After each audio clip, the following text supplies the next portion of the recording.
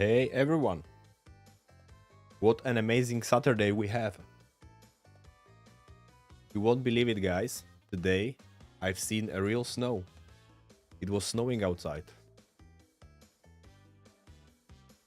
And I mean like properly, you know? Like a lot of snow falling down from the sky.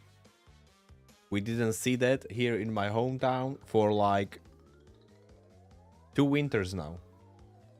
Nah, just kidding. It was snowing, of course, but it is like these last couple of years. It's really sad. The winter atmosphere. Almost no snow here. But anyway, what is your day, guys? How is your day treating you? What are you up to during this weekend? I'm gonna tell you what I am up to. I am up to Crash Bandicoot 2. Hitless run any percentage. We are getting closer and closer. 3 hits PB right now. And going. So yeah.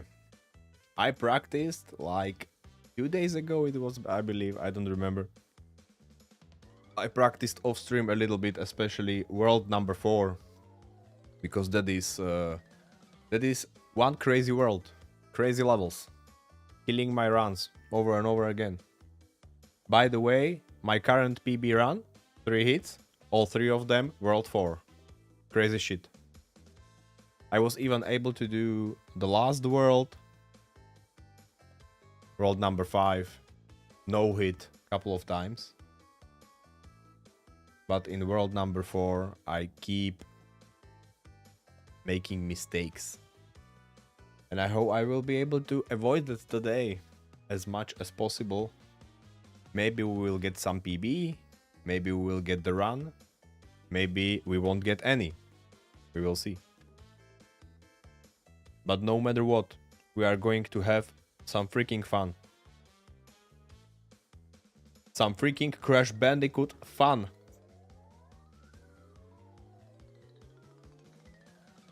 And let's hope everything will be just fine.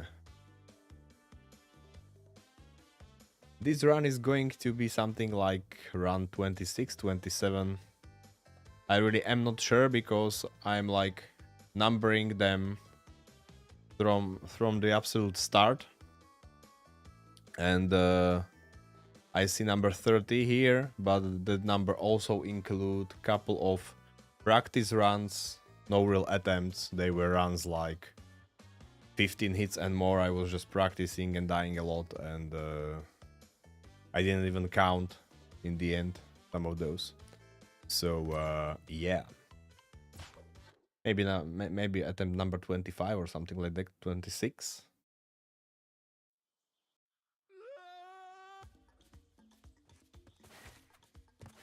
Let's warm up a little bit. I wasn't playing yesterday. Yesterday I wasn't playing like 100%, and day before I don't really remember. I believe day before was the day I practiced. World number 4 levels. So yeah, that was probably the last time I played.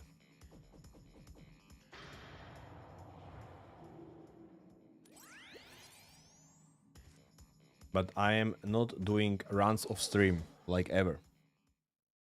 I'm only doing runs on stream, live.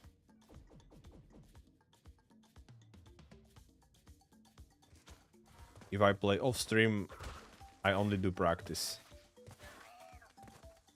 Like I am not even trying to go for the run. Nothing like that. I am basically only entering specific levels and practicing there.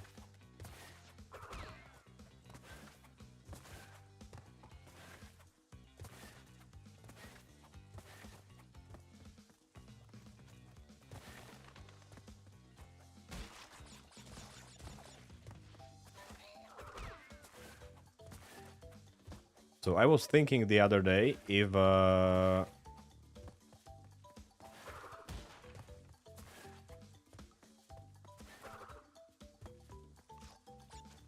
if it would be possible to do a run without breaking any box. I know that in first Crash game there are some places where you probably need to break at least one to get through. You probably cannot jump like around them or something at that point. So I was really thinking like maybe in this second game. I'm not sure. The most problematic parts are side-scrolling parts because there you can be in a situation that the boxes are actually blocking your way. Well done, Crash. Yeah, well done, I know. I'm the best. You know, like boxes can potentially block your way in side-scrolling parts, so I'm not sure about that. And I'm also not sure if you can go around.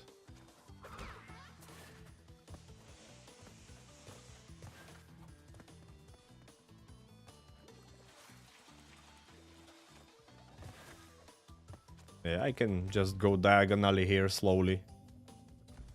Nice way to do. Here I can, for example, jump over them. You see, and here probably not. Yeah. So places like this will be problematic. I'm not sure if you can like jump around, maybe.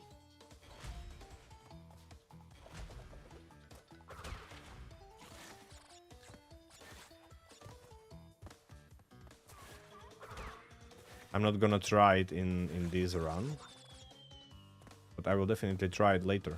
I will experiment a little bit.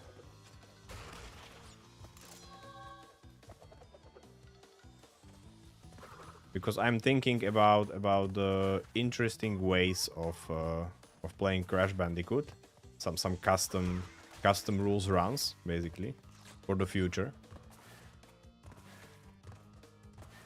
and no boxes run was basically one of the things that crossed my mind.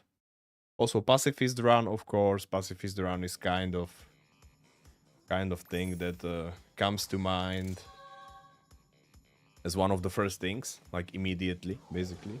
But that is also probably not possible in Crash. Because some enemies just block your way, you know? And you are not able to get through, basically. What was I waiting for? My brain was busy with something else, thinking about other stuff, and I forgot I can just jump straight over.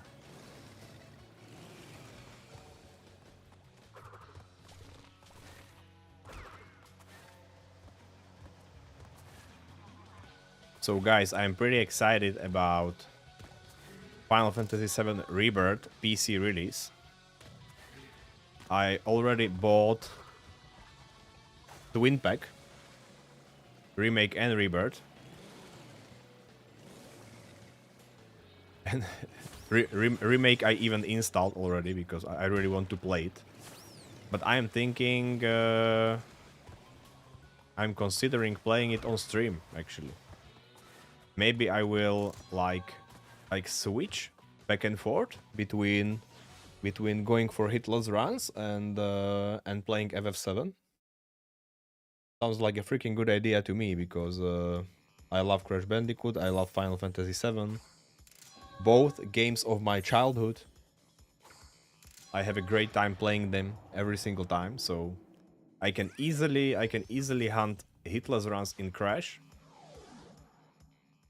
And switching back and forth between doing this and playing Final Fantasy VII PC version with insane graphics and stuff. I completed the remake on PS5. all trophies, basically. I didn't finish Rebirth yet on my PS5, but I was thinking like, well, I can do it on PC. I don't need to go back to PS5 version. It is a little bit shame that that I did not complete it yet. Did not even finish it yet. So actually, no spoilers. Okay. Not that I don't know what will happen in the story, but you know, like I want to live through the cutscenes and moments and stuff. I ended my playthrough in Cosmo Canyon, I believe. That's where I was on my PS5. But right now I have I don't have my PS5 here at my streaming station actually. I don't have it available here right now because it is down in our living room, connected to the TV, and my wife is using it when she's playing strategy games and stuff. Games she enjoys to play, like Civilization, XCOM. Recently she finished campaigns in Song of Conquest, actually. Game which is very similar to Heroes of Might and Magic games. And I can only recommend it, guys. I didn't play it myself, I've only seen her playing it. It has pixel art graphics, but beautifully detailed. Amazing combat, interesting story. Not your standard fantasy story, I would say, but really interesting. Even that I don't know the details of the story, only like contours, outline, basically. Some things that my wife explains to me as she played through. So yeah, it really seems like a fun game. I would recommend it to all the fans of Heroes and Heroes-like games. And so that's basically what my PS5 is currently busy with.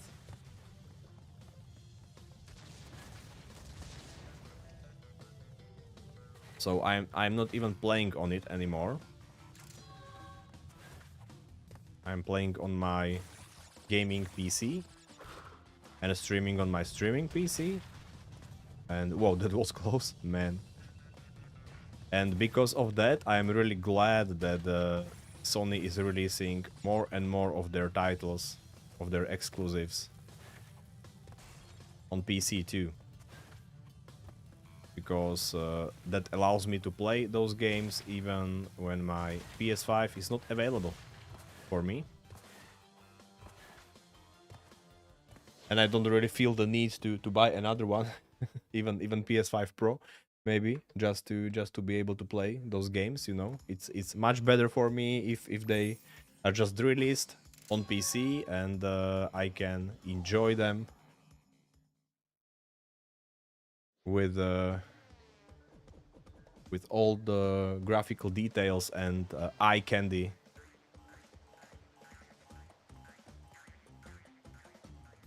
of PC version, you know. All those enhanced graphics and stuff. Even higher FPS if the game allows it. Some games do, some games don't. But I really like if game allows to go higher than 60 FPS.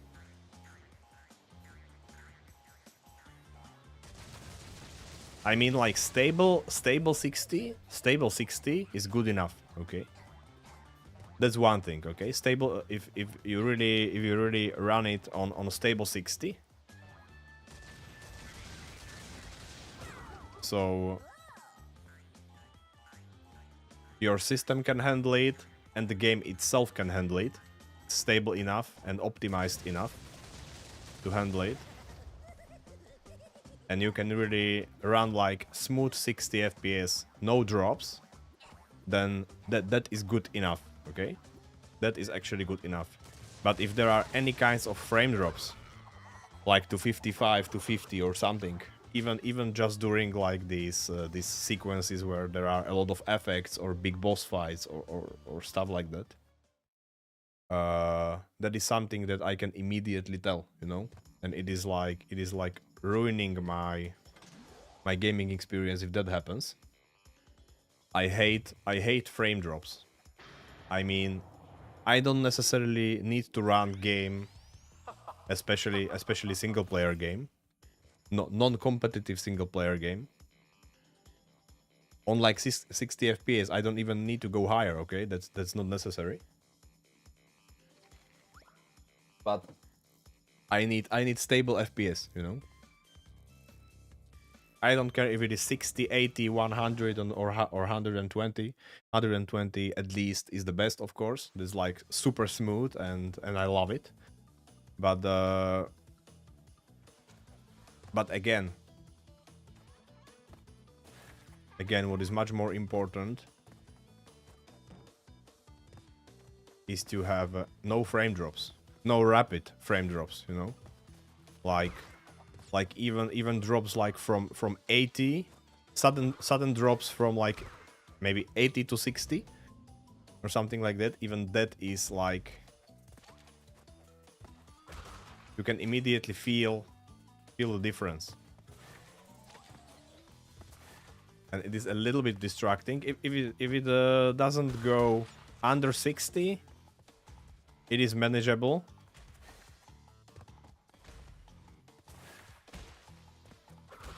It is manageable, only a little bit distracting.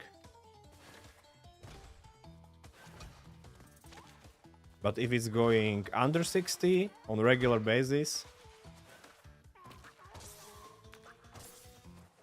that was very close, man.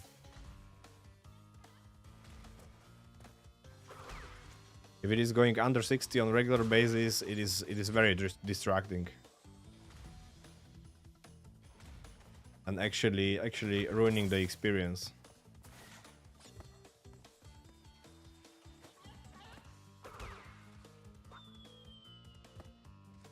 So yeah.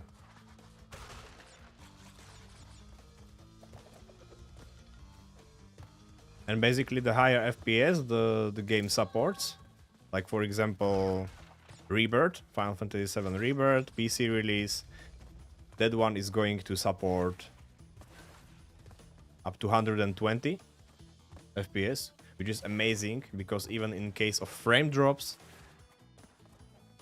in some critical parts of the game, graphically demanding and stuff, even in those cases it will probably not go below 90, maybe even below 100 for my system, and that means that I will have a freaking smooth experience playing it, and I cannot wait. But I am still considering how should I do it, you know, because as I already mentioned, I bought the twin pack yesterday, and right now I'm like deciding if I should first play through the remake at least once, only like a story playthrough, not really a completionist run. Only really like a story playthrough. I can actually do completionist run later on hard difficulty. But I was thinking to first go for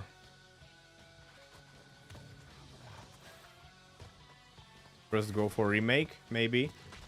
Man, I risked there a little bit. I wanted to slide jump and avoid the attack that way. But I actually didn't do it on time, and the plant almost killed me.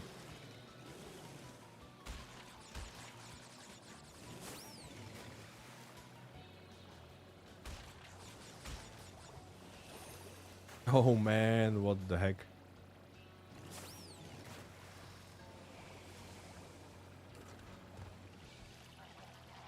A lot of close moments in this run so far.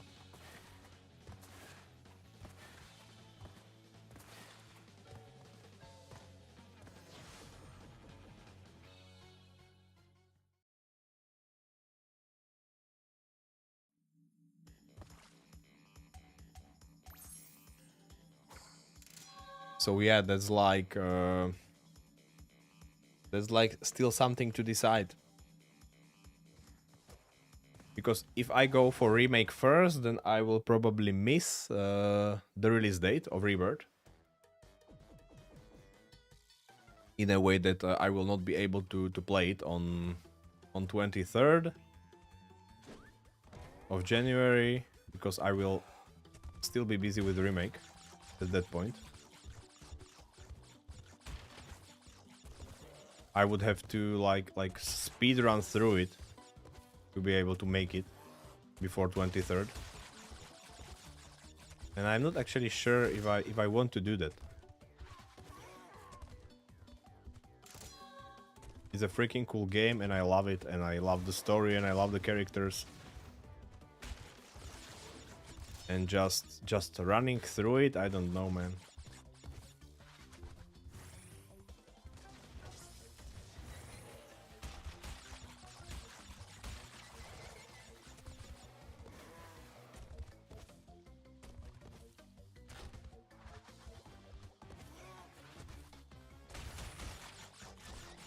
Oh my gosh.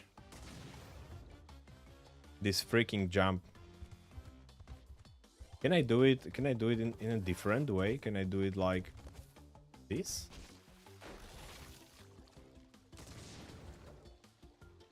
Maybe one short jump and one long jump? Let's try.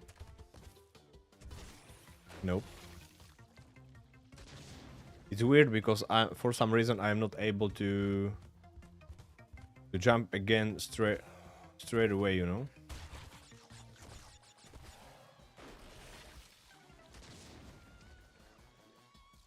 It seems to me like a much safer strat, much more consistent, to just go for one long jump and one short jump. Okay. Let's go for another run. This was unfortunate.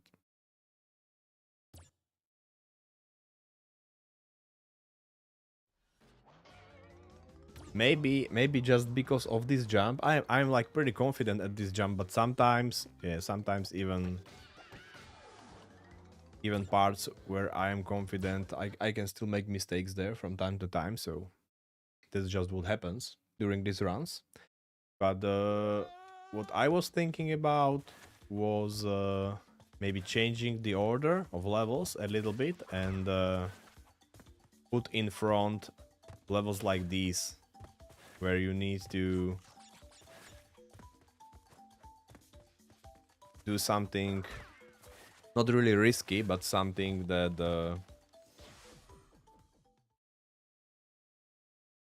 that is prone to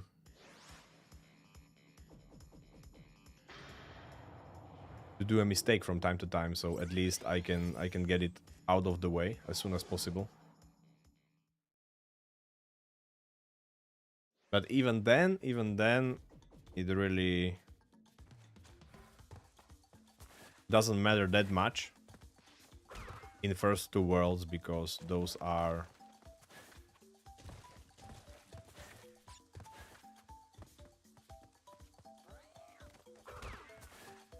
okay. Even if I make a mistake there, it is only like, I don't know, couple minutes lost, you know. So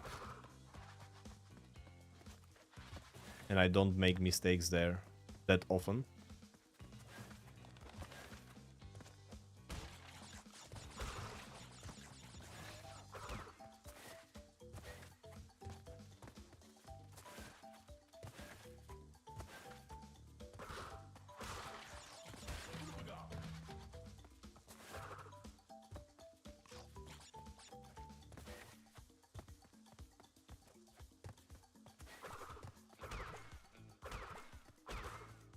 Sometimes I press spin button before I press jump button.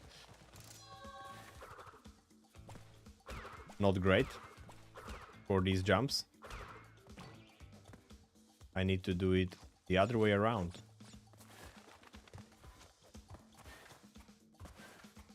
Funny how if I just don't play for 1 or 2 days, my muscle memory for these very precise inputs is suddenly gone, and I need to like, I would have to practice a lot to get back to it again, you know, like on my last stream on those later runs, I was already able to jump all 3 of those pits almost each time.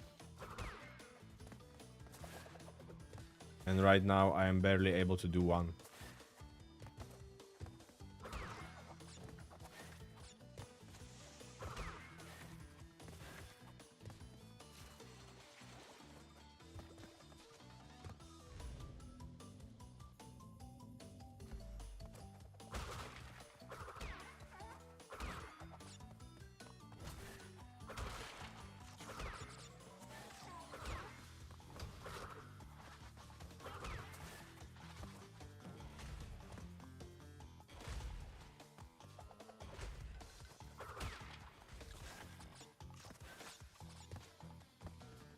At least I can do slide jumps more or less consistently. That is cool.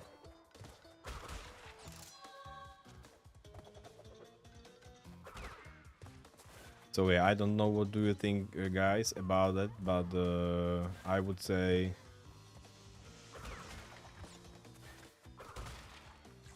mixing things up in this way, switching between hitless runs and some story-driven RPG like FF7 would be pretty sweet.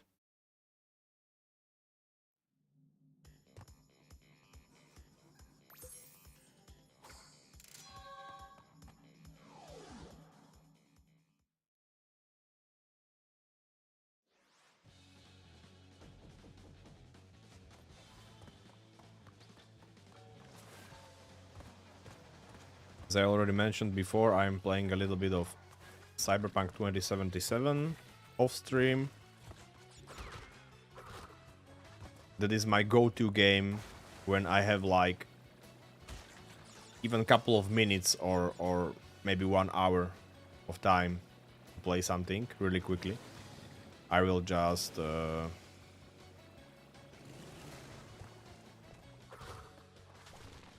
start up Cyberpunk and progress there a little bit.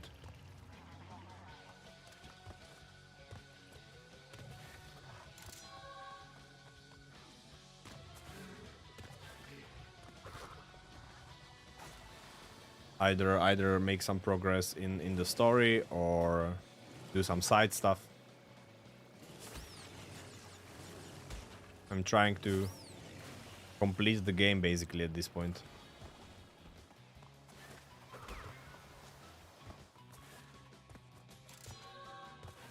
And by completing it, I mean like doing all NCPT hustles and gigs and stuff in all parts of the city. And then I will progress through the main story, trying to get to the DLC part, which I did not see yet.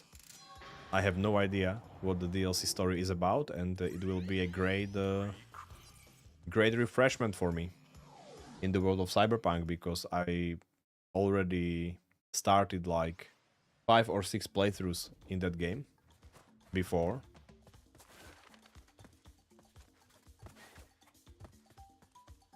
And I never had a chance to get to the DLC part of the story. Actually started like 6 playthroughs already, but finished only 1 of them.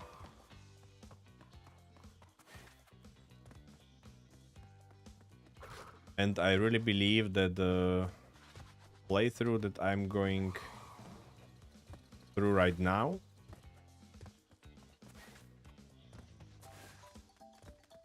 I really believe that I can finish this one too.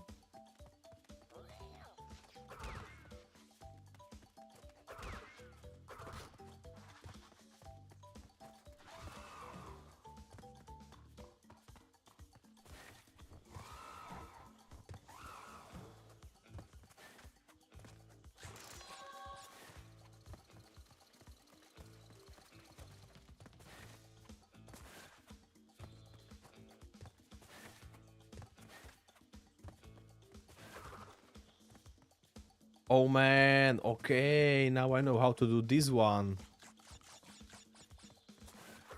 Leftmost side.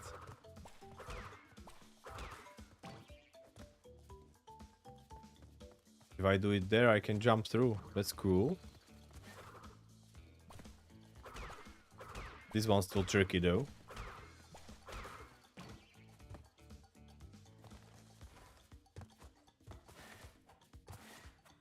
Is it like blocked?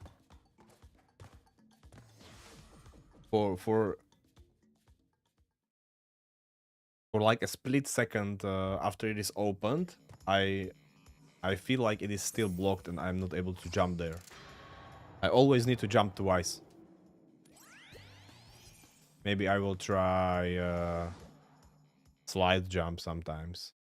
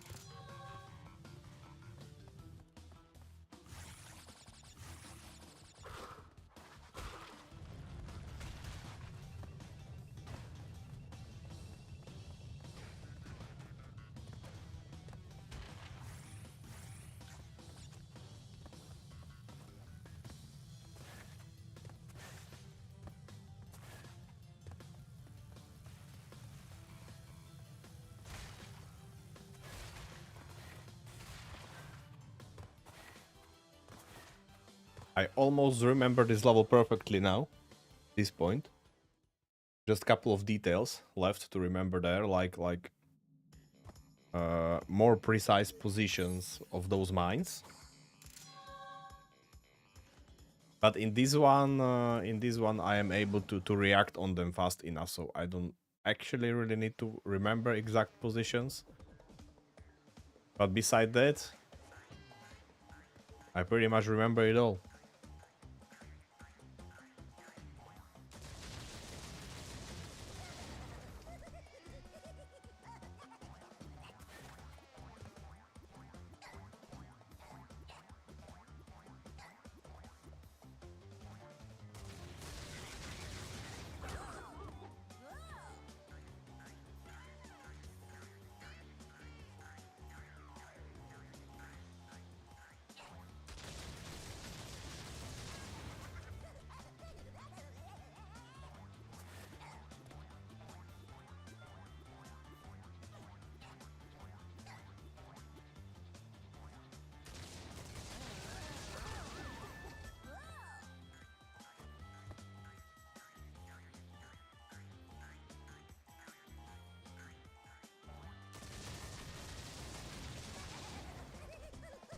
And now, letter T is the spot.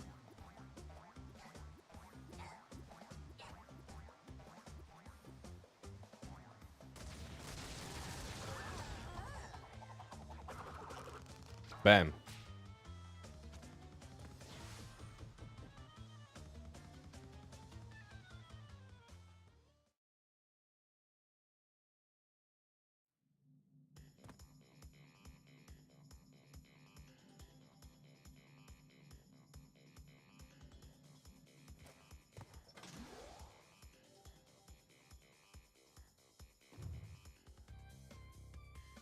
Oh, I skipped the snow bees already. No problems. No problems there. Because we will do it no hit anyway. Just watch. I am ready to do some snow bees.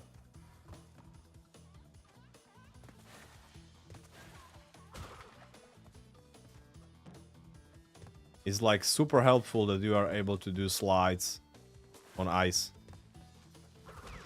Slides and slide jumps. It's perfect for having control over your movement.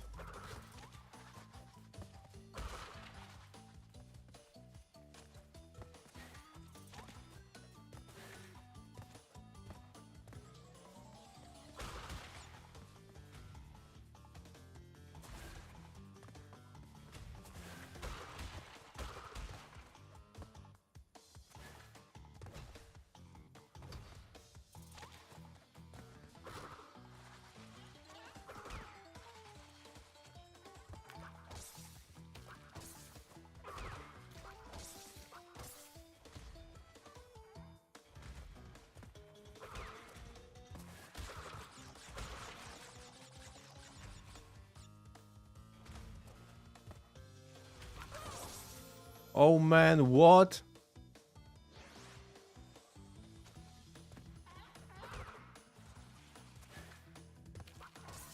What the hell was that? I wasn't fast enough? I even jumped to get that speed, you know?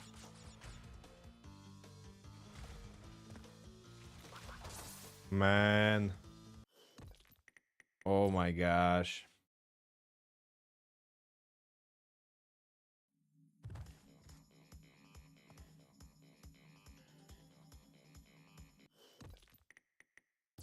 That was unfortunate.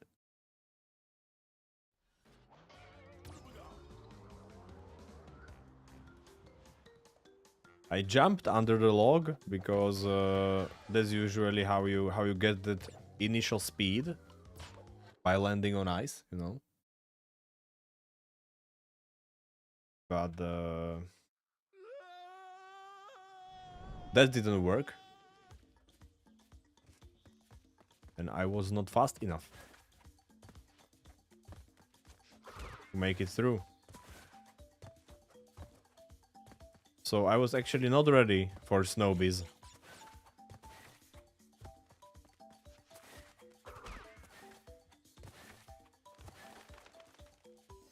Making mistakes like these on the first two floors means that floor number 4 will be extremely hard for me today.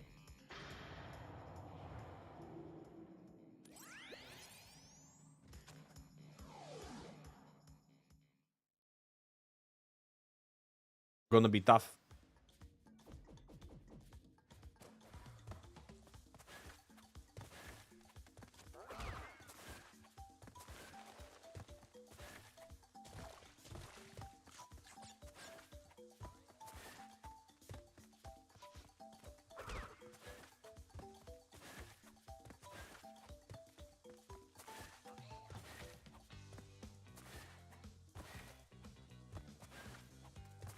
Man, I was pretty sure that that I have that strat figured out.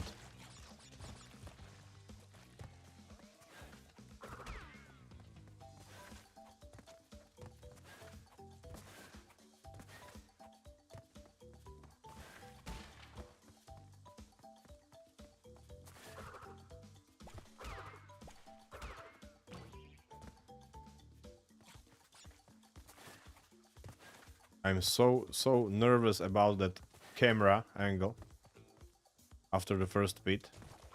When you need to avoid the turtle, but you have no idea where it actually is because of the camera.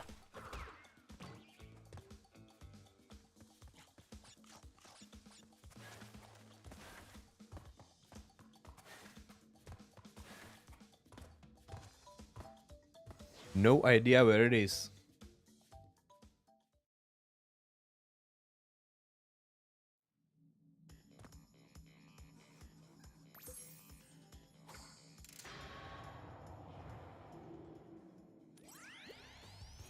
So you either need to remember its position based on your pace throughout the level. Oh, I need to drink some water, guys. I drink a lot of coffee, but not enough water.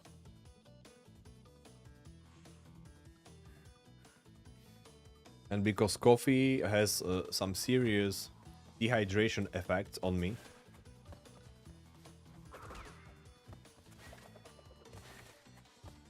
I need to compensate for that.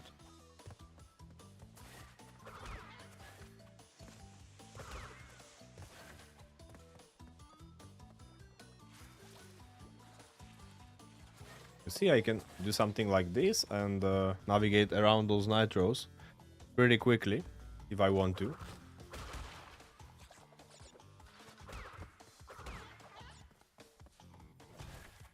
Thanks to the fact that I can slide.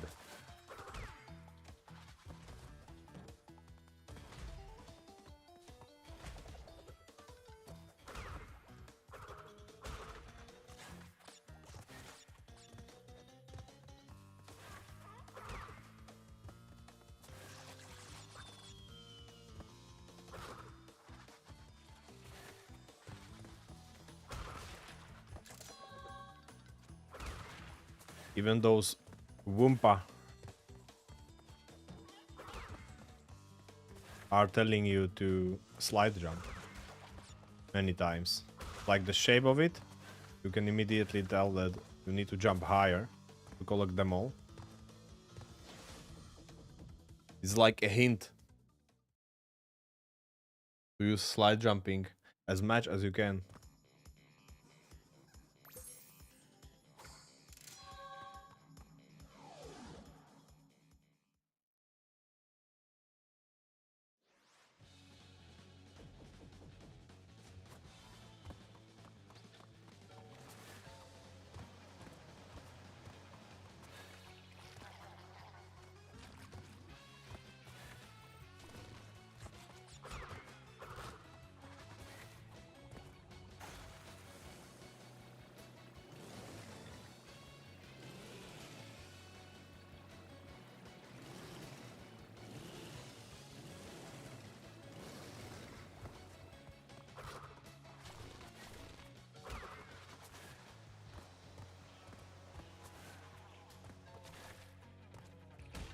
Can you imagine doing like pacifist run here in this level? Navigating between those plants. And in the other one it is not even possible. Where the platforms are so close that the plant can reach you each and every time.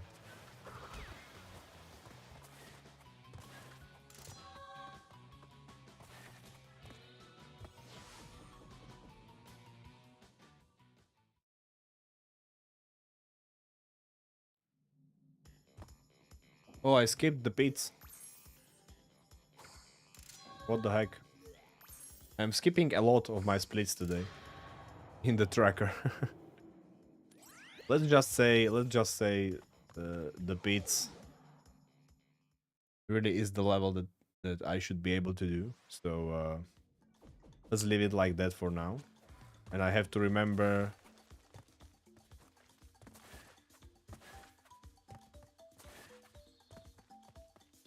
not to go for another split after I finish this level, because we are there already on our tracker.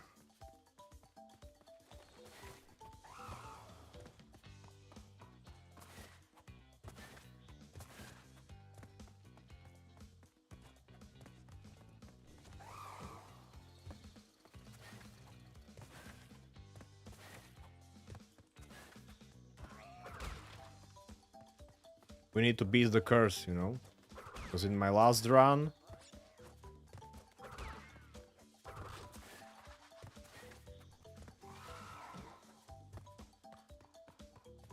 I progressed in the tracker faster than in an actual game, and that destroyed my run. I fucked up in that level. Snowbees. Okay, leftmost part. Not far enough, unfortunately.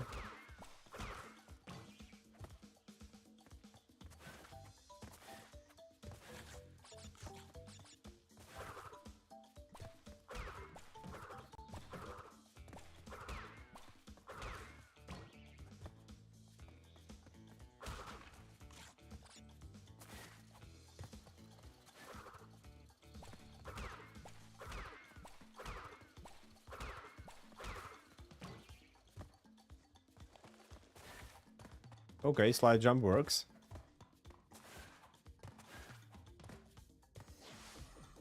Okay. Staying on crash dash.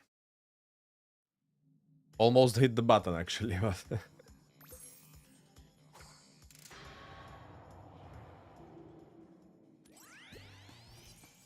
okay, bye-bye. Last crystal.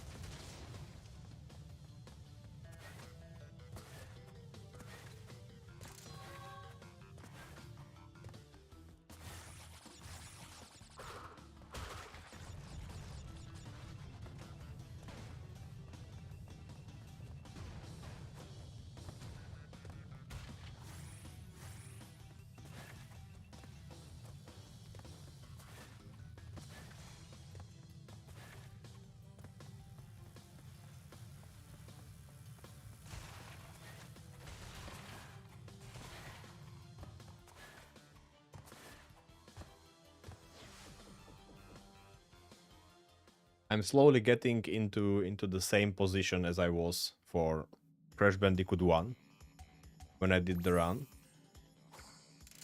And that is, there are only a couple of levels at this point, and the specific segments of those levels where I'm making mistakes. And beside that, I'm making none almost.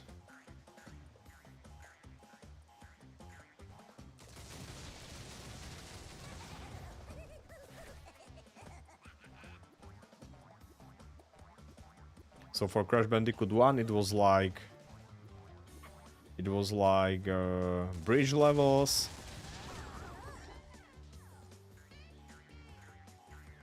which were kind of problematic for me, and slippery climb.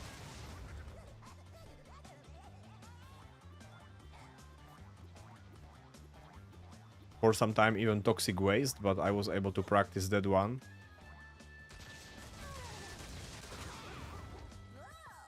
And only after the practice I only made mistakes there occasionally. Usually didn't.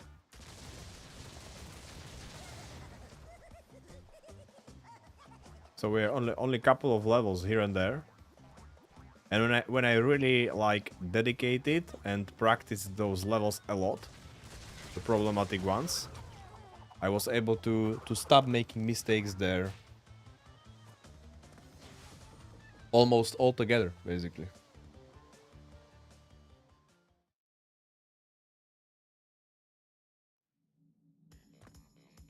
But to be honest, I enjoy just the at certain point I enjoy just doing just going through the runs like that and improving as I go. Only when I am like really struggling with a specific level for a long time, killing my runs over and over again there, I really dedicate myself and practice that one.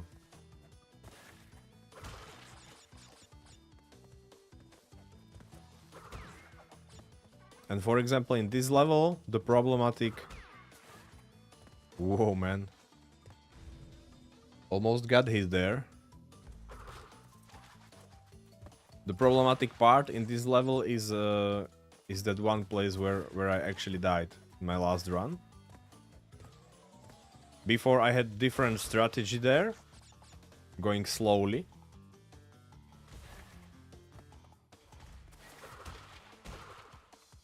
But later I tried the fast strat and it worked.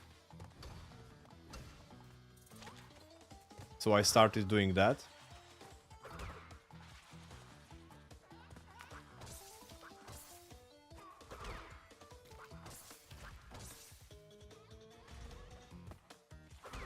And fast strat should basically be just run, jump, and hold the stick, you know, and I should go fast enough. But it didn't work last time, so now I'm pretty nervous. You see?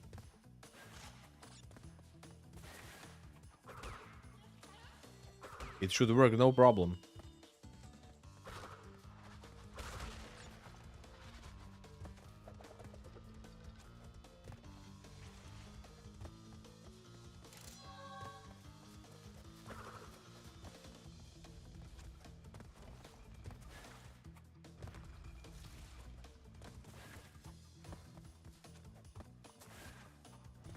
And basically that is the only place I'm scared of in this level. Then there is Buried, which will come soon, and there I am scared only about that one jump. That's the only critical segment I need to handle correctly, which I usually do, but today I made a mistake there already.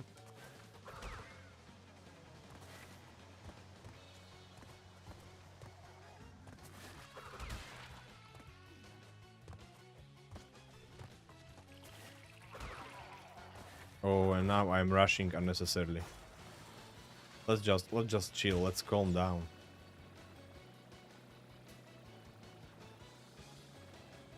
I guess I'm getting nervous about Buried already.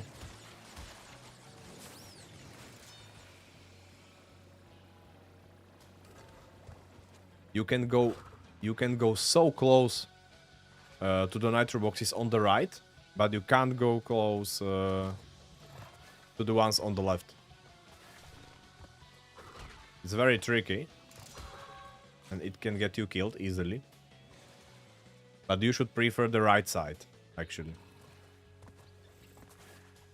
That side is safer.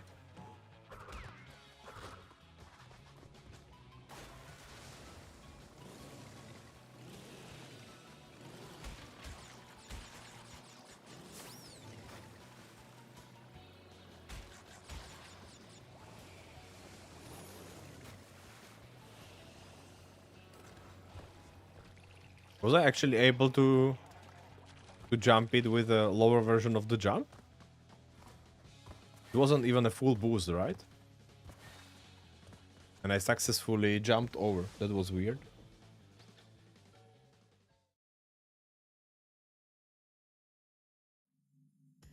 Yeah, and so if I will be able to make the jump in Buried, then the rest of this floor is kind of easy, I can say. Crash has its tricky parts, but not that bad.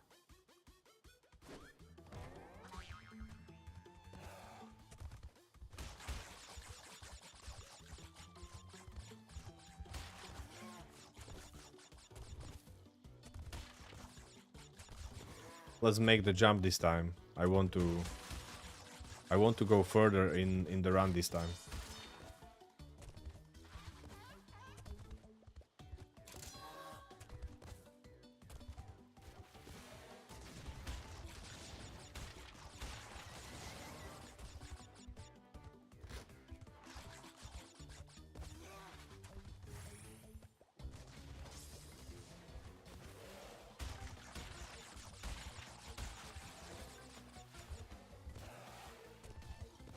Okay, here we go.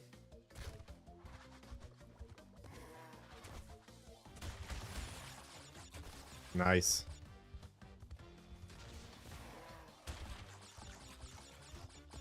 Sometimes I need to improvise with the positioning. And I actually need to do it as I jump. It's a little bit weird for me. First I need to jump. I need to initiate the long jump, and then based on how high I actually jump, or well, the height is usually the same, but the main problem of the jump is landing, you know? There is that statue laying on the ground, and of course I don't want to hit it, because that would kill me. So I need to position myself in a way that I actually don't. And then do a second jump right after I land. And honestly, that seems like the safest strat for me. Most consistent strat for me.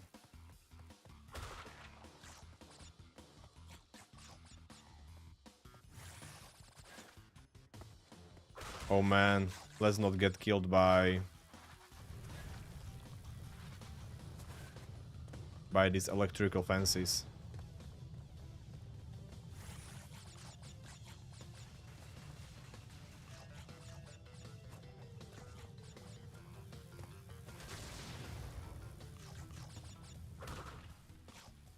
For some reason, when I'm running towards the camera, I'm scared to do... Oh man, I forgot about this mine. Yeah, I'm afraid to do this. Like slide jumps under the electrical fence.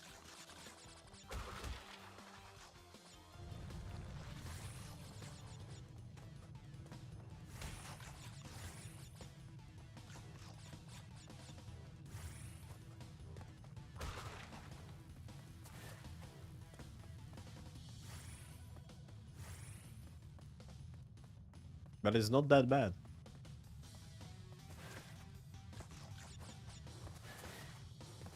Okay, hit by a mine here. That's unfortunate. But I'm going to continue anyway. And that one mine in this level, that is actually the the only problematic place in that level. And yeah, I screwed up there. So basically, when it comes to second floor, second world, I made a mistake.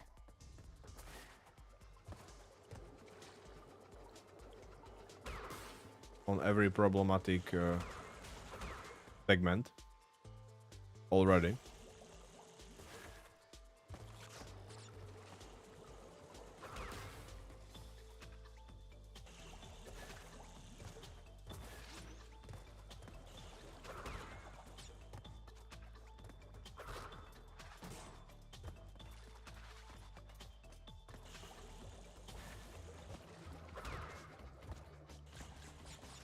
But let's just continue, because I want to eventually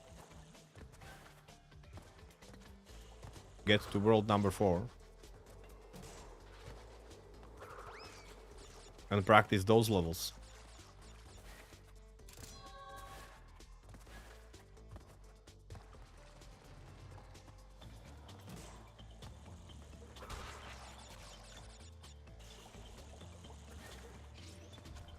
Because it's much different to practice them in isolation and to practice them as part of the run. Where screwing up can actually screw up your PB or entire run.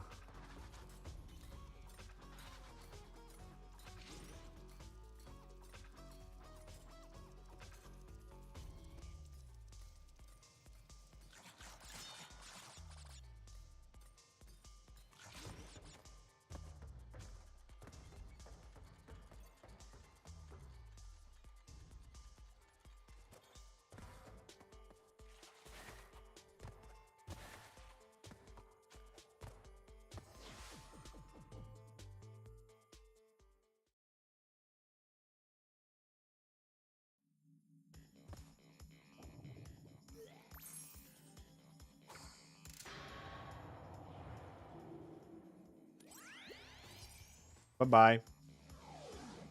Komodo brothers, here we go. Hi, Michael. Nice to see you here.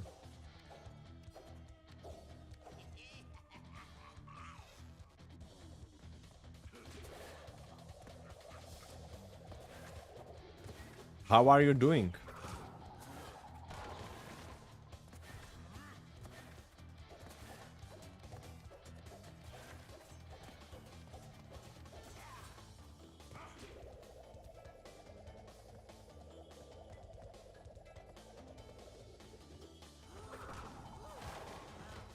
How was the dinner you had planned the other day? Whoa.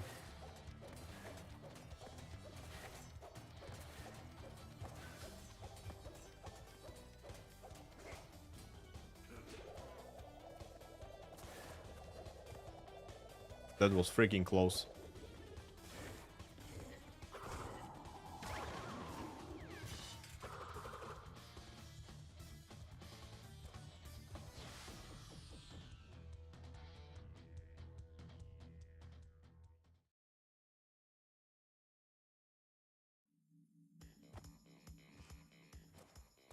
And up we go.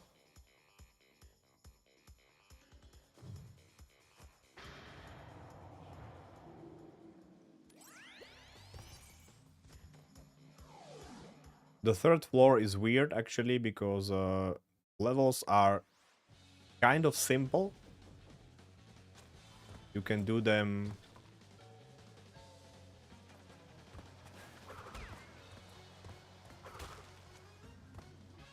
no hit without big problems if you really focus.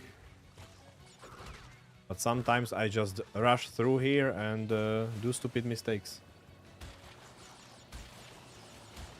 Oh, you were talking about... Oh my gosh, exactly. This is what I was talking about. I was just reading your message and I was like, I can make it. Nope. Doesn't matter. I need to go through entire game anyway, so... Whoa, man. Oh, this doesn't happen often.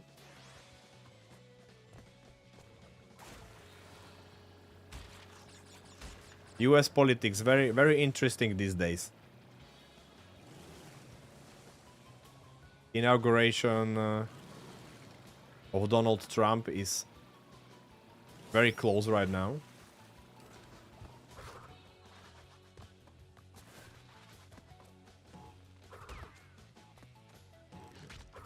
Are they excited? I guess probably like the rest of the world, they don't know what to expect, right?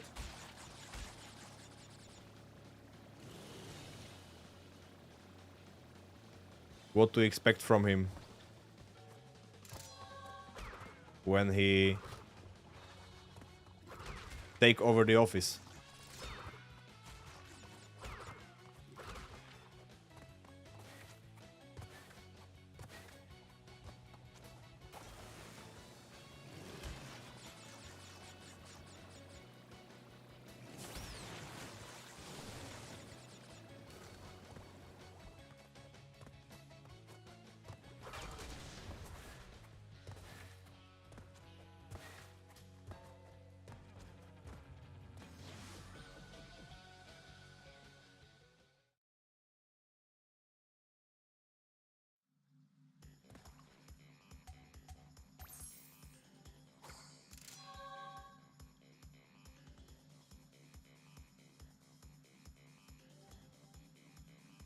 Too late already.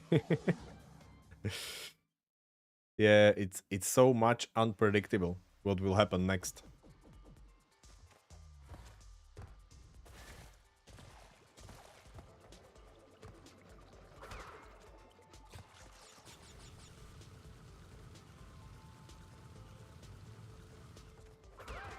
Like I am not even going to pretend that I can predict like anything when it comes to Donald Trump, because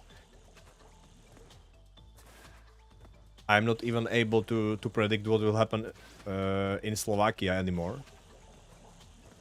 Like one day you wake up and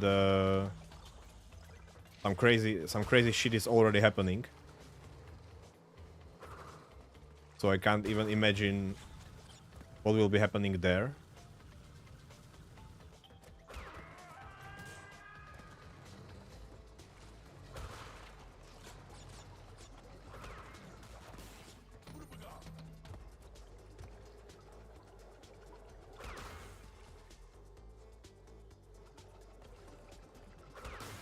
And the saddest part is that probably the whole world will be affected by it, so... Yay! That will be fun.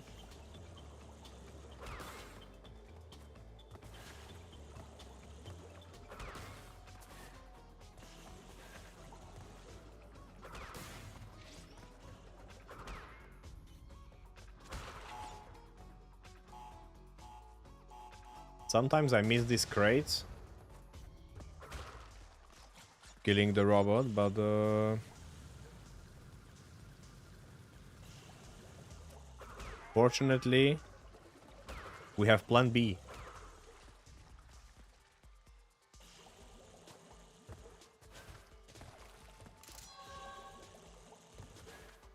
It's crucial to have plan B always. Not always possible, but...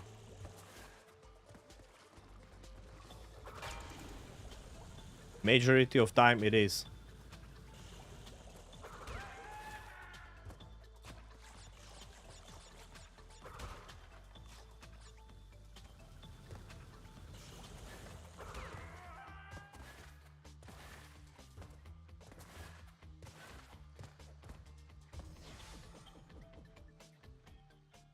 Sooner or later, see you later.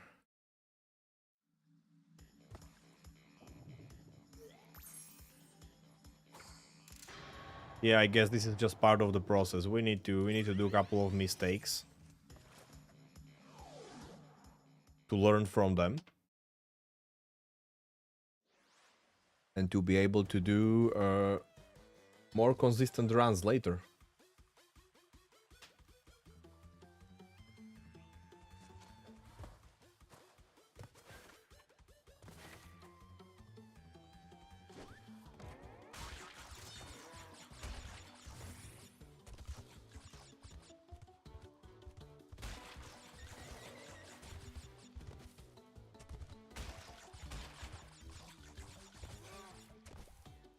Some days you improve and other days you don't.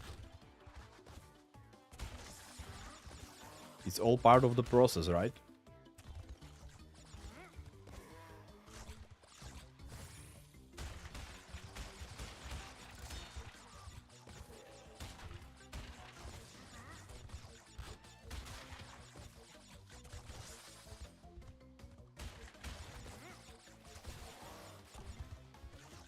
Here you just need to remember what those guys are doing with the ice blocks. If they go up or down as you approach. And that's basically it for this level. Couple of long jumps. But otherwise easy.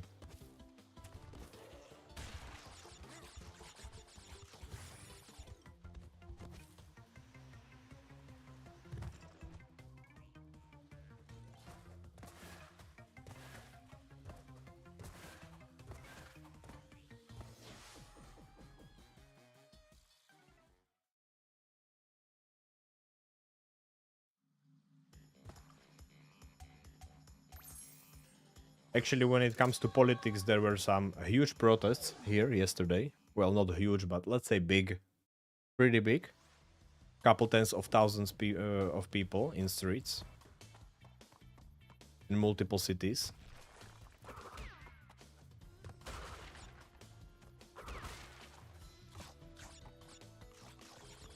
So I'm really curious to see how that will continue.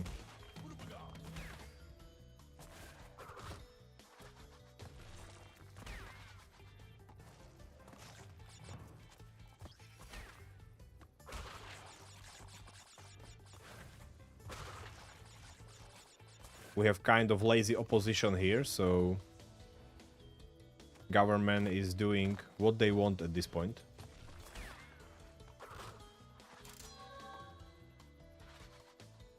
The reason for that is the behavior of our prime minister,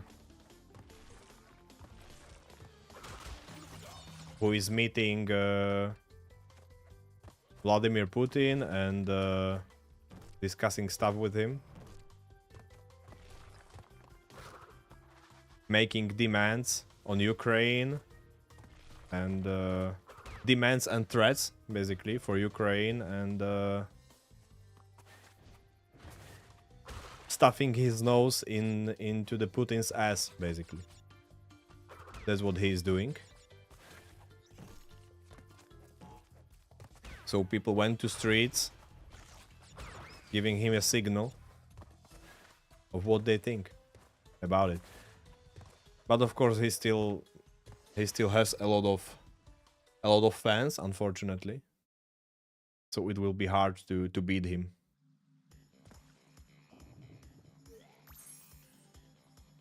And send him away, send him to Russia for good.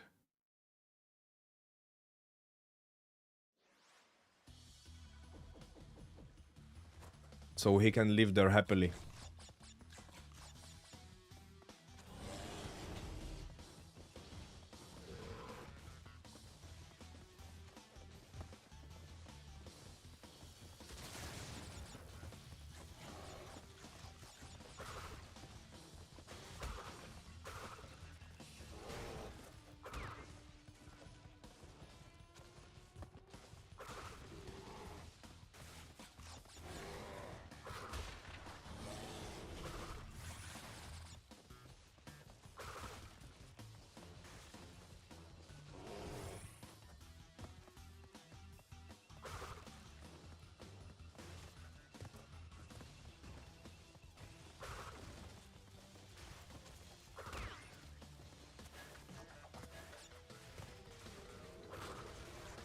Nice, took care of lizards.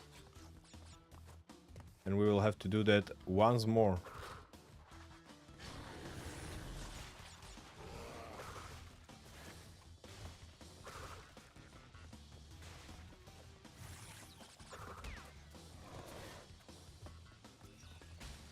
Okay, done.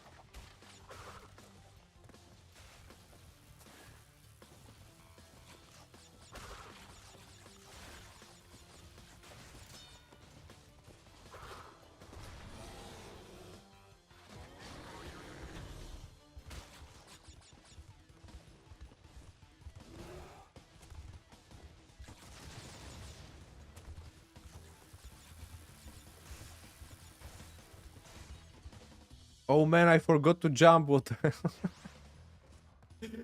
I was just watching the bear running, and I wanted to say how it is a shame that we don't have more levels like this in this game. Or longer parts where you are running away like this on a bear.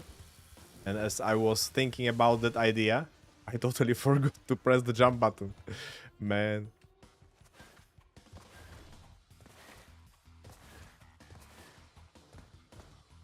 I was like, oh, what a nice ride we have here. Just chilling, riding the bear.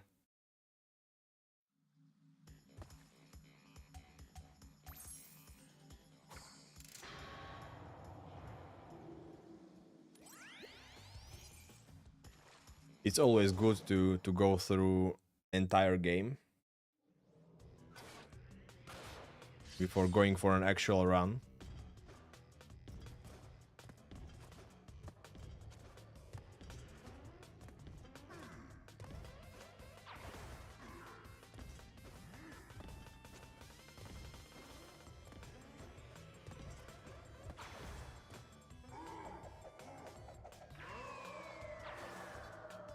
Oh man, I hate this RNG.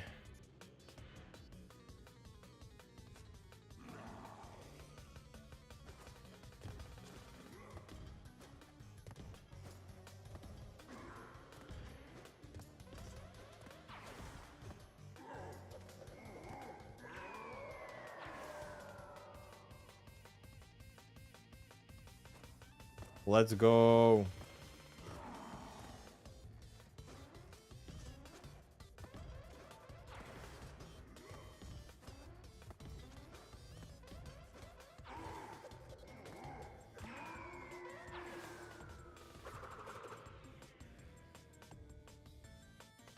Okay, world number 4. Here we go.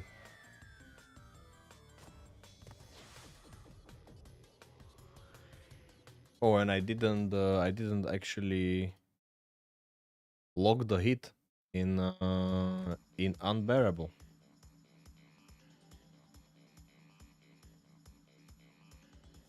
Let's fix that.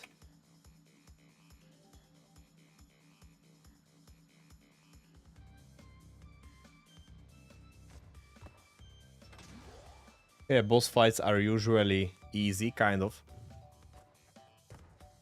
Boss fights are definitely not the biggest problem of this run. Those we can manage. But the other levels, especially in this world, that's a different story.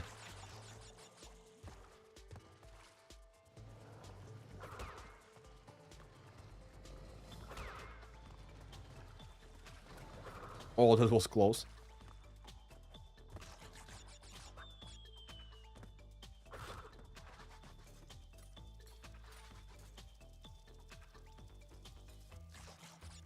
I'm risking too much in this run, and to be honest, I will probably keep doing that.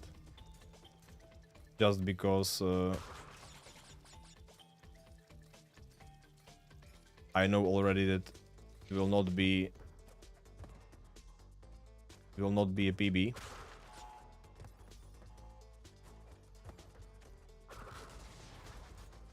So I just want to go fast through it, but at the same time I want to practice these levels in the end game. These are one of the hardest ones. Oh man, this will be so close. Oh my gosh. You don't want to rush through that like that, but nothing to lose right now.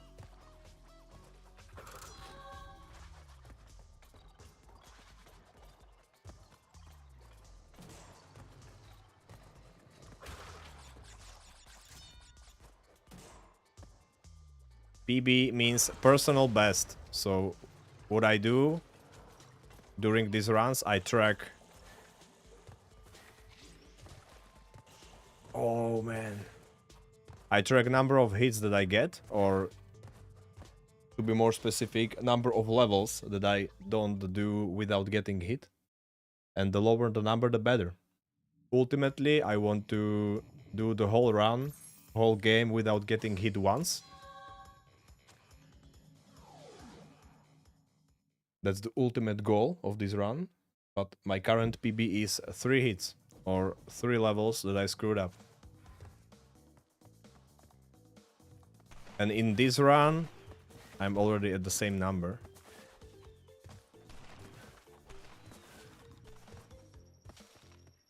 So I can tie my PB at best at this point, but I'm not trying to do that. That's not my main goal for this specific run.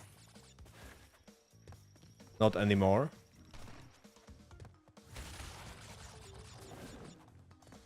And the distance PB that you can see at the bottom of the screen next to the PB, that means what is the...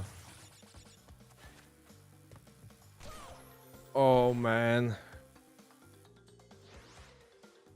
What is the furthest I was able to get in the game without getting hit?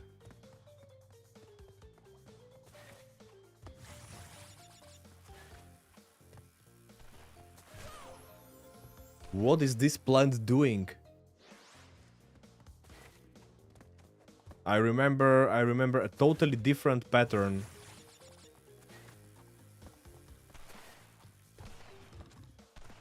Oh man, it's changing the pattern.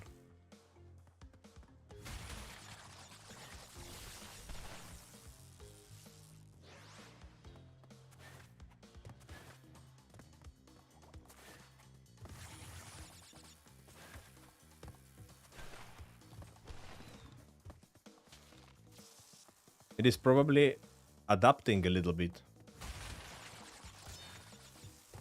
to what I am doing. Based on how I move. Or something like that.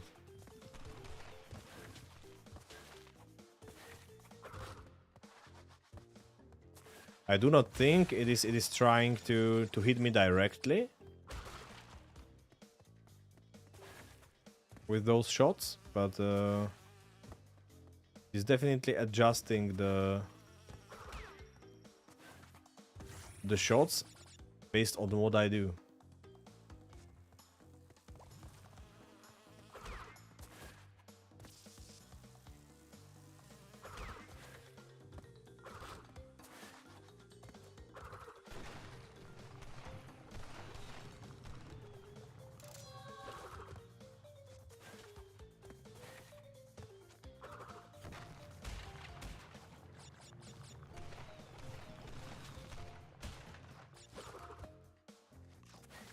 I wonder if I can kill the guy with a hammer by spinning when I'm burrowed down.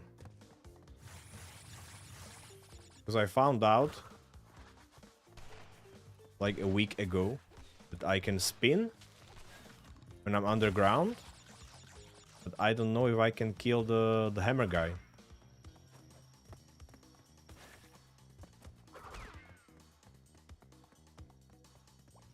Hi Spork, hi, nice to see you here. Welcome on stream.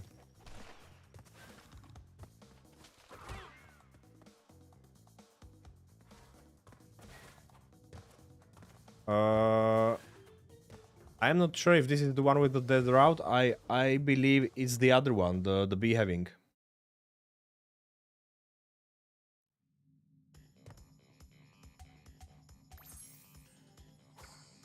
But not 100% sure.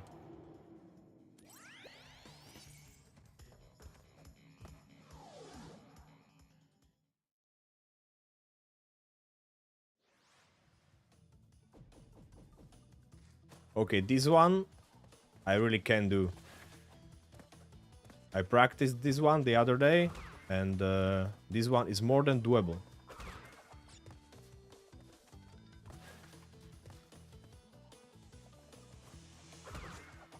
So let's focus here and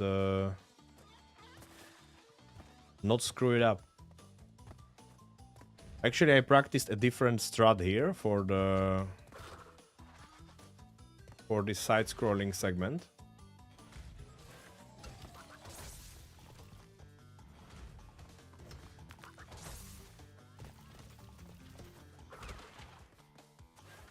Especially the part with logs.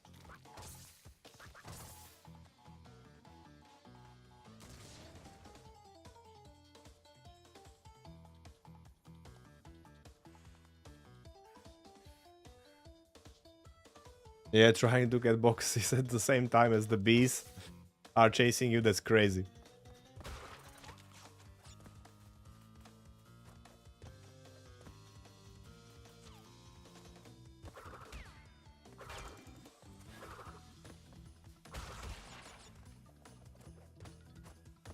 That is freaking crazy.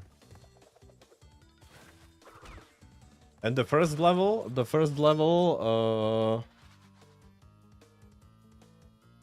digging it's that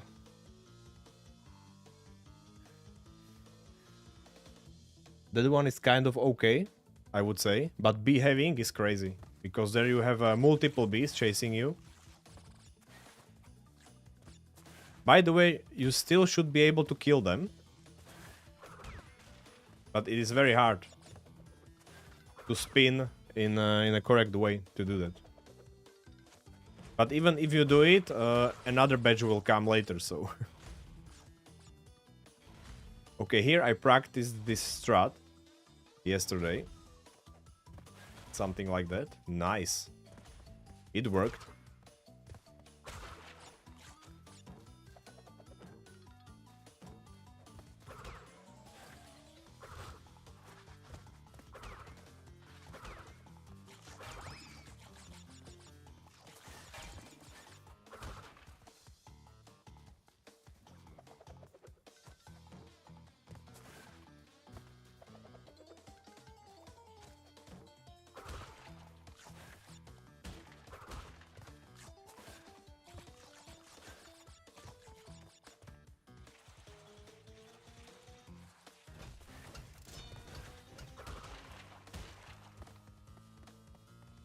Man, I was like, why didn't I pick up the life?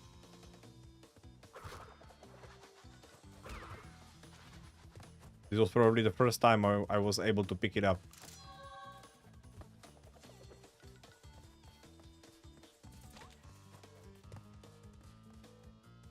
It's so hard, even if you go extremely close to it.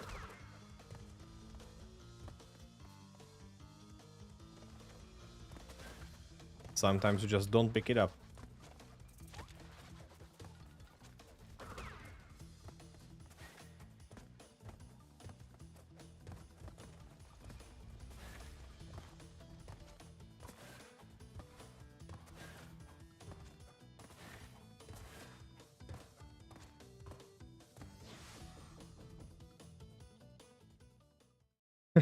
Poor penguin. Yeah, sorry about that.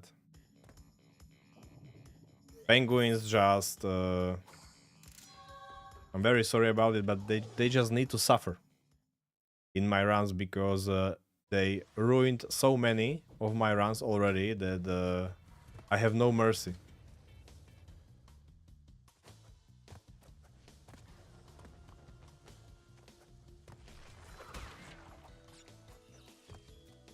Maybe they don't deserve it, but what can you do? If you need to decide between ruining your run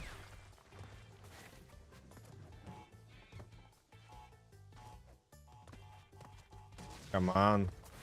Man, I can't even jump over the freaking TNT. What do you mean?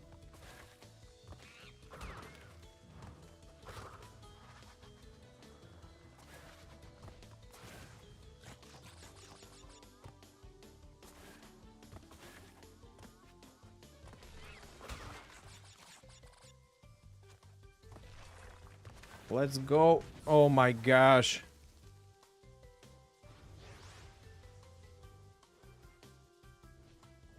Yeah, unlockable racer in Crash Team Racing, exactly. I remember that.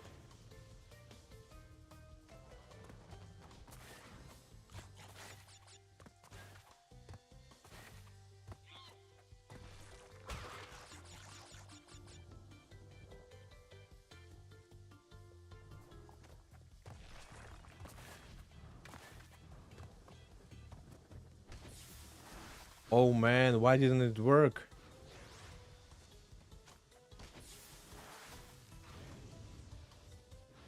Oh, this fire's timing is so freaking... I hate it.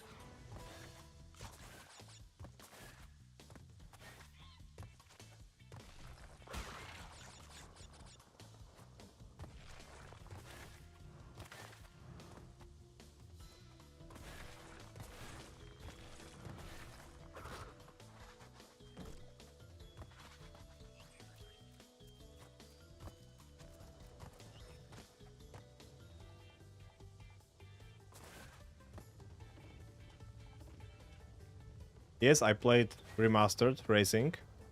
Only Remastered, actually. I didn't play the original at all.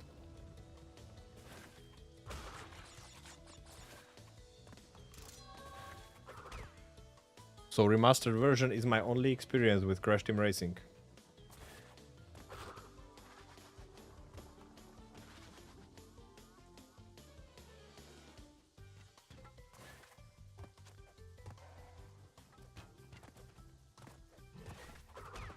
But I mainly played it with like friends and colleagues. In multiplayer. I tried to play it a little bit solo too, but not that much fun actually. Much more fun with friends.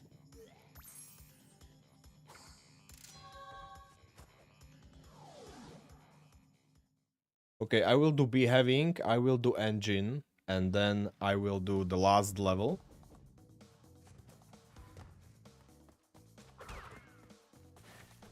Because that is the one I need to practice from the last world. And then we can restart the run.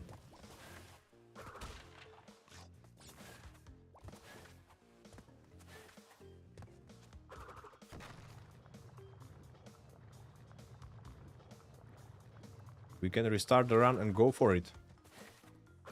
I'm pretty warmed up already.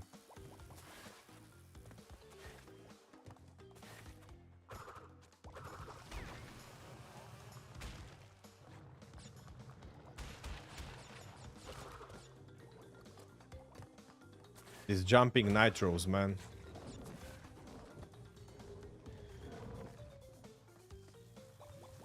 Oh man, no, no, no, no, no, no.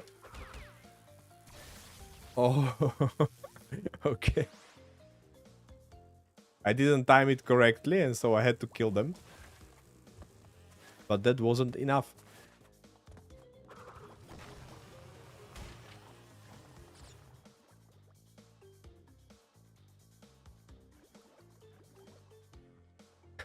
Felt good that day. Actually, it never occurred to me that I can even try to play it online.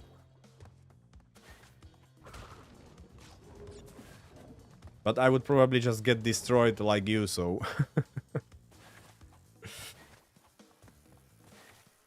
No need for that.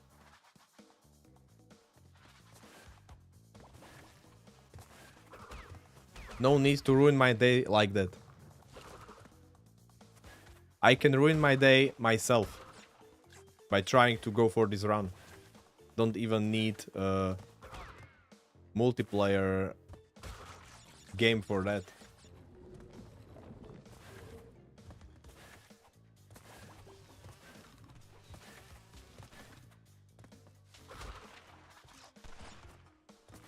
For some reason, when I'm playing a multiplayer game, it is much more fun for me to play it like locally, being directly next to your friends, you know? Because when I play it online, I'm getting much more angry with the game.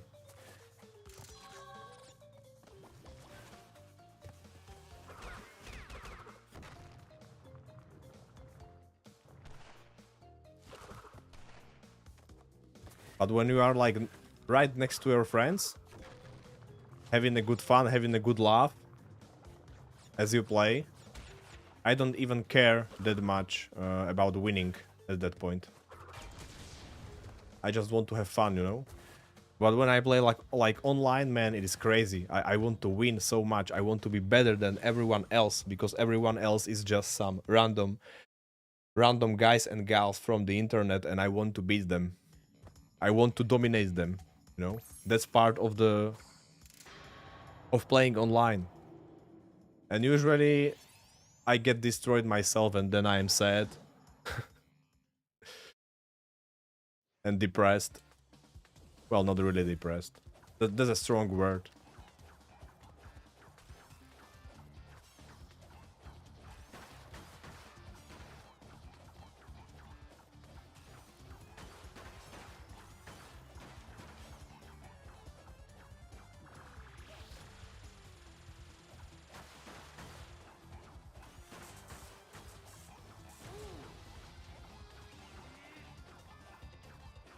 I destroyed the left one too fast.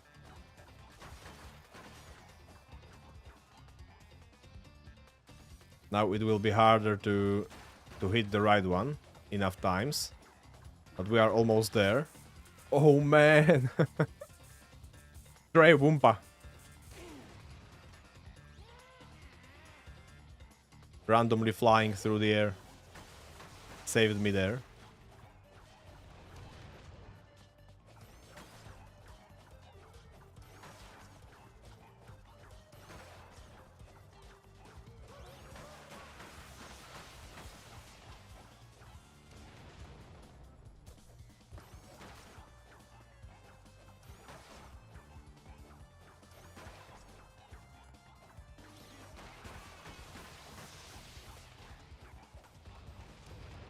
How many more do you need? Finally.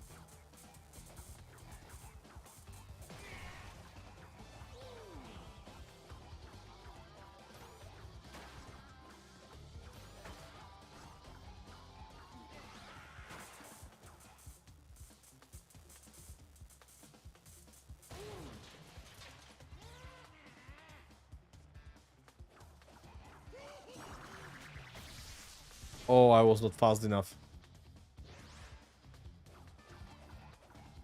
Oh, now I need to go from the start, of course. Oh, man.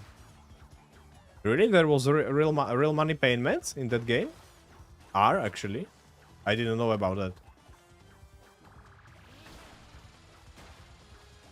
To be honest, I wouldn't even expect it from Crash Bandicoot game. To have, like, online shop with real money.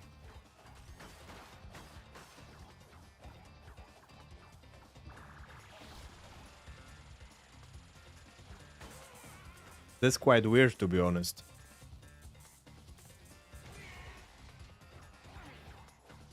But Crash Team Racing remake was made by a different studio, right? And not the same that made Sane Trilogy.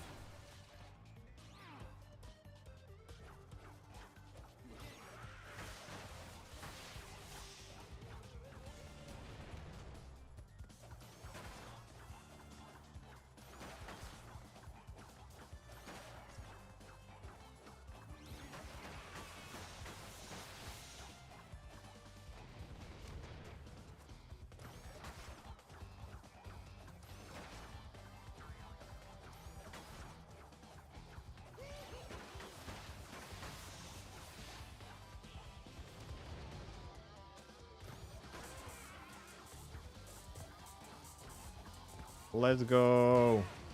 Let's go. We want to win this and practice the last level. Don't hold me back, engine. I was just explaining during this run how boss fights are not even the hardest part, and you are giving me a freaking hard time today.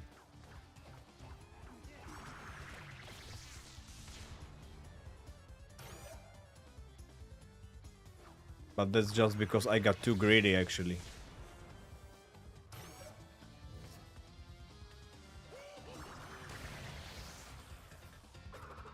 My own fault. Doesn't even matter. This run is dead already. We are just practicing at this point. The thing was, they had said beforehand that they were not going to do it due to concerns, but after all the praise and awards they got the set. Oh, so they only did it later? That's lame, man. That's so lame. If I would actually care about that game, it is not really that important part of Crash Bandicoot world for me, Crash Team Racing game. But if I would be a true fan and I would really care, that would piss me off a lot. Doing something like that.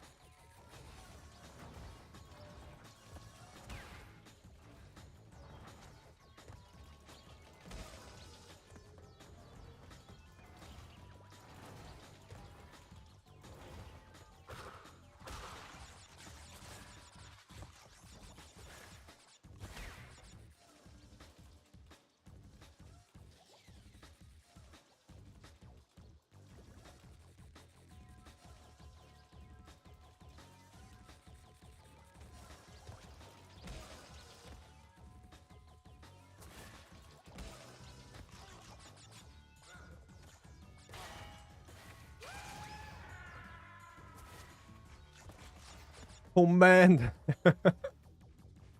I didn't expect his trajectory so short.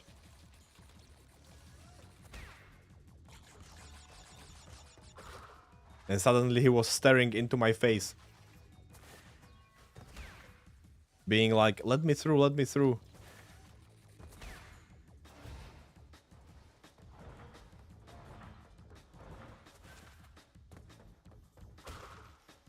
Alright, I'm taking the mask. I'm taking the Vuka Uka Waku Aku mask. Because this part is tricky.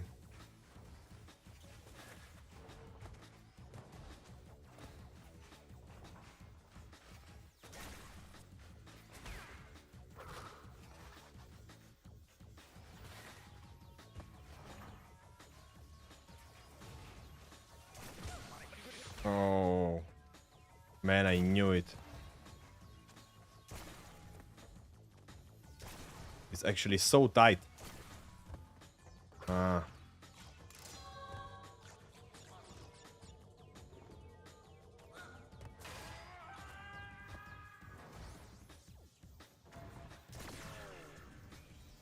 So close before the end. Okay, I can practice it once more at least. That's a good thing. Nice.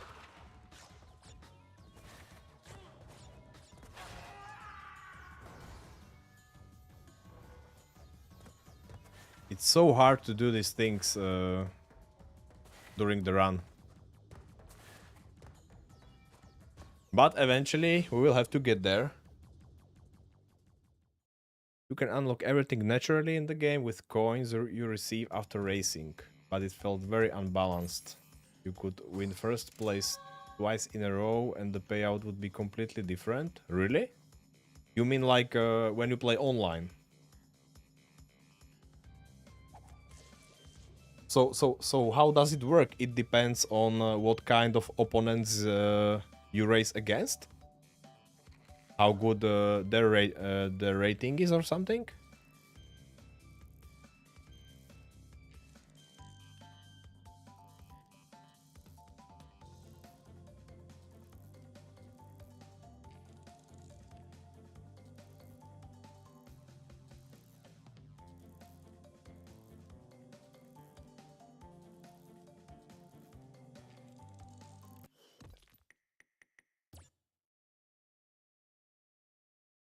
When it comes to like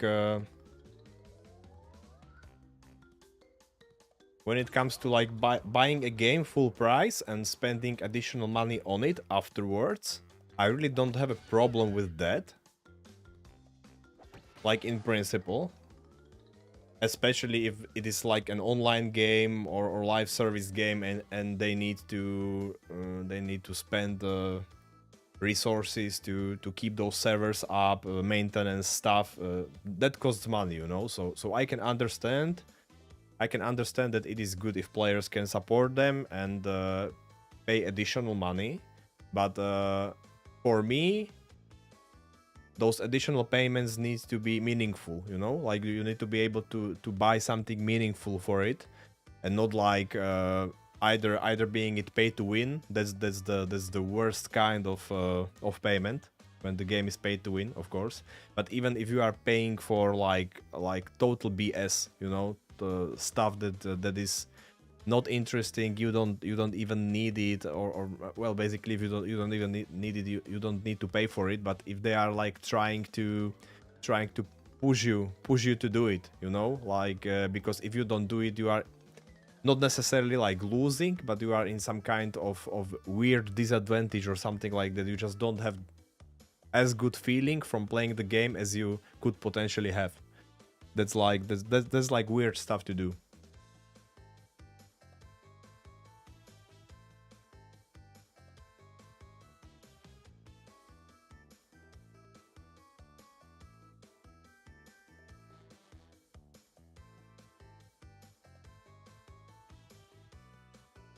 Yeah, and if they lied about it, or basically not telling the whole truth, and then doing something they maybe even promised they wouldn't do, that's the worst part on it, basically, because then you are losing, you are or they are losing their reputation, basically. And player base will be like meh in the future, you know. If they make some other game in the future and they will be promising similar stuff, nobody will believe them. So at that point, it's not only about the money, but also about the reputation and respect and stuff that you have on the market.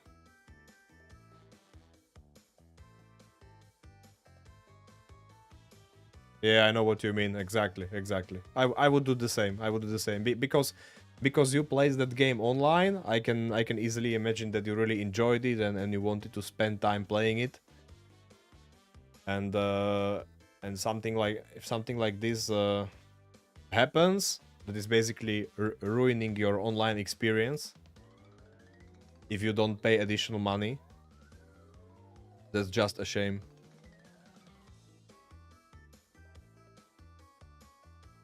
My opinion is that if they want players to spend additional money, they should provide additional content, and I mean like content, like real content, not just some cosmetic stuff or things. Like give me something more, give me something to really enhance my gameplay experience, you know.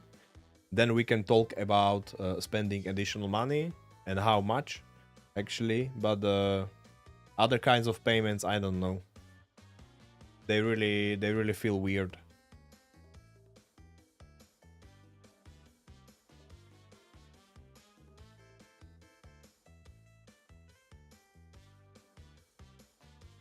Yeah, exactly, as you say, you can get over some things, you know.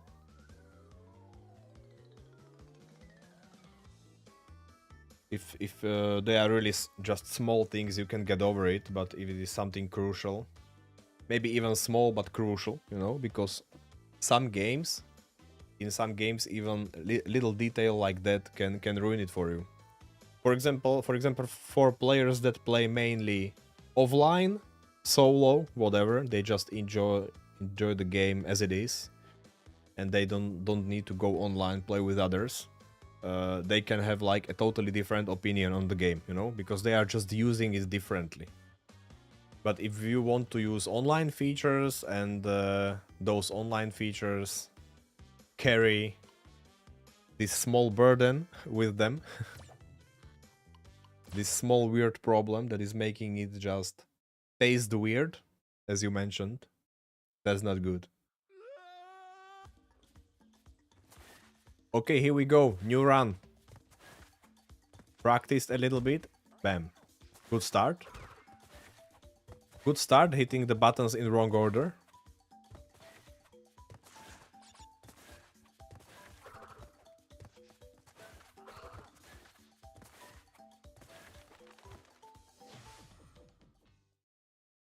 Good thing we have this short practice segment at the start.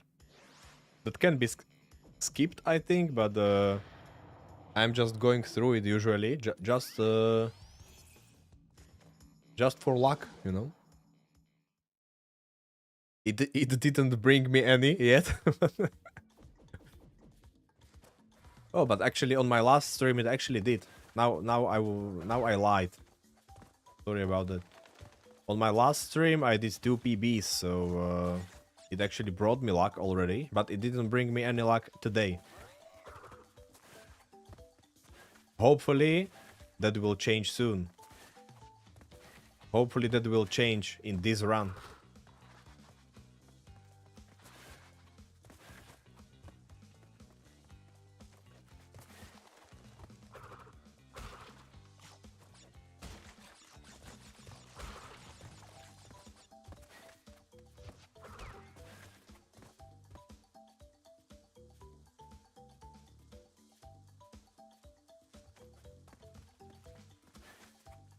Crash 4 didn't work for you? In what way you mean? Like the game is not what you expected it to be?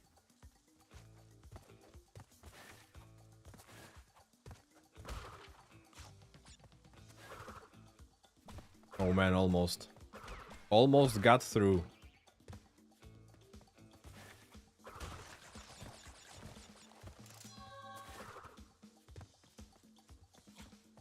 These games are classic. Even that this is the remake, but still feels like classic. I feel amazing playing it.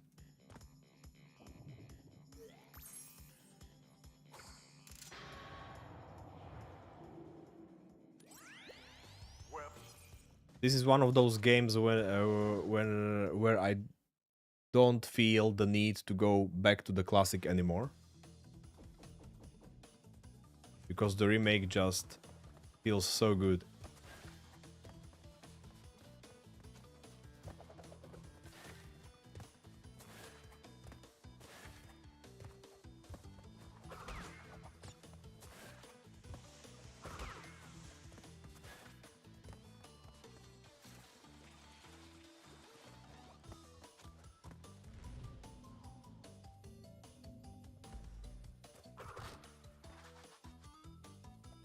Oh yeah, you already mentioned that. Sorry, sorry, I forgot about that. Yeah. Your save file got deleted. Lost. Forever. Yeah, that can be very discouraging. I can imagine. We talked about it some time before. Yeah, man, that sucks. That really sucks. That would piss me off too. But maybe one day you decide to go for it again.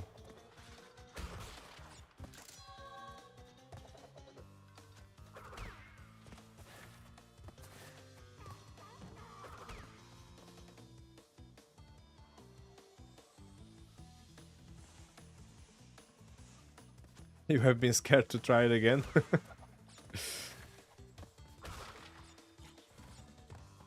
You must fight your own fears.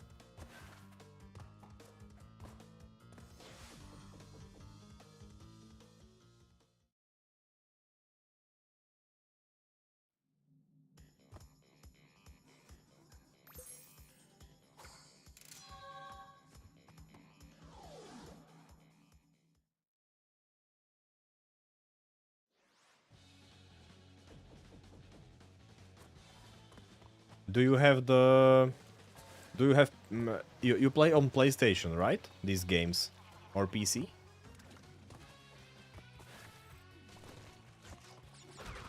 Because if you play on PS, I wanted to suggest or basically ask if you pay for PS Plus. Because that way you should be able to store your saves on cloud. And not lose them ever.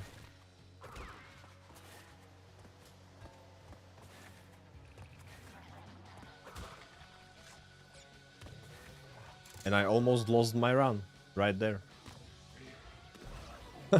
and I lost it now. PlayStation, yeah. 100% Metroid Prime. And played Dead Space on PS5. Nice. Nice games you play there.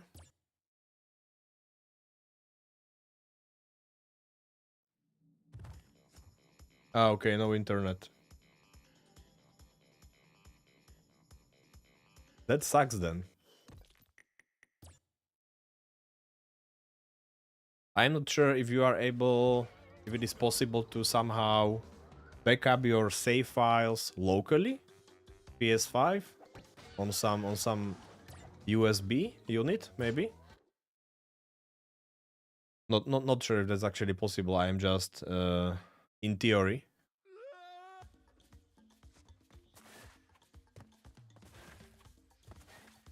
Just trying to come up with some alternative plans.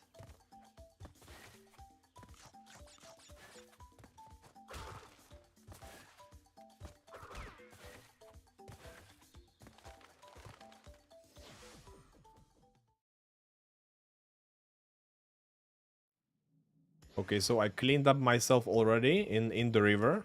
We don't need to jump into the water anymore in this playthrough. What is the attempt number right now? Number 30. Okay.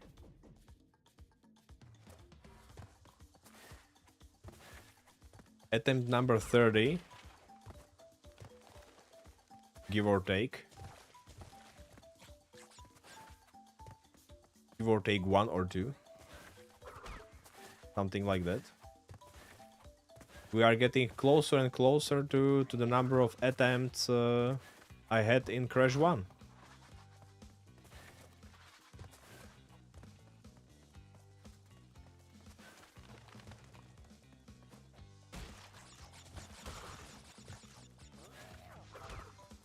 More than halfway there, actually.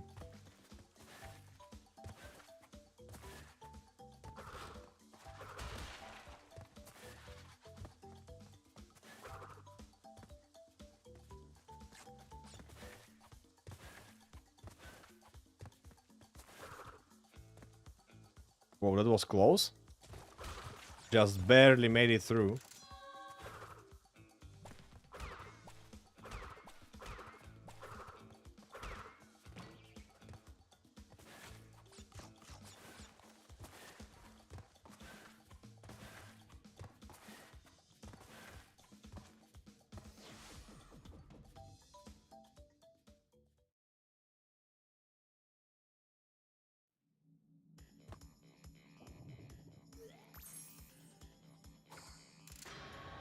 without turning the ignition.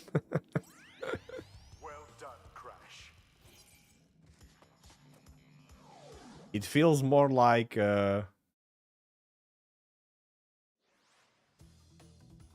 feels more like riding the car on ice.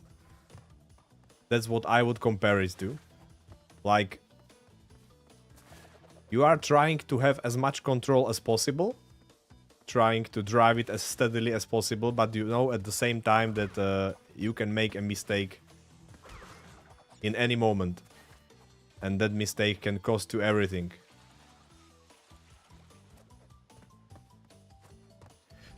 Yes, you can skip the pit if you press the inputs in correct order and with correct timing.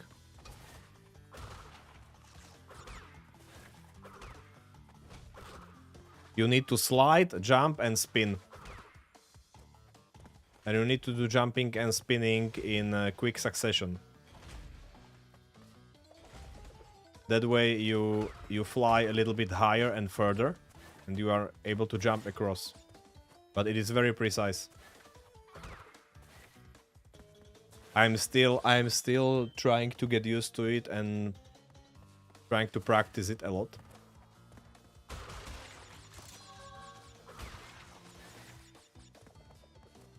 You can even jump over some of the nitro boxes. Relatively safely.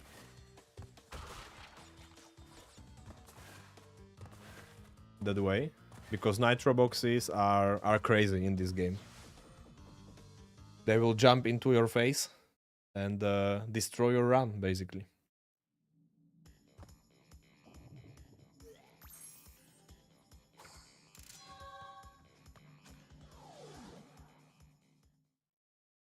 Yeah, so now you know. Now you know. You can try it yourself. If you will be able to jump over. It took me some practice, but now I am able to do it from time to time.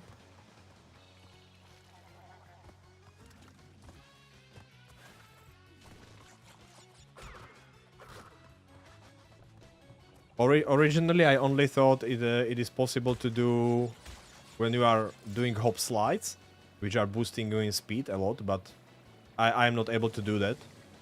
That is some advanced stuff for speedrunners to do. But then I figured out that I can actually do it without using hop slides. My inputs just needs to be very precise.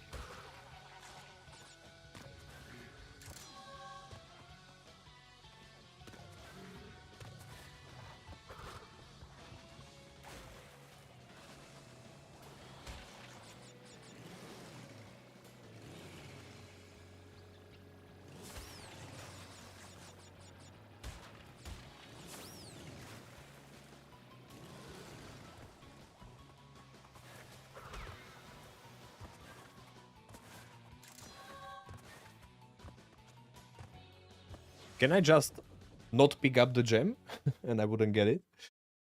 Just go around? In the original, I was use sides to avoid the pit. Oh, okay, so you could actually go around it in the original.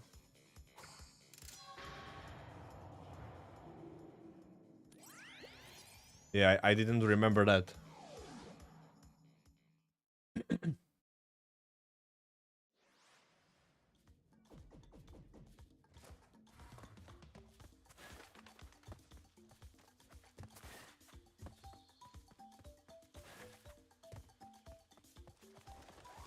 In this level, there are pits too. But they are even more challenging to jump across.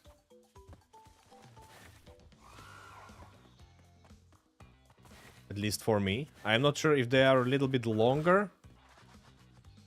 And that's the reason. But especially the first one is extremely hard to jump across. But I already figured today that if I go on the left side, I can do it.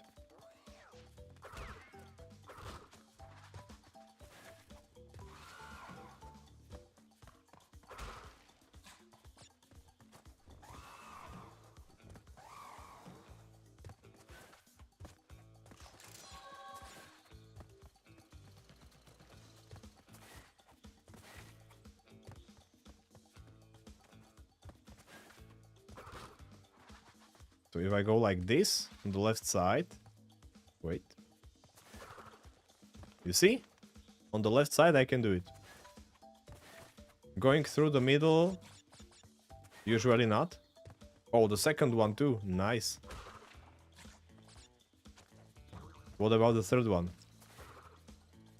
Ah, almost. But the third one is possible too.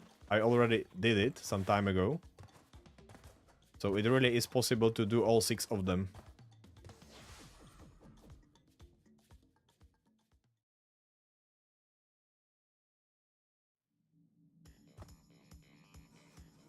Yeah, the best part about it is that you don't need to waste time killing the moles. That's the best part of jumping across the pit. Because when you go like dozens of runs, it starts to grow on you, you know? And you don't want to waste time with things like that if you don't need to. So it is enough for me, even if I can just jump across like 2 of them, 2 out of 3, you know? That's enough.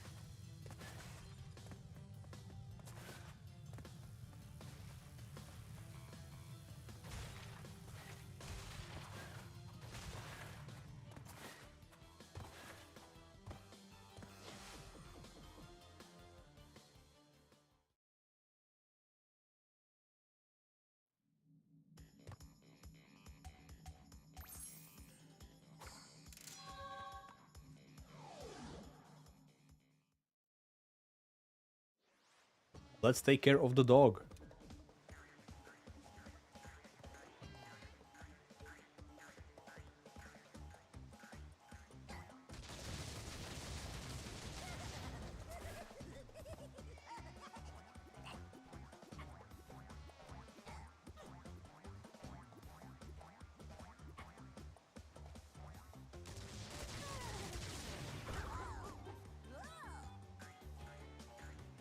Yeah, it's nerve-wracking, right? Missing all the boxes.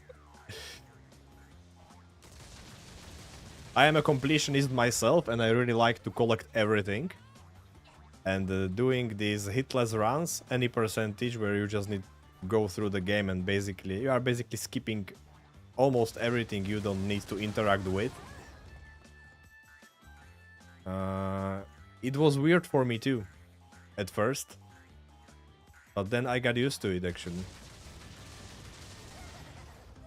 He is the spot.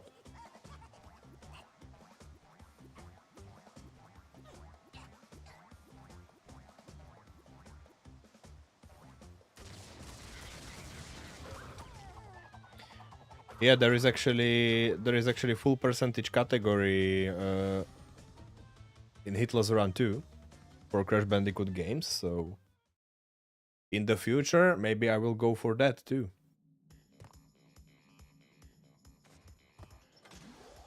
But because I am a Hitless Run beginner, I'm going easy on myself, you know. First I need to practice this, and then I can start practicing collecting everything hitless. But that will be crazy. Like for example in the first Crash game, In Insane Trilogy, the difference between any percentage hitless run and full percentage hitless run is like at least 2.5 times longer, the run. So for example, I did the any percentage run there in like 1 hour, something over 1 hour, 1 hour and a couple of minutes, maybe 2 minutes, 5 minutes, I don't know. And now imagine that you need to do the same, well, not the same, but almost the same. But you need to beat some of the levels twice, some of them even 3 times. And it will take you at least 2.5 hours.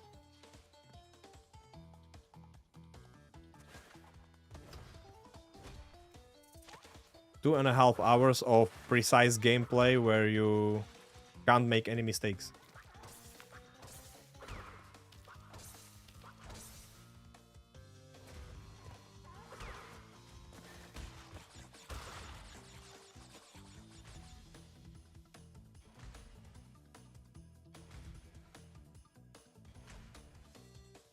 Caddy Caros on YouTube, thanks for the tip.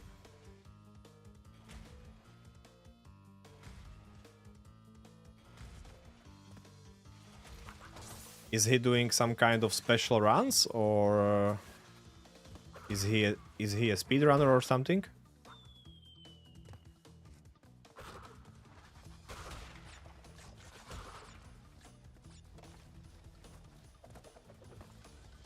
He or she?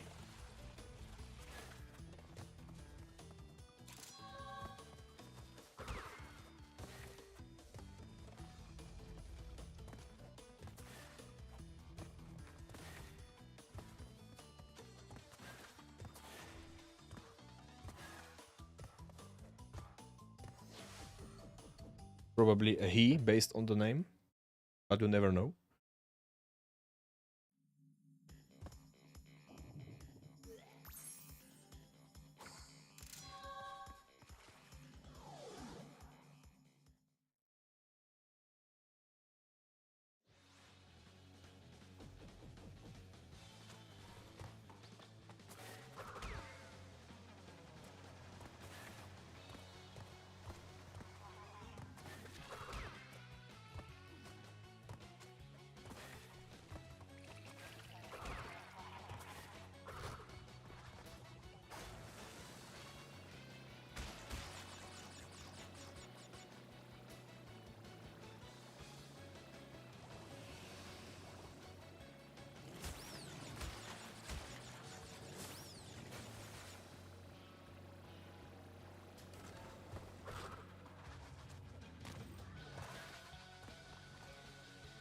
Talks about the games and things around them.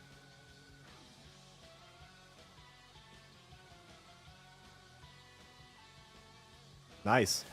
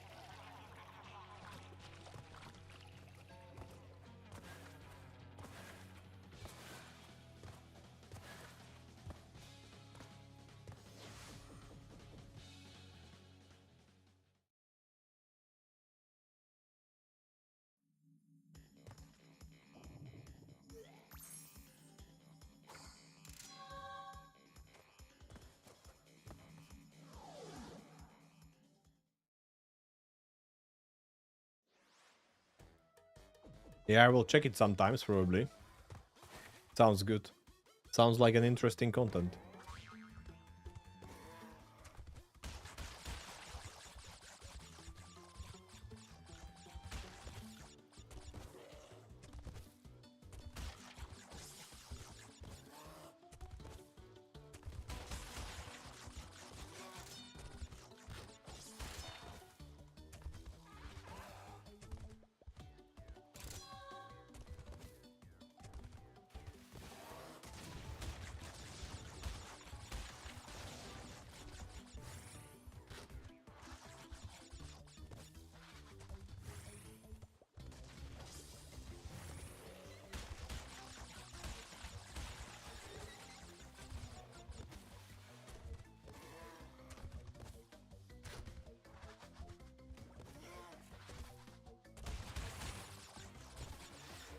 Oh, that was close.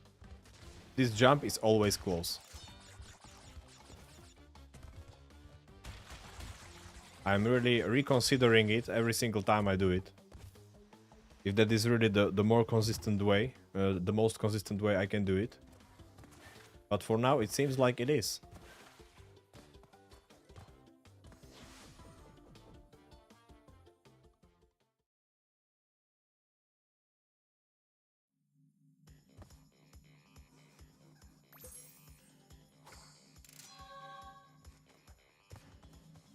Okay, now let's make sure we avoid the mine. There is one critical mine in this level that I need to avoid. That is basically the only thing that tends to kill me here. Or the electrical fence, of course. That happens too.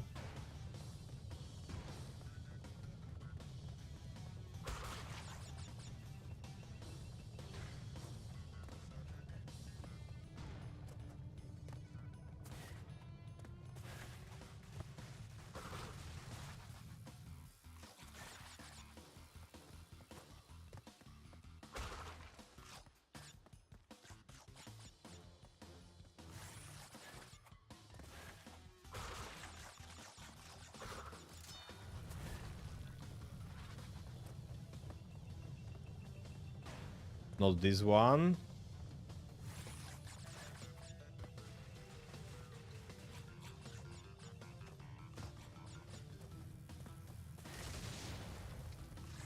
It will come now after this checkpoint.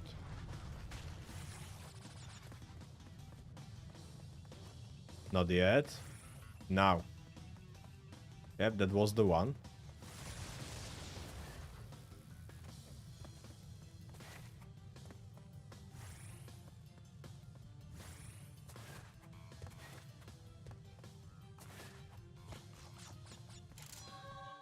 Now let's hope that I don't screw it up the rest of the level.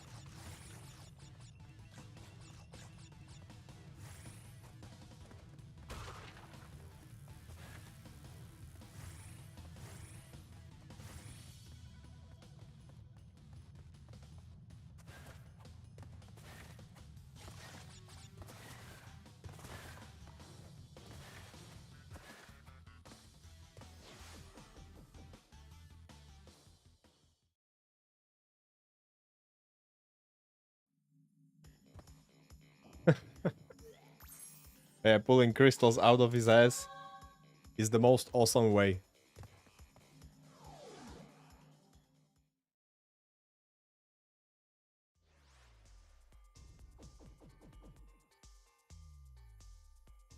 I wonder in the remake from where Coco is taking out the crystals. Because if you play as her and collect the crystal,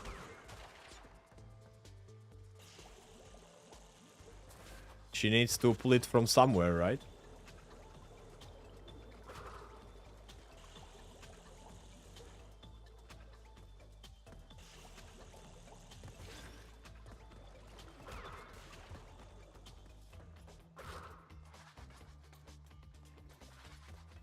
For Crash, it is either from his mouth or from his ear or from his ass.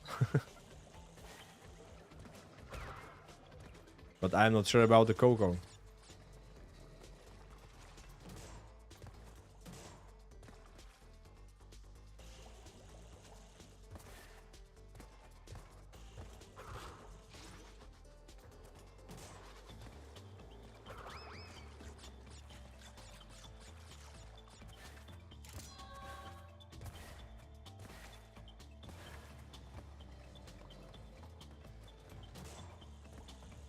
It is so weird that you don't hear the barrel from behind the corner, how it is rolling.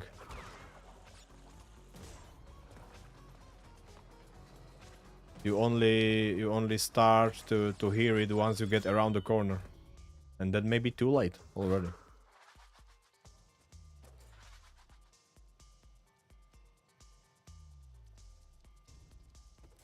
Downloads it out from the computer, that's cool.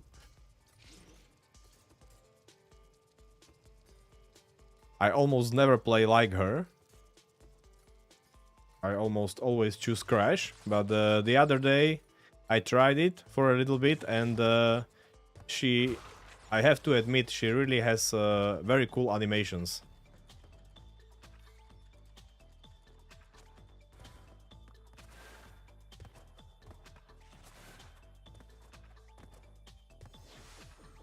Like the booty slam she does. 10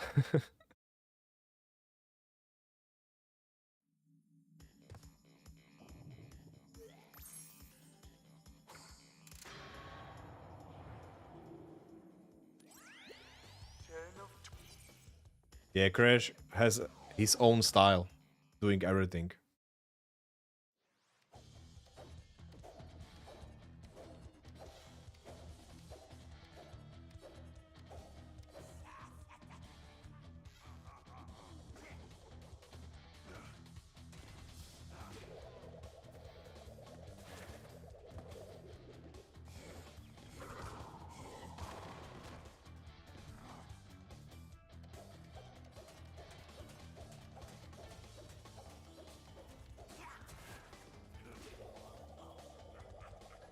Yeah, those stickers are cool.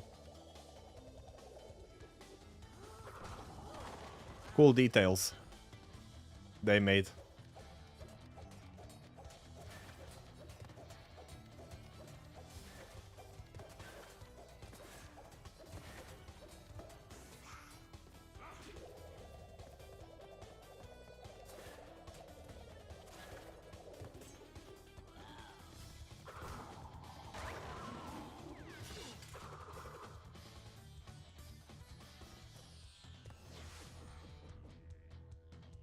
They really made an amazing job with this game, with the whole remake of the trilogy.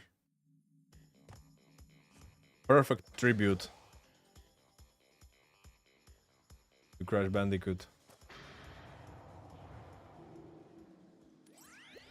good show, Crash. The Komodo brothers obviously Yeah, I know they were like co-working with them, helping Vicarious Visions to make it.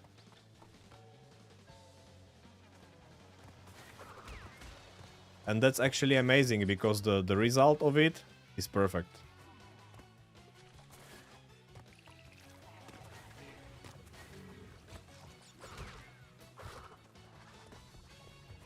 The result of them working together and trying to get as good result as possible.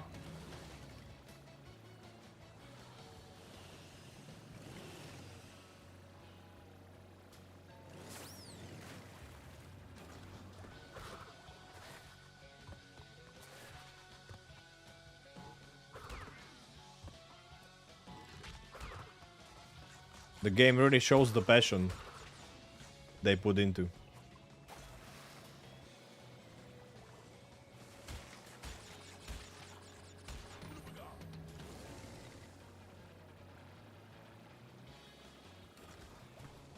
Oh, they definitely do.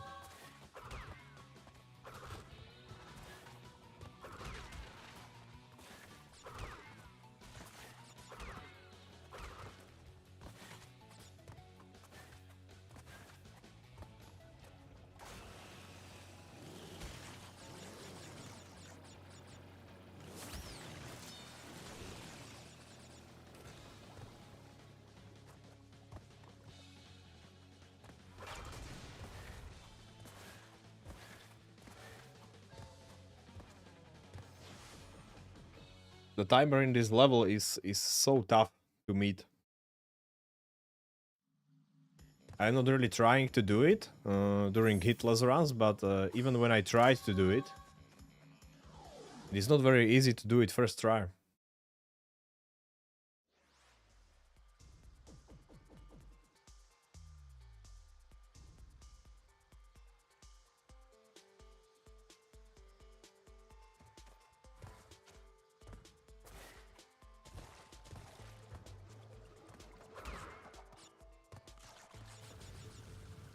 I didn't play Last of Us 2, to be honest, so I don't know about the joke.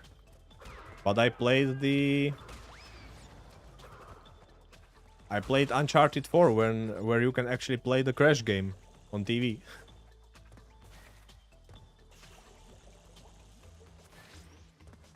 That's also a perfect tribute to the game. Oh my gosh, I have 3 masks already. So now I need to wait. I didn't even realize I already have 2.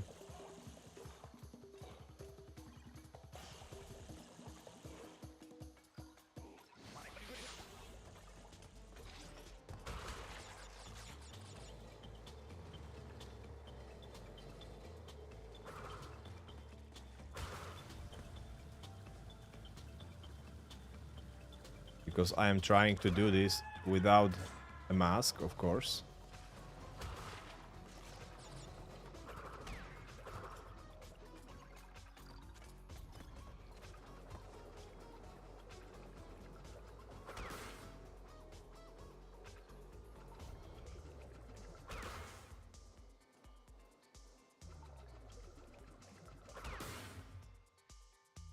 Smash brand is cool.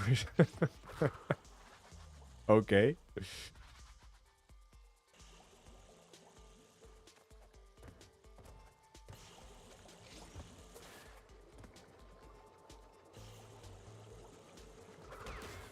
Funny reference.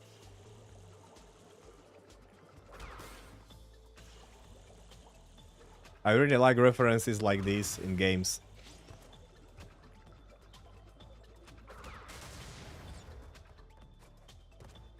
For example, in Cyberpunk, you have this reference to the Death Stranding. That small child in the incubator. In one of the missions, you can find it in the lab.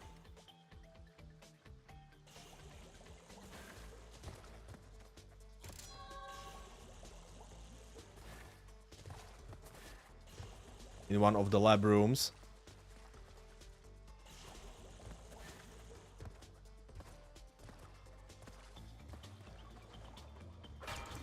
References like that make you smile.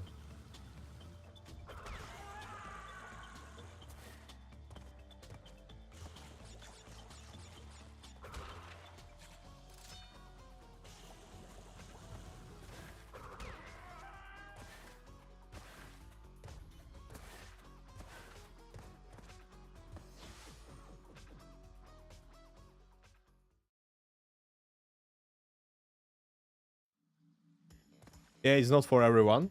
That's for sure.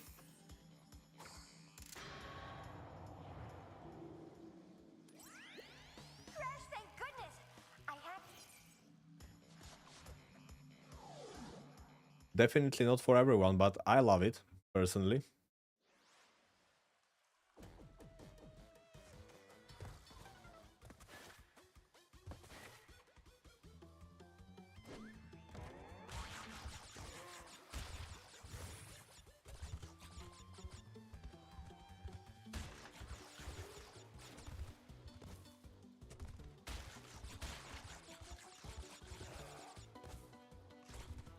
I like all different kinds of dystopian future representations.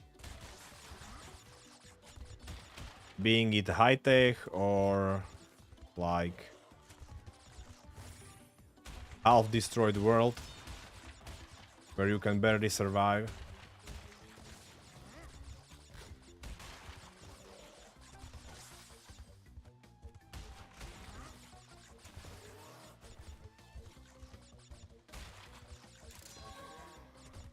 Oh man, why the jump did not work?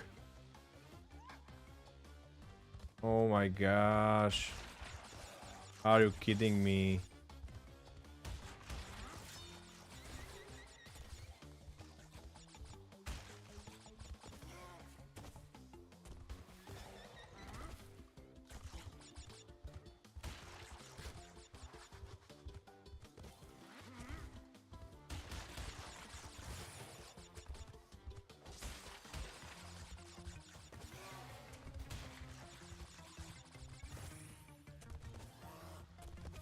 I really hate it when that happens. Just press jump, but I don't know. The bear is in some kind of state of slide or something, and it doesn't react to the jump. Oh man, such a shame.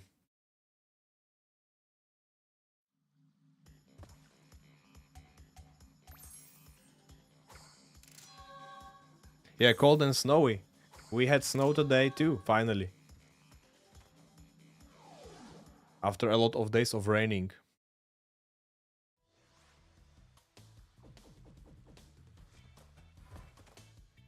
Finally have some winter atmosphere outside.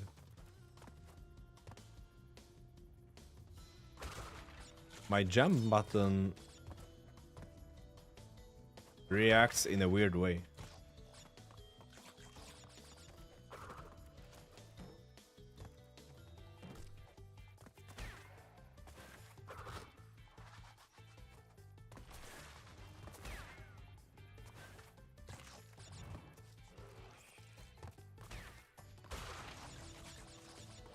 Maybe I damaged it already? With so much jumping.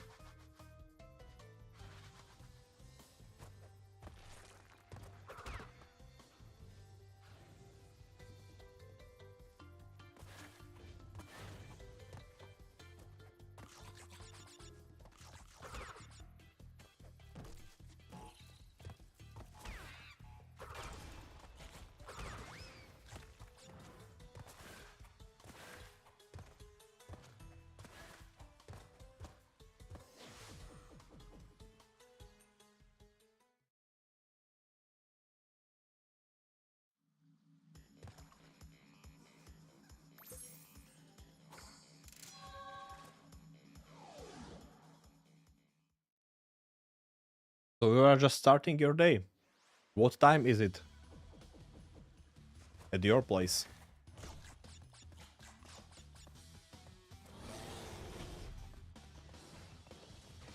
Did you stay at the bed longer today?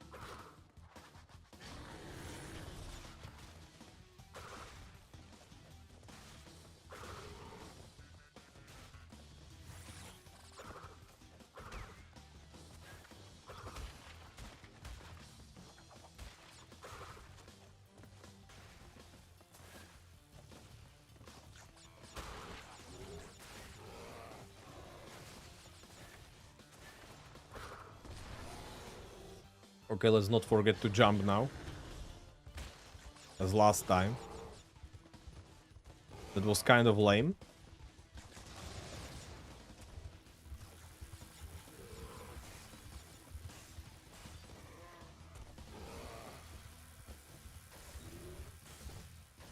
Perfect. 6 a.m. Oh, that's quite soon, actually.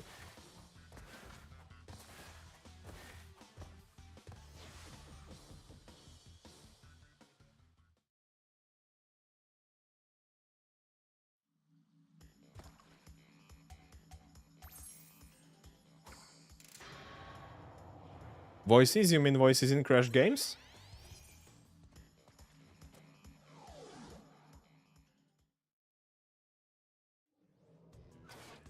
I would say I really don't. For games like these, it is usually not the most important part for me, voice acting.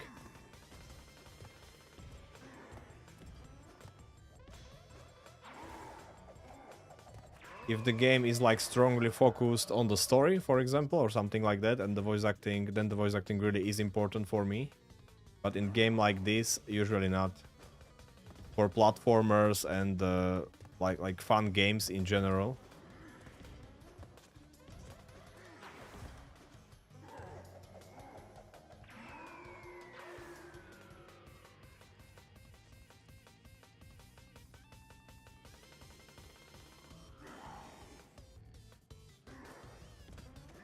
I'm usually okay with what I get.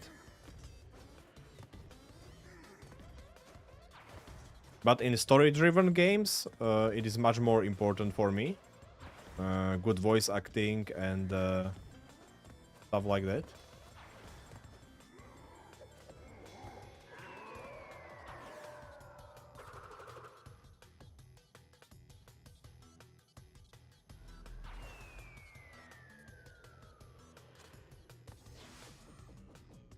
Yeah, I don't even know, to be honest, who the voice actors in Crash Bandicoot games are. Not that much interesting for me. And even if I would know, I wouldn't remember their names because I'm really not good with names. Especially when I can't like associate the face with the name, you know. I remember names of the actors much better.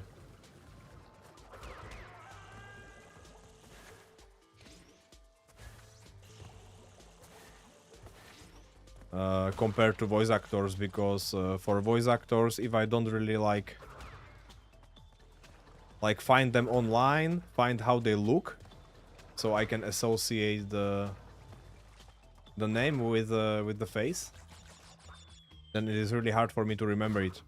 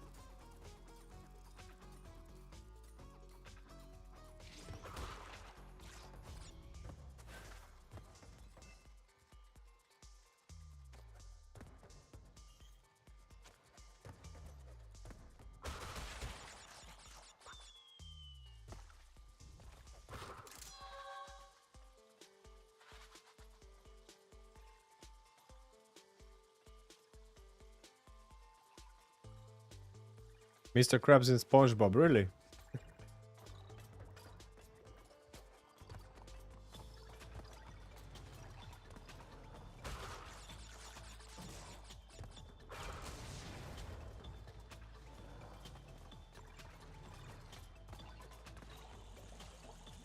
You never know, he can probably still do it.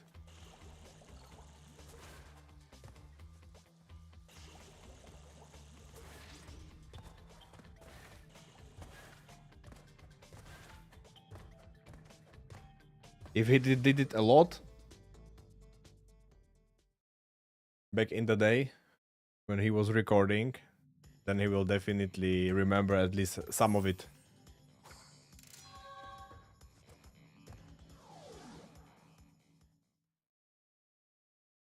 Yeah, I've seen Shawshank Redemption.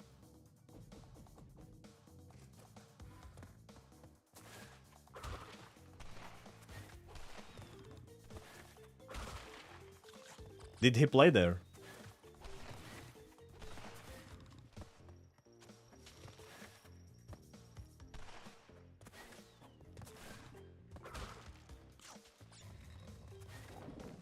Oh, let's hope that the electrical fence will not kill me here. Or one of these plants.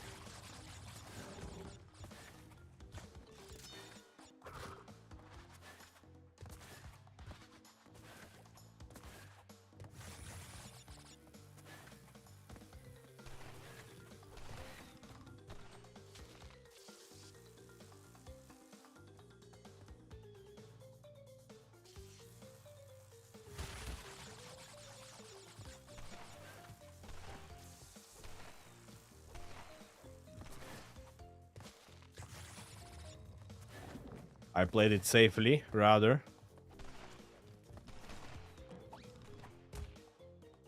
Oh man, that was unnecessary and dangerous. Luckily I didn't get hit. Not that it would matter at this point. This is not the run anyway.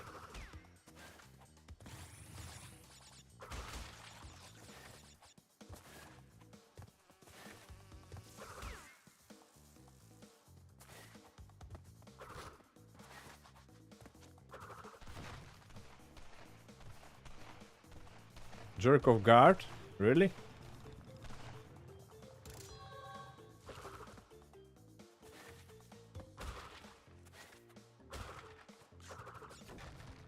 I can't remember him right now from the top of my head, but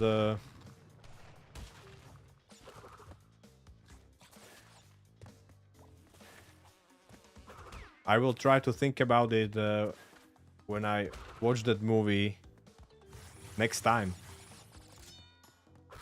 I will be looking for him.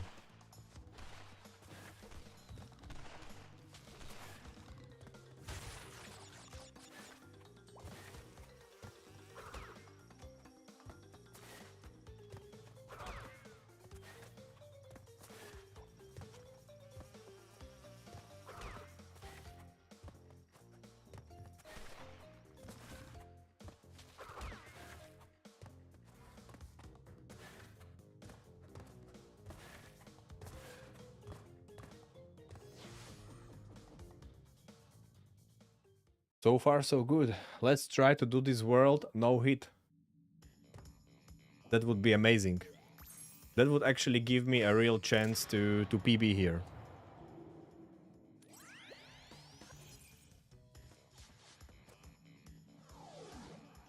Oh, that one. Okay.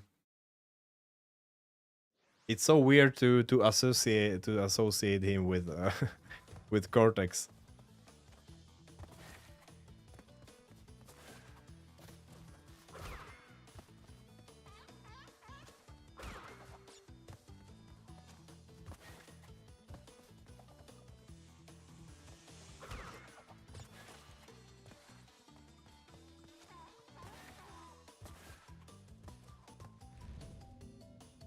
Cold hard crash.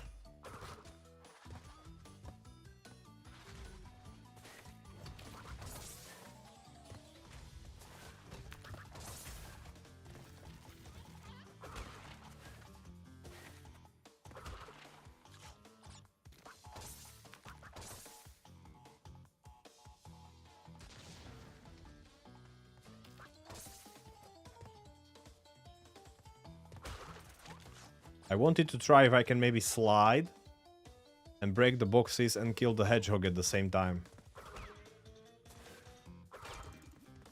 But boxes would probably stop me. Stop my movement. Or slow it down a little bit.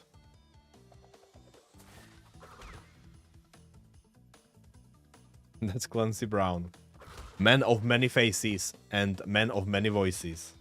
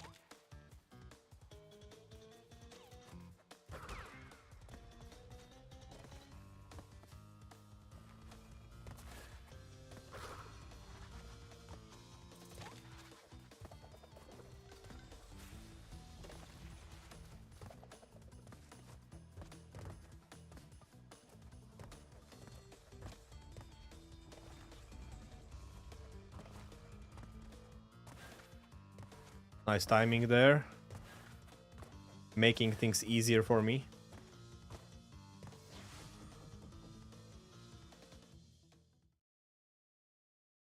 And the worst one comes now.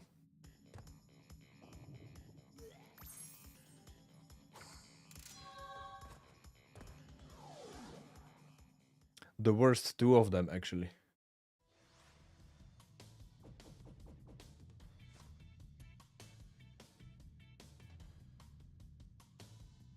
SpongeBob, Sleepy Hollow, Crash Bandicoot, Shawshank Redemption. Man.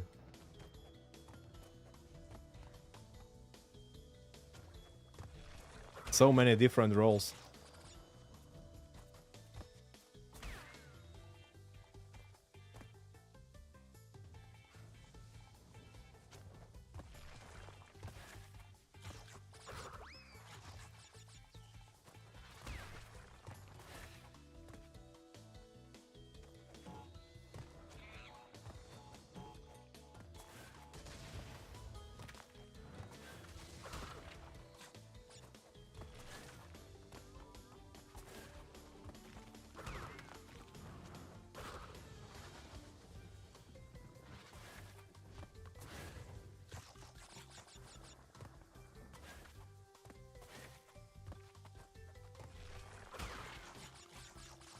Oh man, this is the worst part.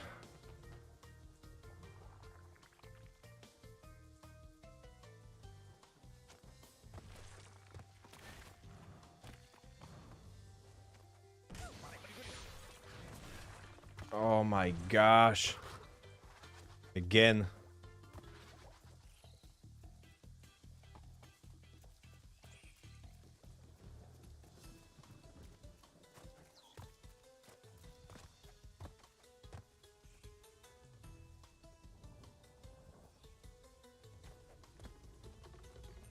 I need to wait there just for a split second longer before the last flame.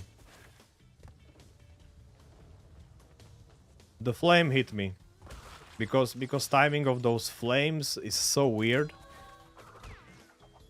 in these temple levels in Crash 2 that even that you don't see the flame anymore, you don't see the animation anymore, the hitbox is still there just for a little bit longer.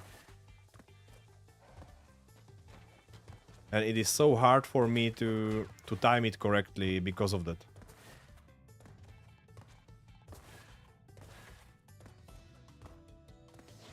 Like the mask, not the mask, but the head, the stone head that is actually emitting the fire. That one is already turning the other way around. Change the direction, and the flame is basically stopping, and then it disappears. But for a split second longer, it can still hit you. And that is so freaking annoying. And it happens to me almost every single time in that specific level.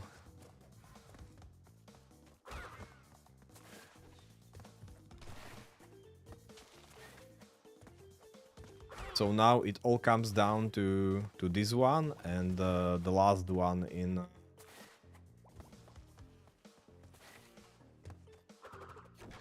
the world number 5. If those two levels will go smoothly,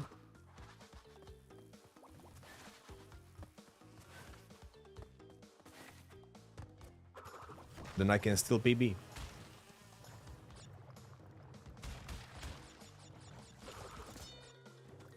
Oh man, freaking Nitro.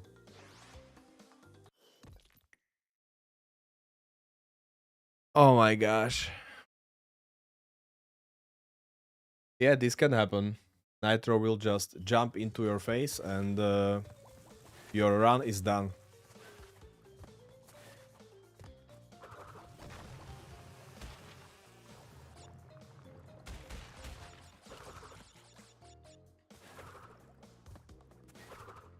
Yeah, maybe I should jump like that, just to be safe. I can still use the high jump to avoid it. Yeah, that's true. That's true, I probably jinxed it.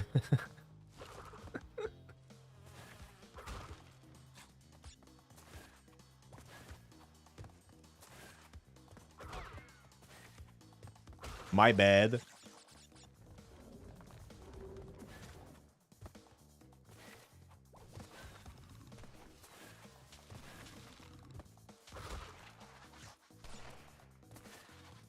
Nitro box heard me and that was it.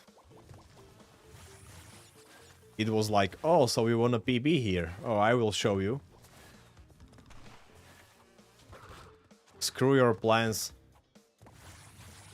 with a PB.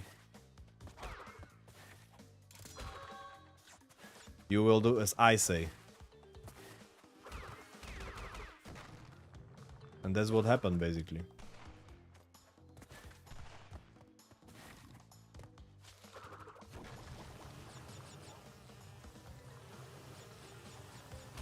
And that is actually very bad, because excluding that nitro, I did the whole level, no mistake. But I know how to go over that nitro safely. It definitely had the troll face. I've seen it.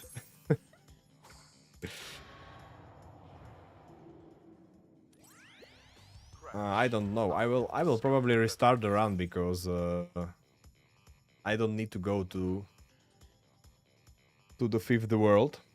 Or do I? Should I? I don't know.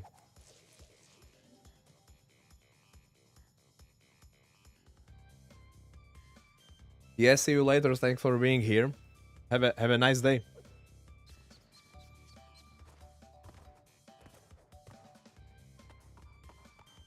Okay, what should we do here?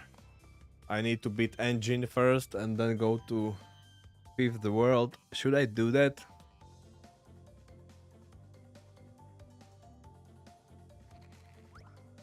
Should I go through those levels? I don't feel like I need it. I mean, like, really, world number 5 is much less problematic compared to this one. Couple of nitro boxes there too, of course. So we need to get just a little bit lucky there.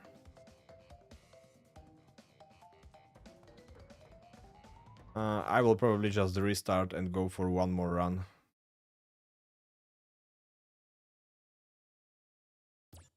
That's what I'm going to do.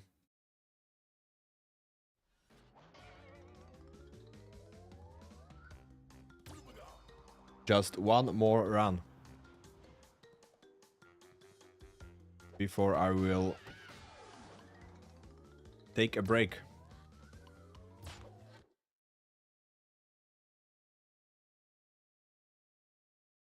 Take a break from stream.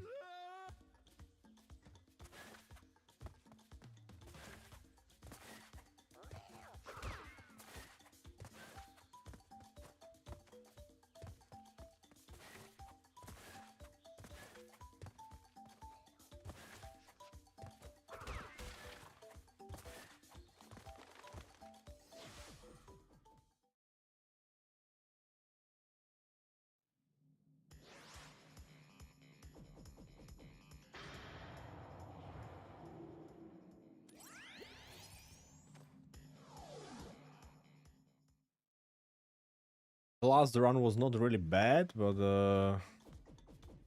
that first mistake was a little bit unfortunate. That one threw me off a lot.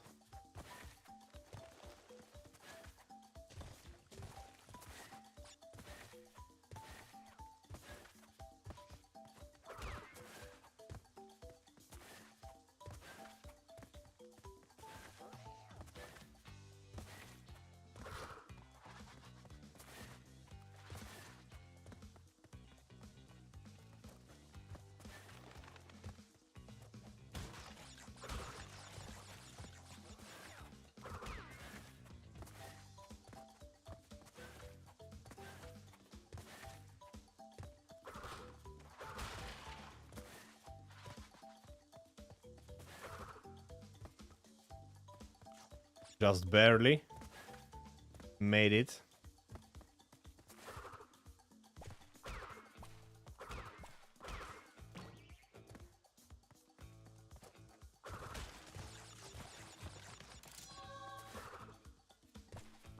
Oh man, should I go to the left? More to the left here, actually.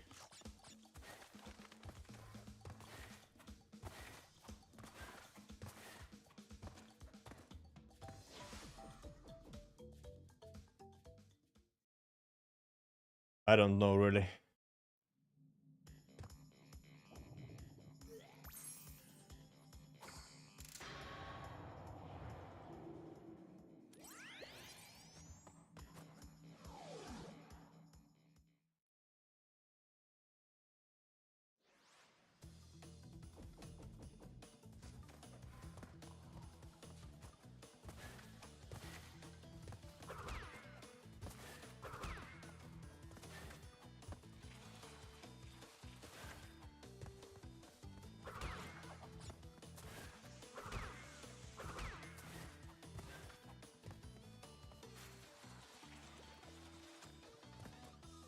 It's always better to go around.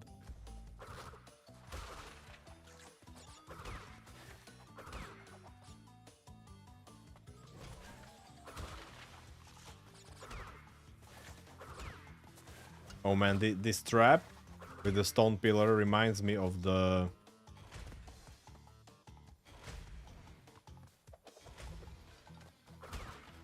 of Prince of Persia. The original game, the old one.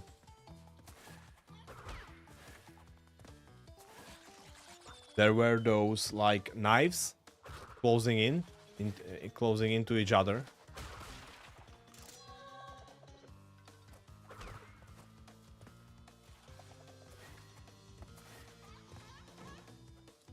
That was so scary for me when I was a child. Was not even able to get through it many times. It was so close a lot of times. So tight. And this reminds me of it because this basically closes right as you pass. But at least you can be sure that if you just run through, you will always make it, you know? But compared to those fires in temple levels, timing there is much harder.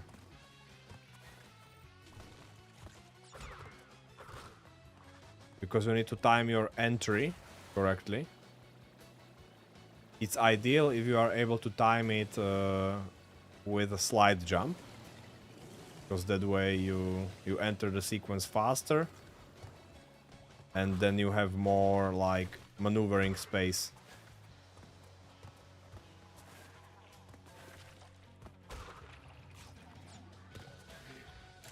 To get out of there. In time.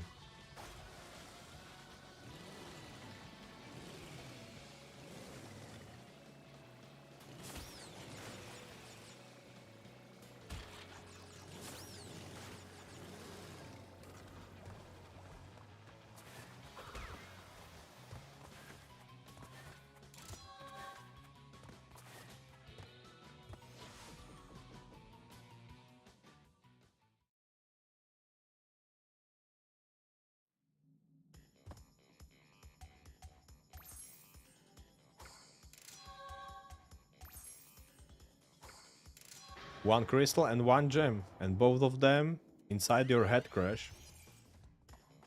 That must have hurt. Before you got them out.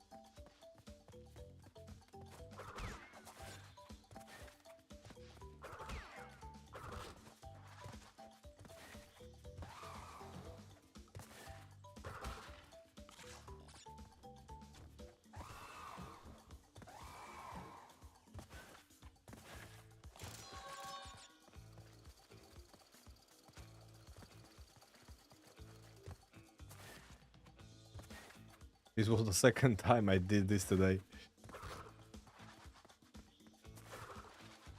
So close.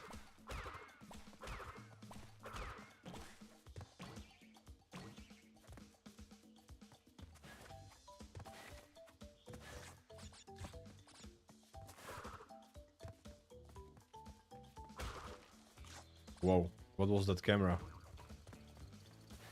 What was that camera trick? You can actually start the slide when you are almost in air already. Just before you drop. And if you are able to do that, then you can really like jump over the pit so easily. Even with a lot of headroom.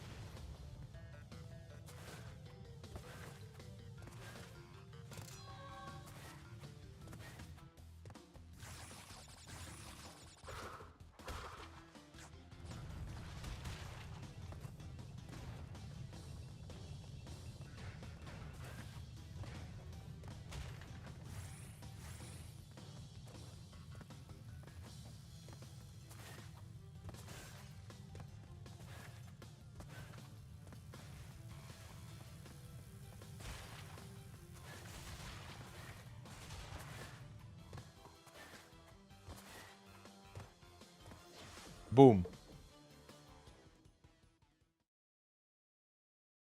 First level done. First floor done.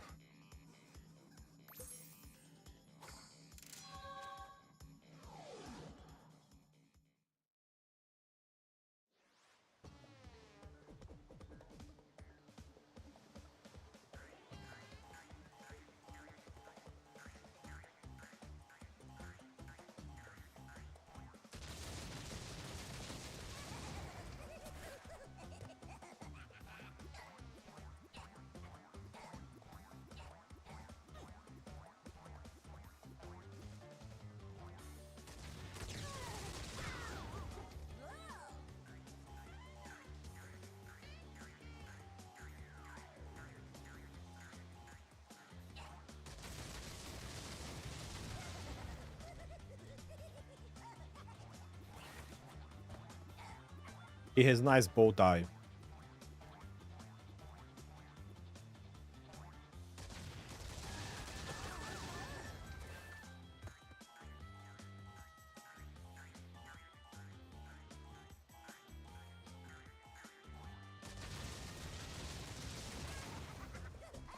But that's probably all that is nice about him. Otherwise, he's a little weirdo.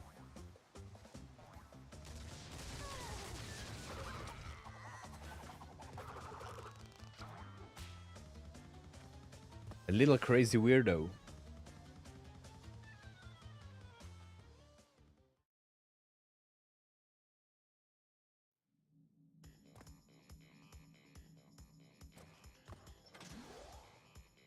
Elevator. Elevator music would be nice there.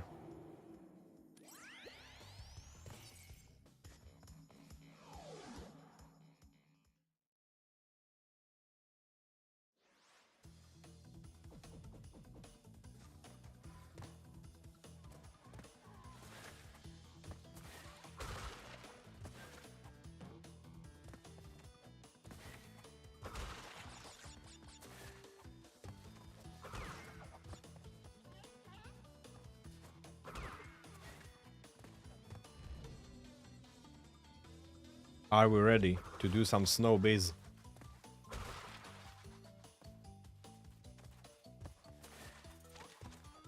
We will see about that soon.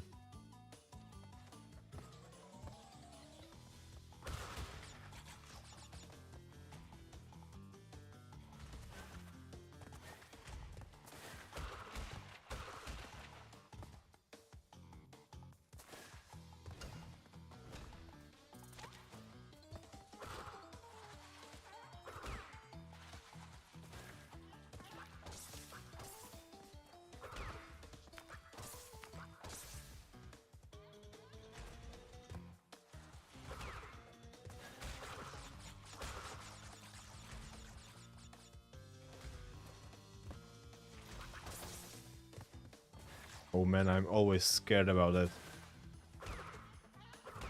I never know if I go fast enough.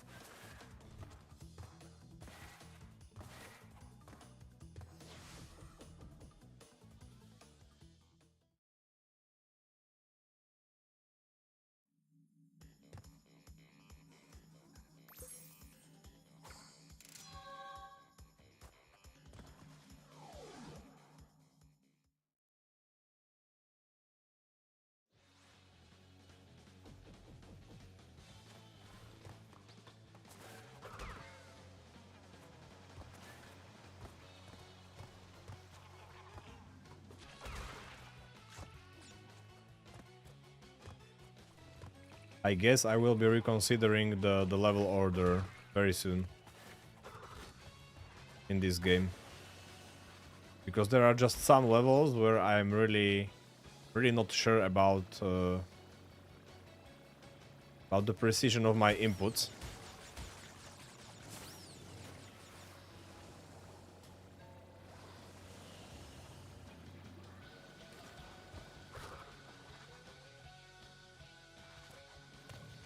And I am realizing that especially those bear levels are critical.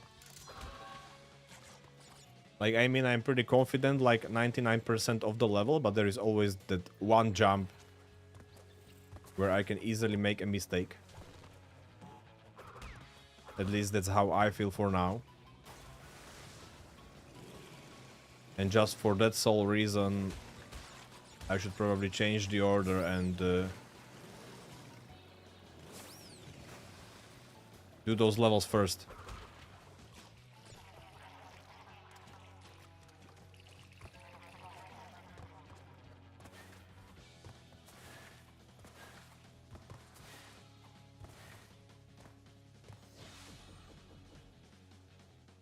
That way I will know immediately if the run is screwed or not.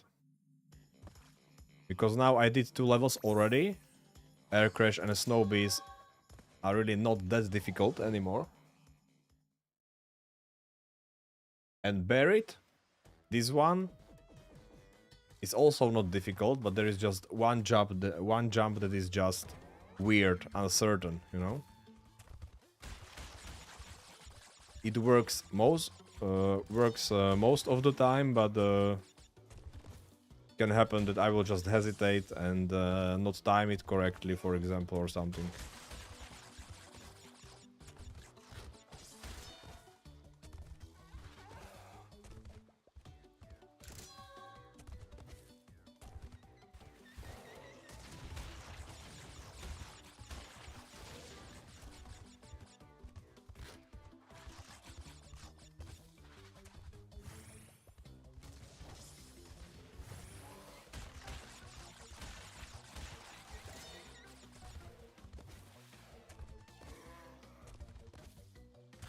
Here it comes.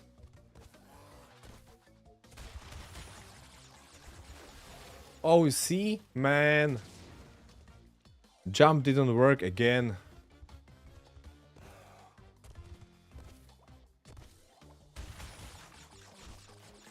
Man, for the second time during today.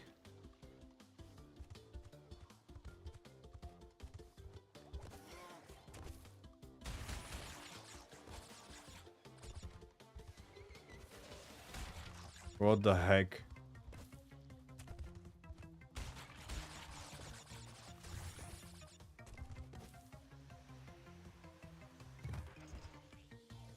I'm not sure if I'm pressing the jump button at the wrong time or something. Oh man.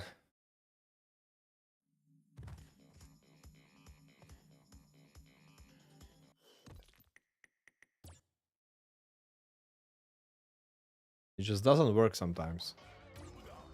I land. And I press the jump button again. And the bear just... he just doesn't jump. He just slides. I'm probably just going to spam jump button at that point. Or something.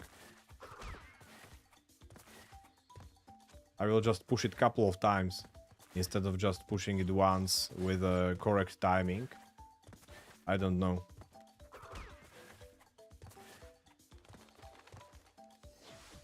Because maybe, just maybe, I pushed it just before I landed. And in such case, it would make sense that it didn't react to me. You know what? I'm going to change the order. Right now. I will just place Barret before those other levels.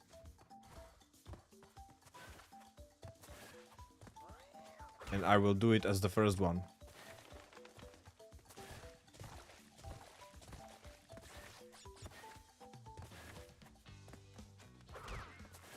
From this point on, I am doing it that way.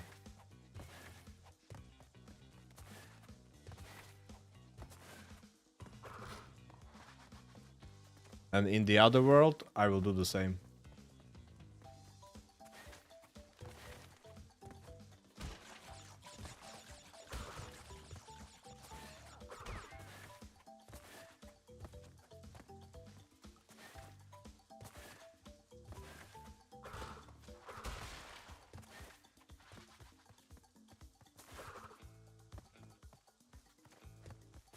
But not gonna lie, that the jump button already feels...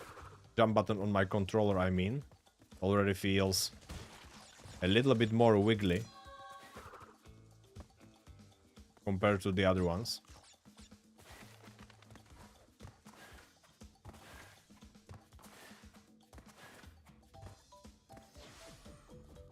You can just feel it with your finger, you know? How much... Well, maybe it's just the... Maybe just my current feeling, I don't know. Because I'm pressing it so much. So often.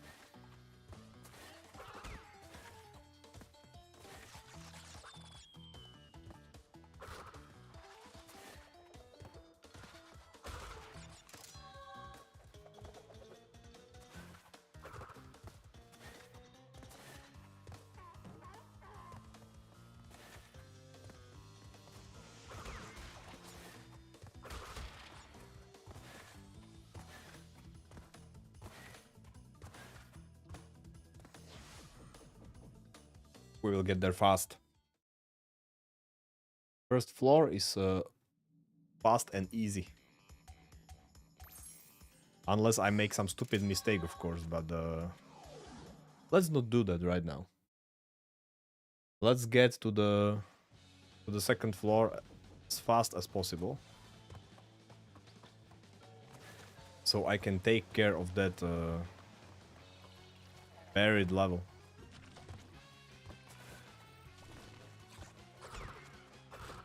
Which, by the way, is one of my favorite levels in the game. I mean, like, riding the bear in general in this game. I like that a lot.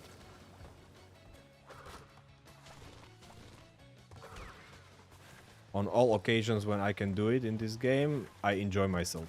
No? It's just super fun.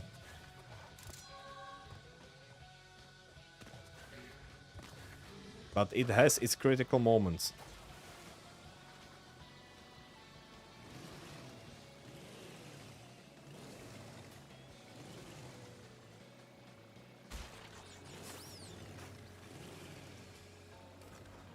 Calculated.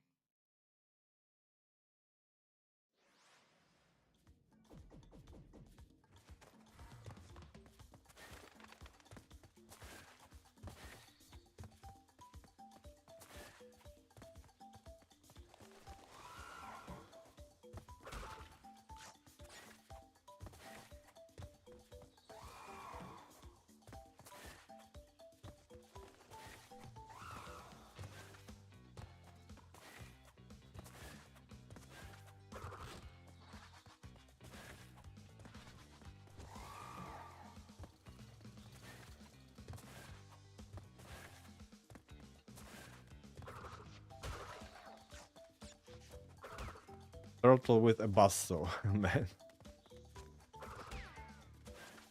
Crazy stuff. This one with spikes at least looks kind of natural, kind of believable. But the one with basso, that's crazy.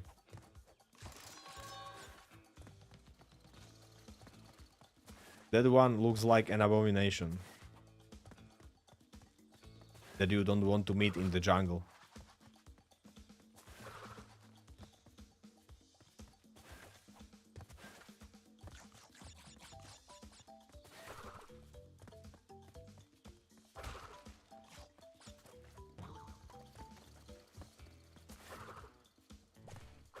Oh man, I wanted to try the right side.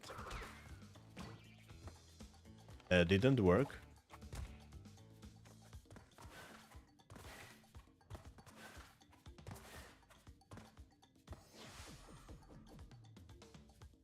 And the last one.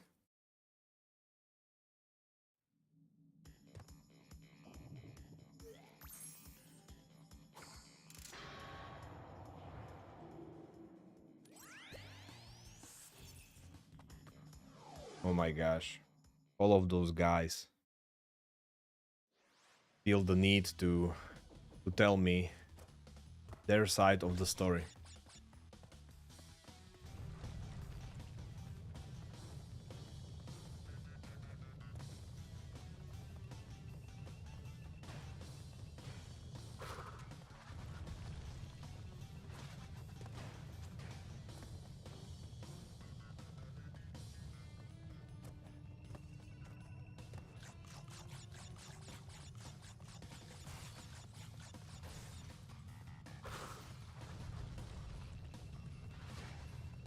It's all about, hey Crash, collect the crystals for me please. And then, hey Crash, Collect the gems for me, please. Be a good boy. And collect them. And I will put them to a good use. You wish, man. They are mine.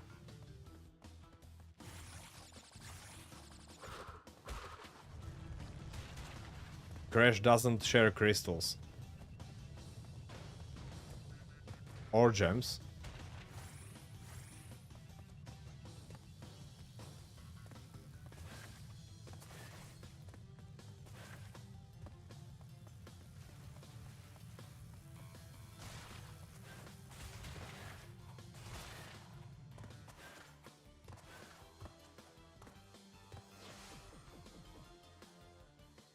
Happy that I did not jinx it this time.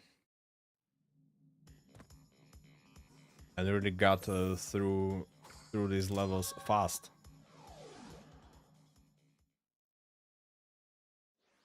One more, and then we are riding the bear.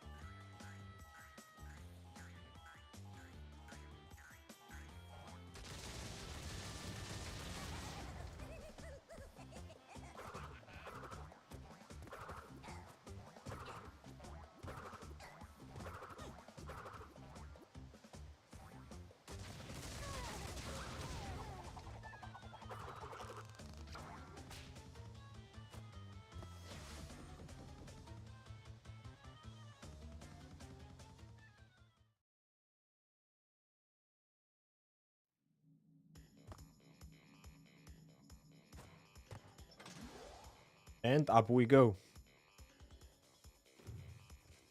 To catch me some bear.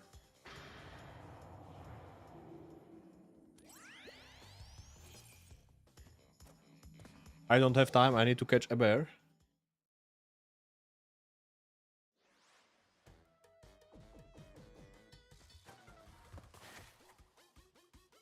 Let's go. This time it will work. I will mash the jump button like crazy.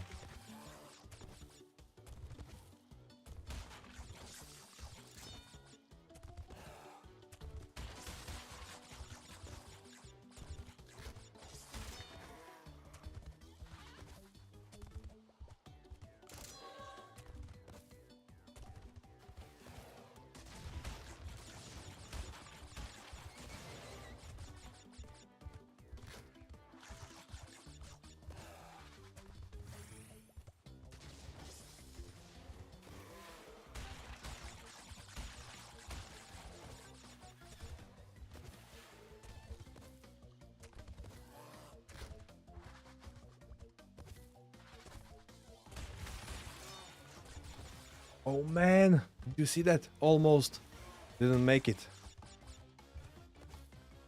But I mashed the button for the second time and it worked. Even that I was in the air already.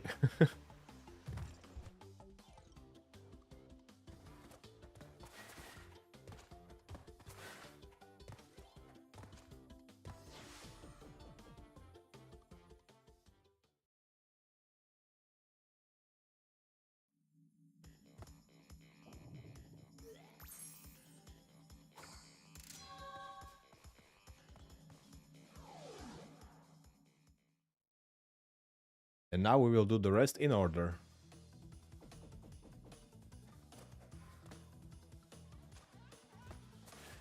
But in the future I will actually consider one more change. And that would be putting the crash right after the buried. Because that one is also a little bit tricky. I tend to use, I tend to forget about one of those mines.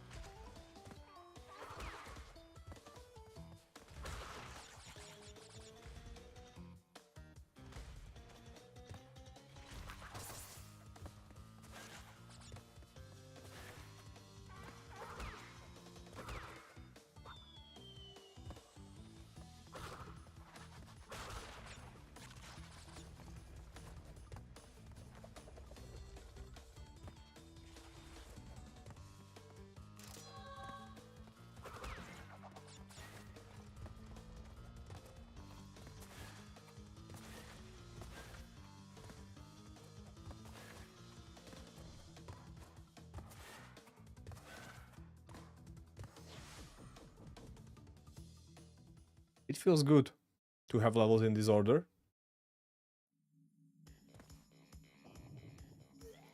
Really like taking care of those more critical ones first. It's definitely better.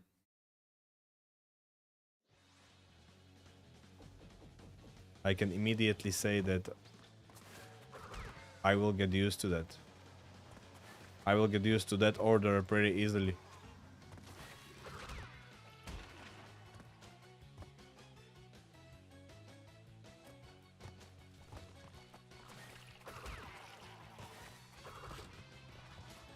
Maybe it will even help me with my consistency, because it's all about your like mental setup, you know. If you know that you are able to get rid of those tricky levels first, it can even have a positive positive effect on your mind. You are just more chilled then.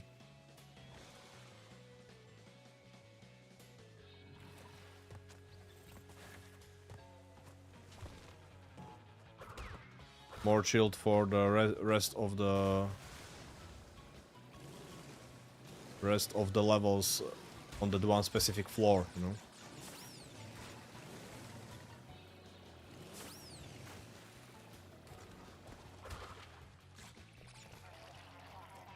And that can actually be enough.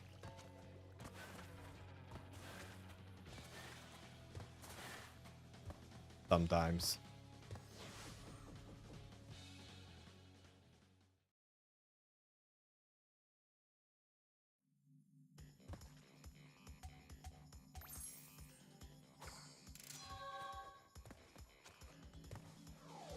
Yeah, this one should probably follow right after Buried.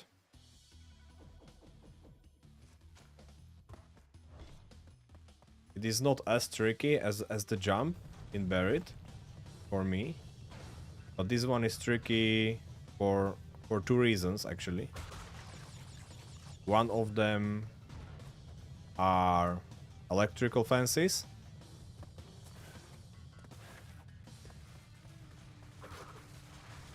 Sometimes I F it up there.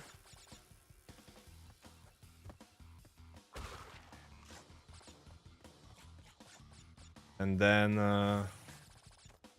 one of the mines.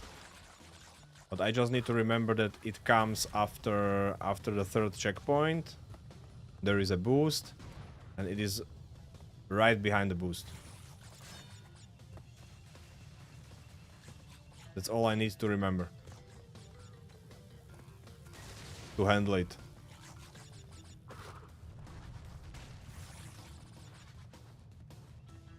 There is one right here. Or it was this one, so after the second checkpoint, actually.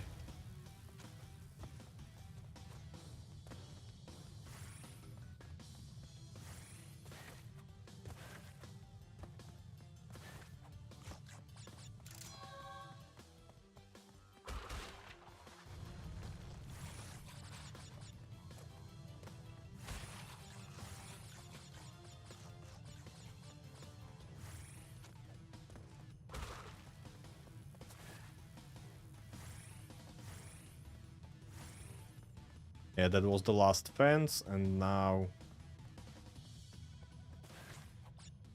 we just maneuver to the finish line. Nice.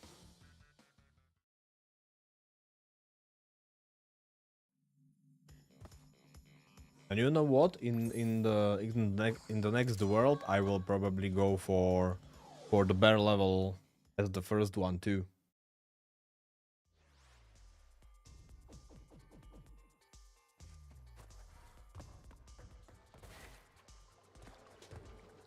And then when I reach the fourth floor, I will have to think about the order.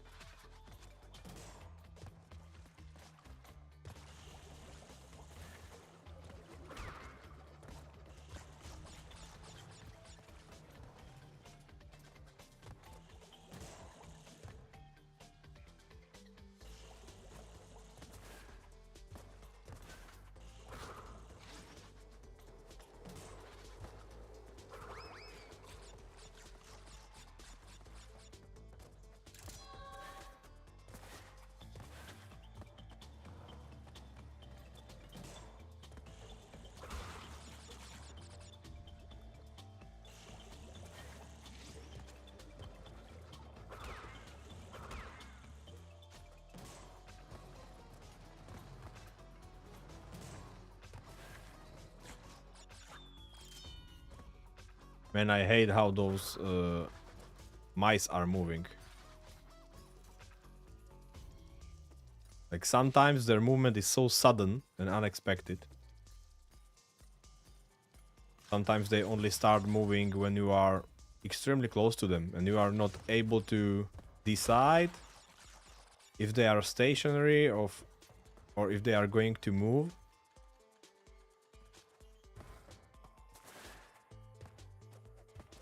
After a couple of tries, you tend to remember it, but at first, it's so confusing.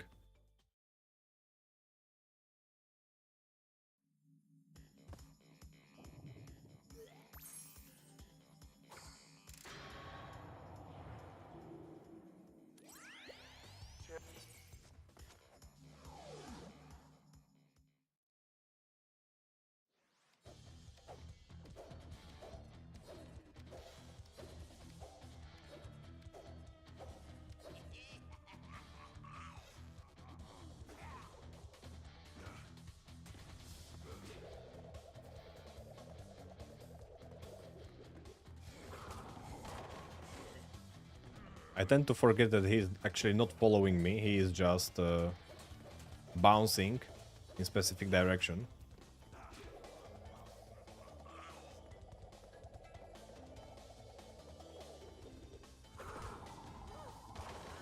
Unpredictable direction, but still a straight line.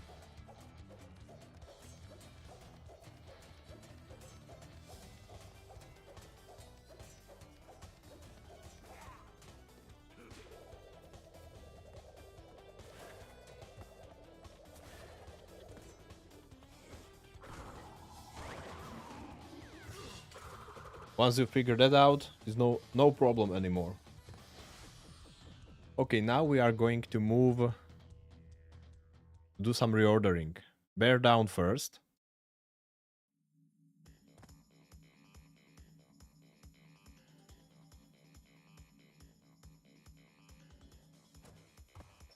Let me think about the.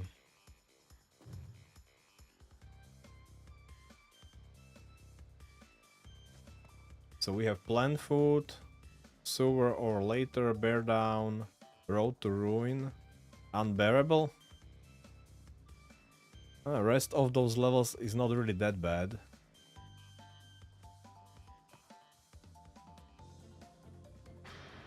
Maybe I will go for bear down and then road to ruin and then everything else. Show crash.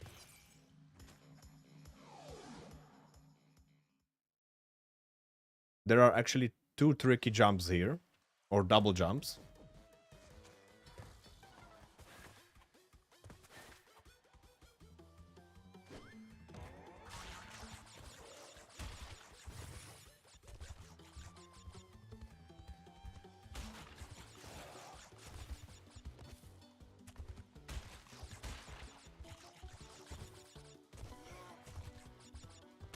That was the first one.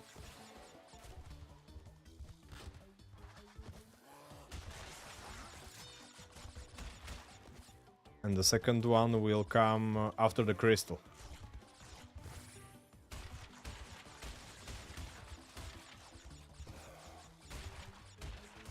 That's where I screwed up last time.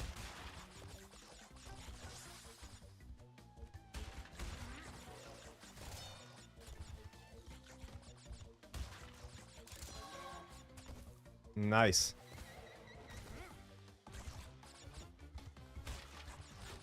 Okay, the rest of the level should be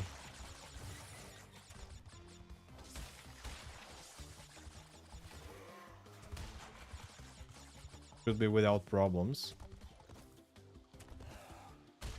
Unless Nitro Box will jump to my face, but nice. Now I should probably do the ruin level. If I really want to go for an optimal order. So I will bring it up. Right after this one.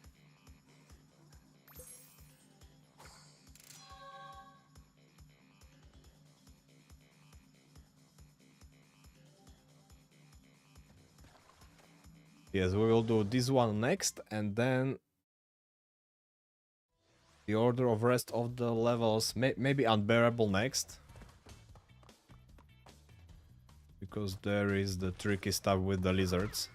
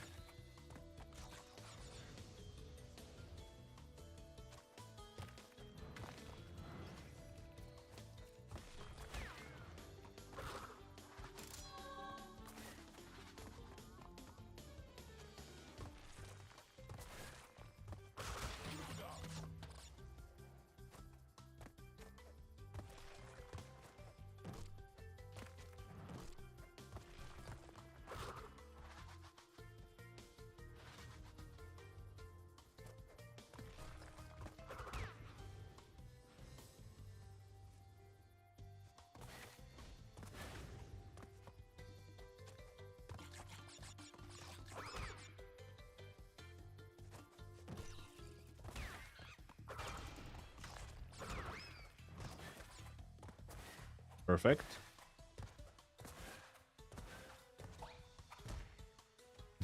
Nice finish. I have double mask already.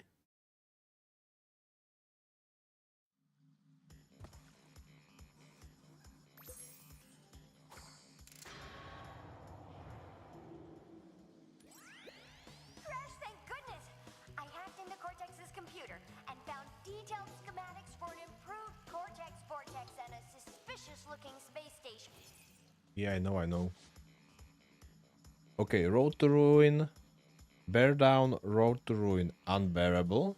That's where we are now.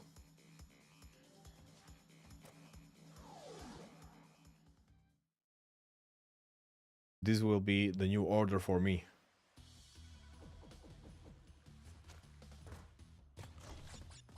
And only then those first 2 levels.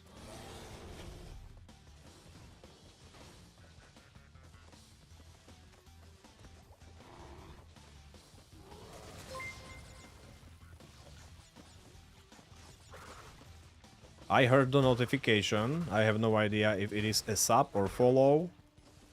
I will read it right away. Thanks. Thank you very much. I just need to run from this bear real quick. Rahim Tiger, thanks for follow. I'm really glad you enjoyed the stream.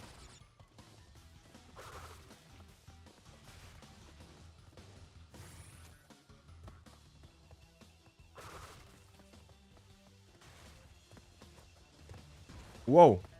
Okay. Forgot I need to go to the left there.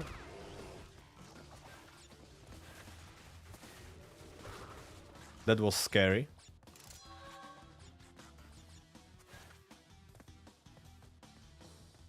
Now comes the tricky part.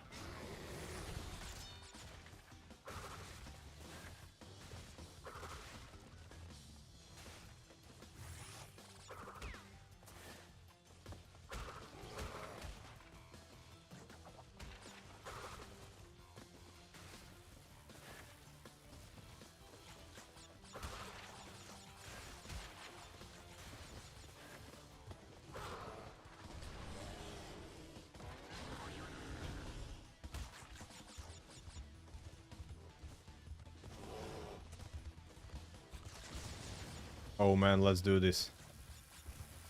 Let's do this right.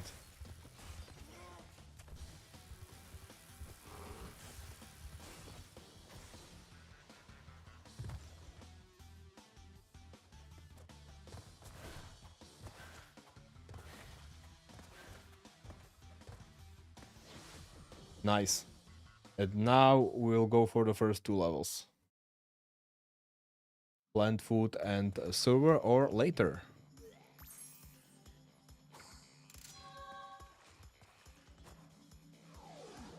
And actually I need to do some reordering on the 2nd floor too. Because right after Buried I want to go for Crash. Those are 2 levels I should do first. Oh man, no way. Oh, that's unfortunate.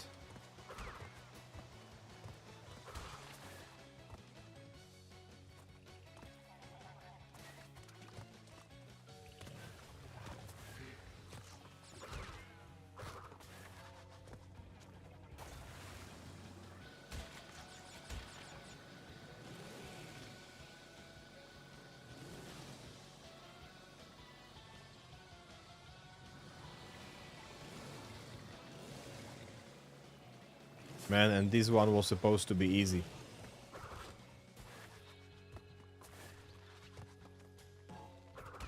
Well, it actually is easy. I just made a stupid mistake. That hippo jump? Man, such a cheap mistake.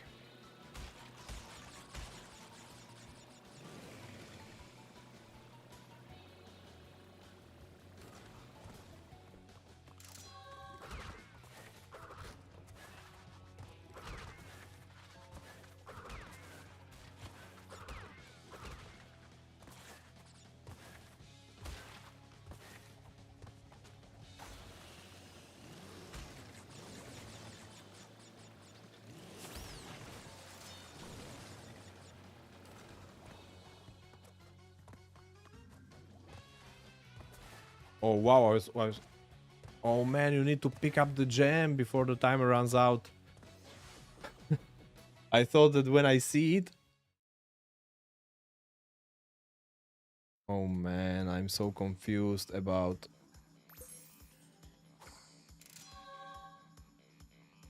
No, this was plant food, we got hit here. Next level. Sooner or later, let's go.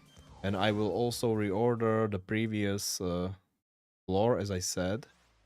So, Crash will go up.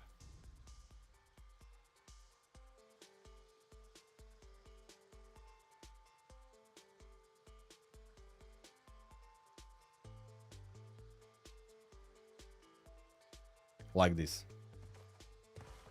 Okay, and now server or later?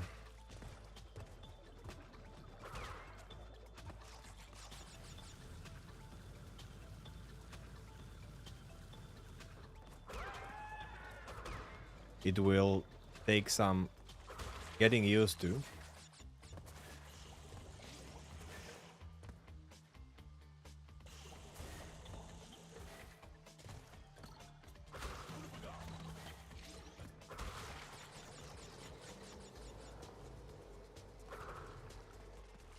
I always need to spin when I go under that fan.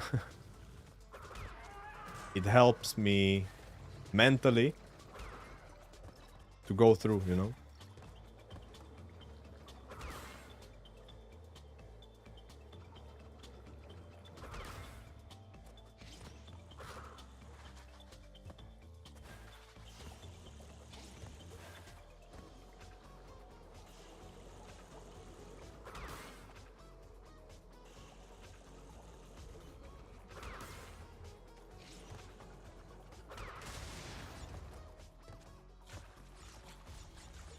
Okay, let's pick up the crystal now.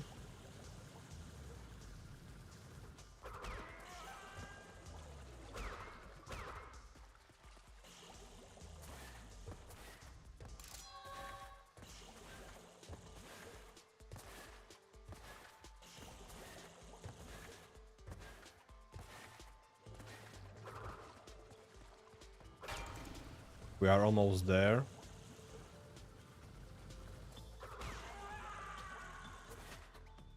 Almost there.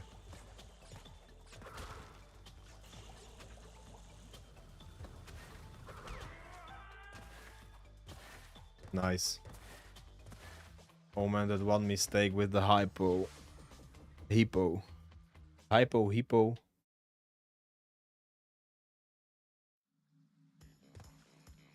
No matter what we call it, it was bad.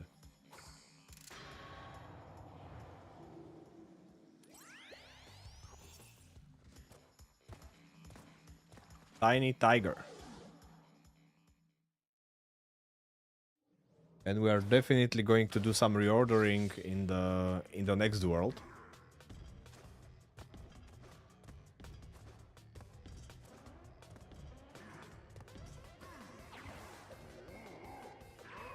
Because I have already reached that point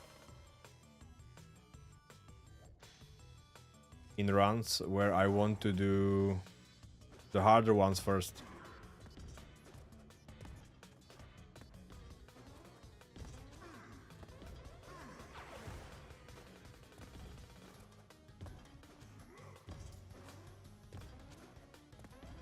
Man, what is he doing? Why is he double jumping so much in place?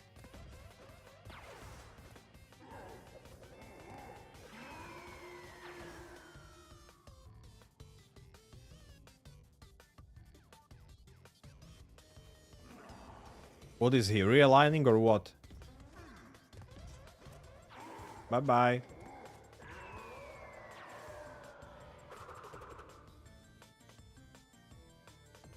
Okay, world number 4, guys. What should be the correct order here? I mean, like, Ruination is probably the worst because of the fires, and right after that, Behaving.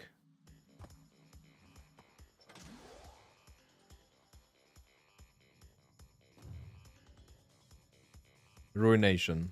This one definitely go first, then Behaving. Cold Hard Crash after that.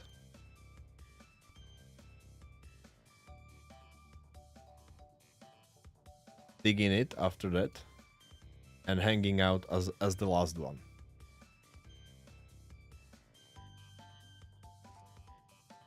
Yeah. And in the last world, we will do Spaced Out as the first one.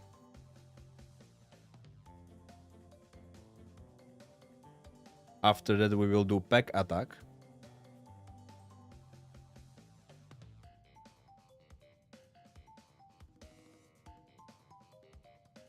Then piston, rocket, night fight, and Neo. Okay. And now where are we? We just beat the tiger, so we are going for the ruination.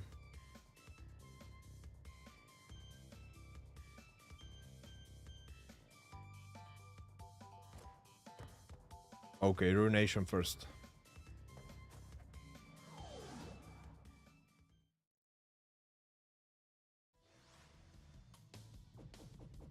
Because I am making most of the mistakes here.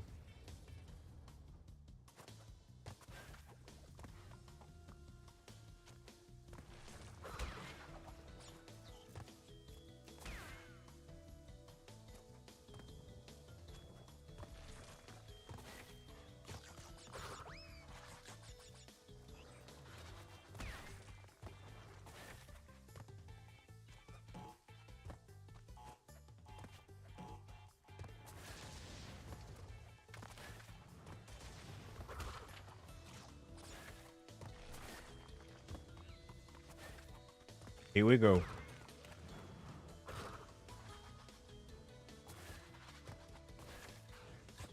I can use slide jump there to enter sooner. And now the worst part. Oh man.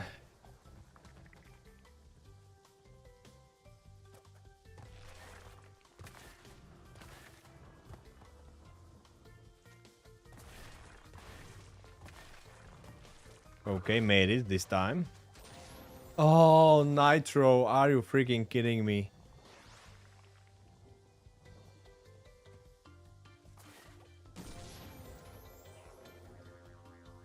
Yeah, I need to do it like this here. Just to be sure.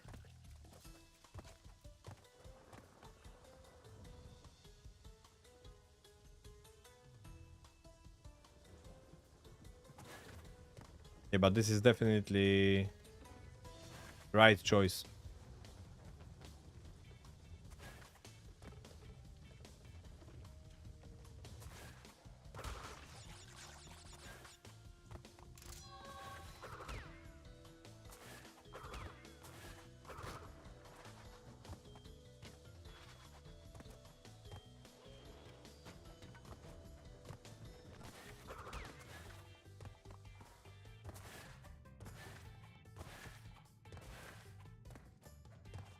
So Flames and Nitro. Mental notes taken.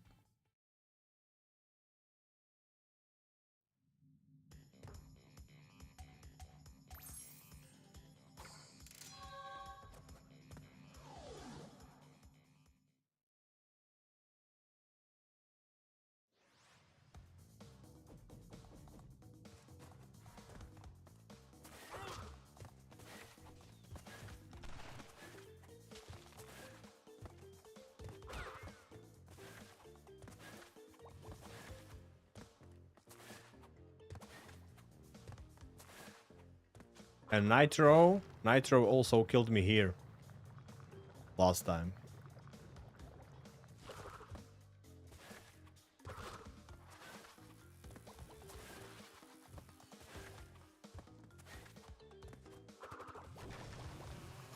So I need to be careful. I need to do the high jump.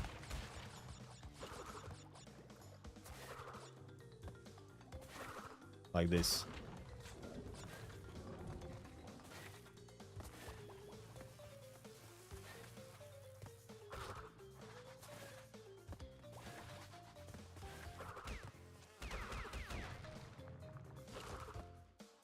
I can actually jump over the hammer guy.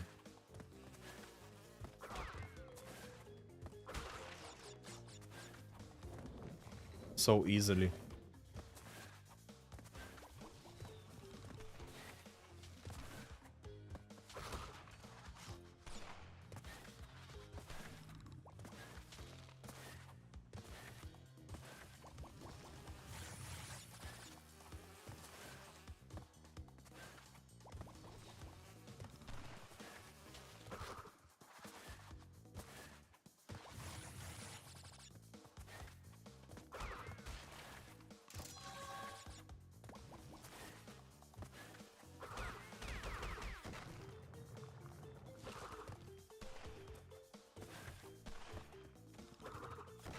Nice.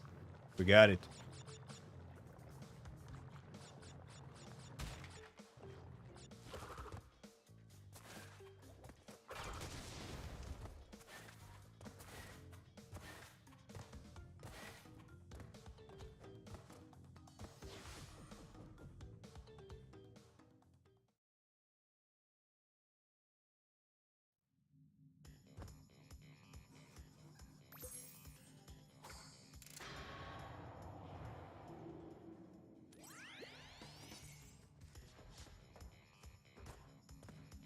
Cold hard crash now, and after that one, digging it and hanging out. It will take some time before I get used to this new order in which I want to beat levels.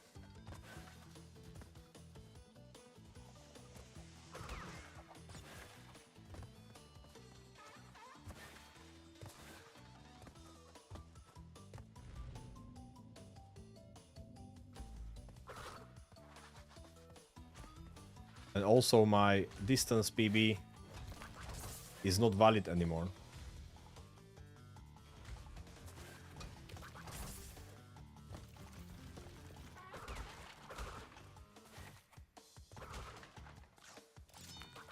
Because it used the old order.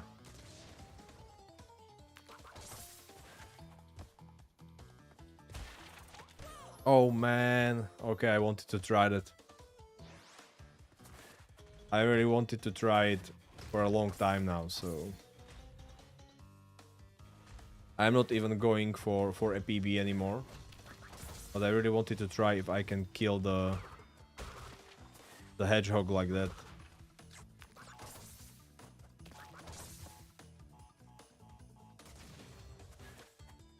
Seems like it's not possible. I just need to wait it out.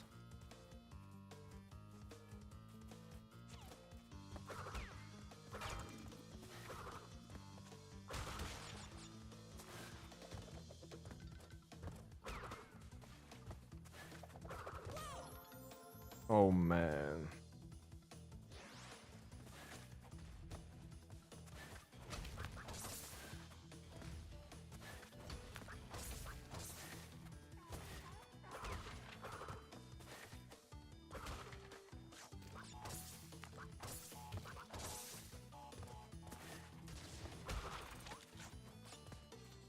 But maybe if I destroy those boxes and then slide right away, like spin and slide,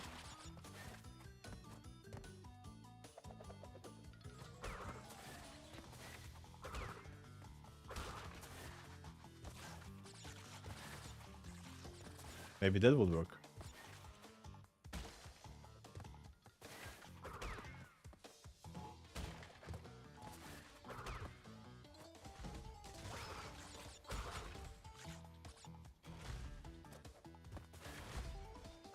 What? Oh man. What is happening today? Jumping is not working for me. Is it really my controller button?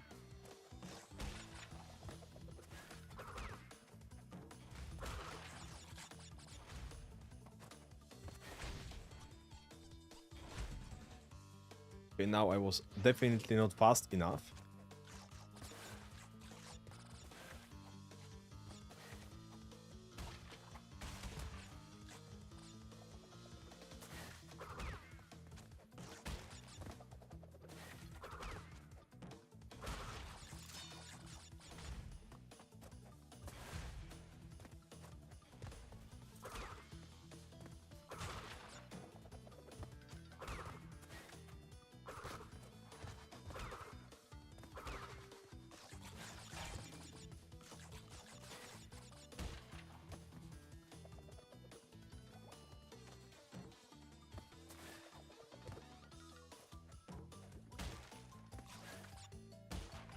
No, this segment is tricky.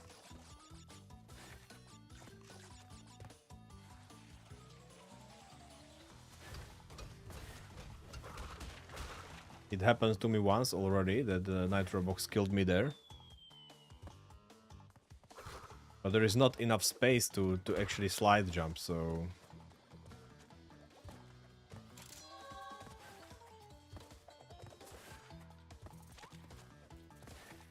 Tough luck.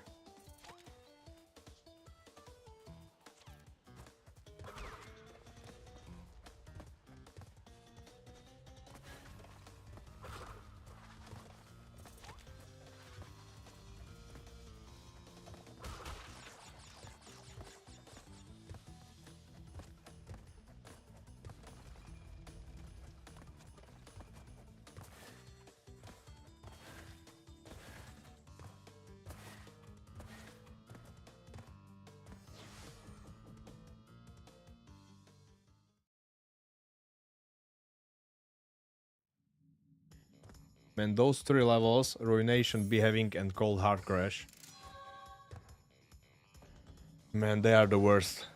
They are the worst. I always get hit. I always get hit.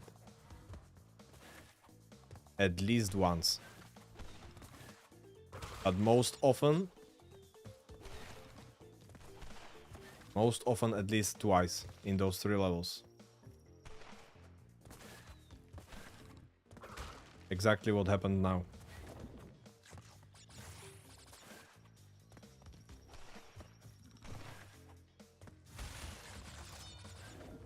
It's just so weird.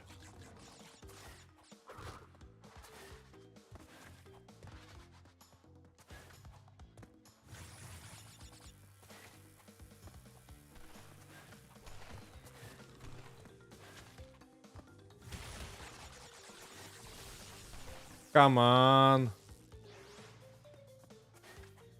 There should definitely be longer balls.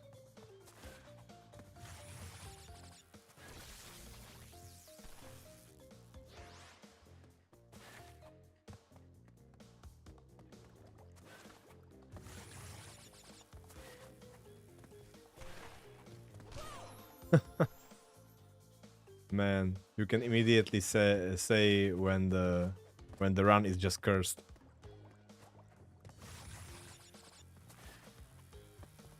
When all of those... I make mistakes myself too right now, but when all of those random things just don't work out at all.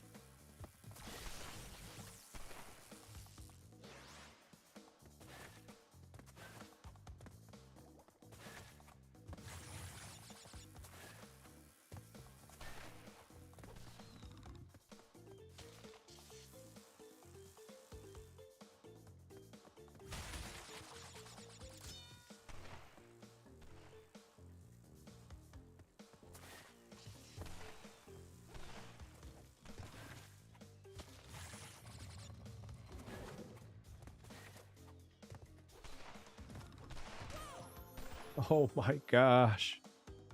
What is happening?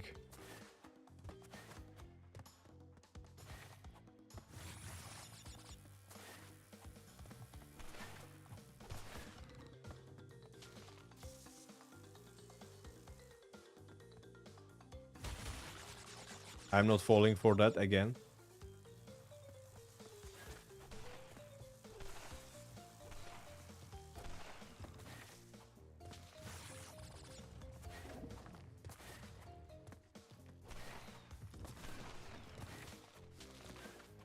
Yeah, I need to just slide jump all the way through to confuse them, so they don't know what to do, how to hit me.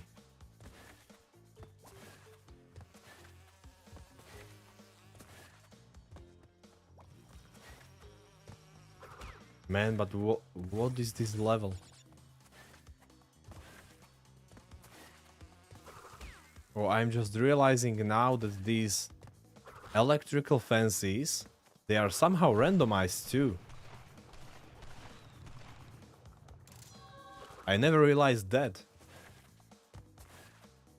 The timings, they seem so different right now. Like much shorter.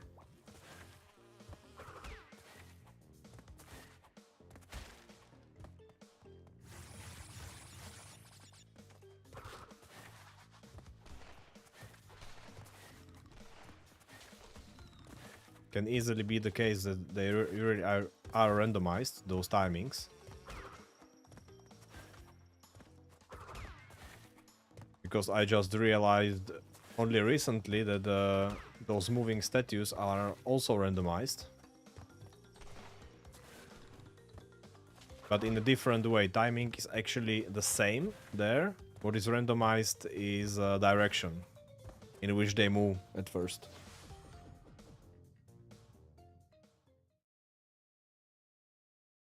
And we see once again how treacherous this floor is. Totally destroyed my run once again. But at least we have a new level order set up. So this time I'm going to... This will actually be the only time when I finish the whole run today.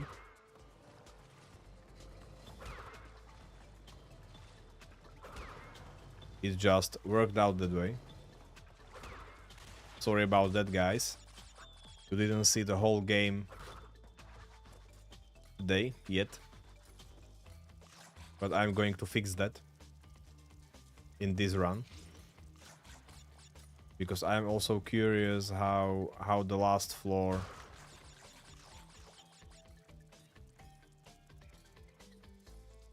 How the last floor feels.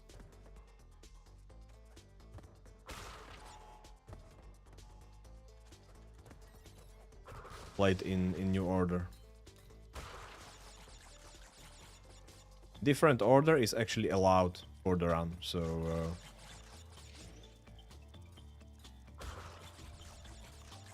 I really believe it can help me.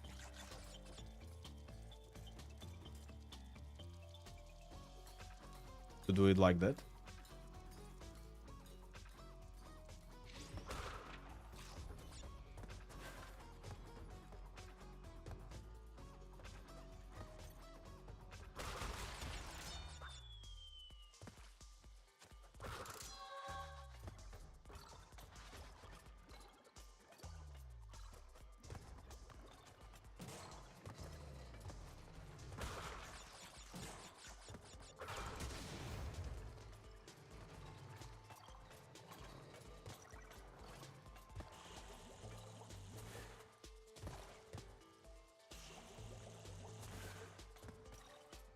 Man, I'm not sure if that one is not submerging actually.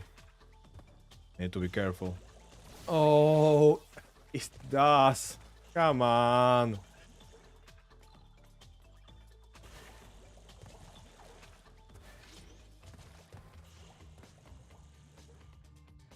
Man, the last platform. And I knew it. I knew it was submerging.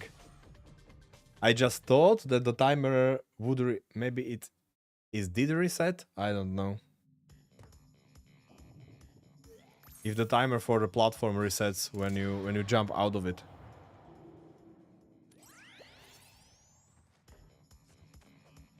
But then it is such a short timer. You need to wait for the platform to come closer.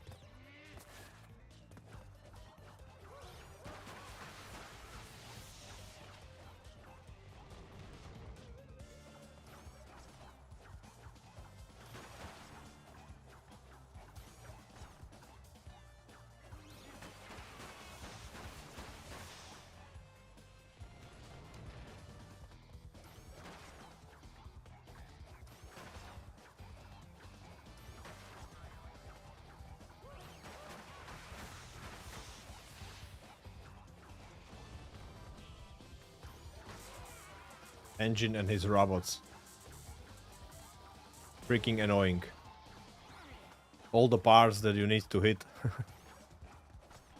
to beat him.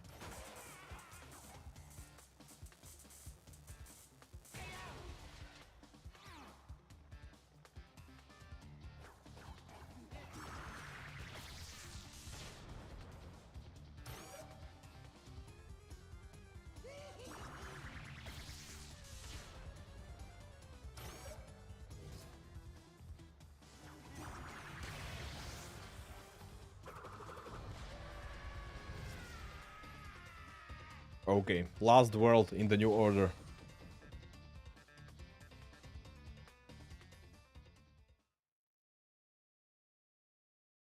Last 5 levels. Then we will beat Neocortex and wrap it up for today, guys. So, Spaced Out will be first. There are also some tricky nitro boxes here. And a couple of tricky jumps for me to execute.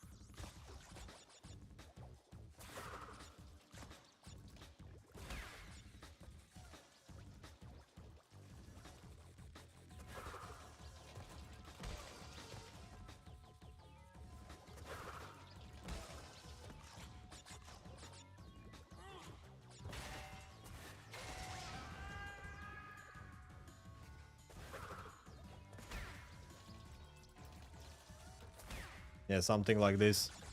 This is how I need to do it. Nice high jumps to prevent Nitro from screwing me up. Jumping into my face.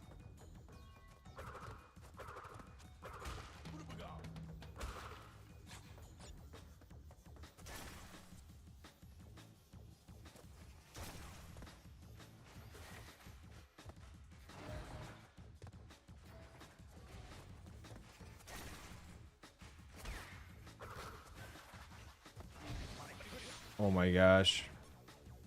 I just wanted to go fast. Somehow this second jump under the laser feels different. I don't know. I am not able to... See? I am not able to... like, time the momentum correctly.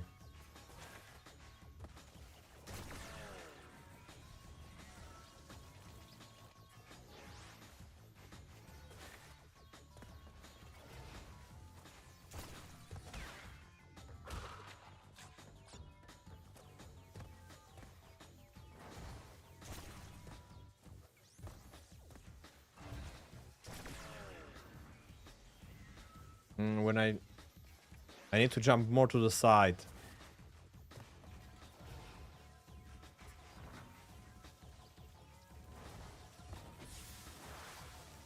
But then you need to deal with the hot pipe.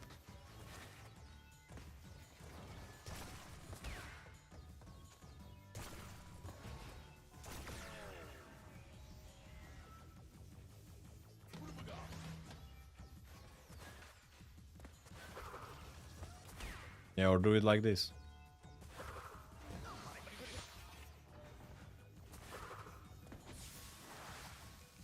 But that is not working each time.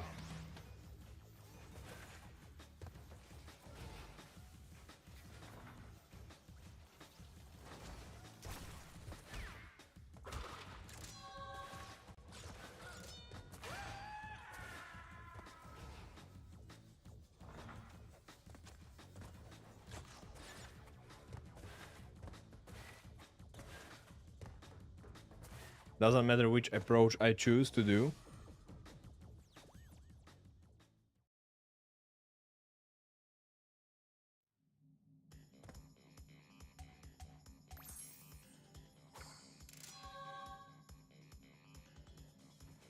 Back attack. Doesn't matter which approach I choose to do. The timing and the precision of execution is so high in both cases that I'm still not sure I can do it without making mistake.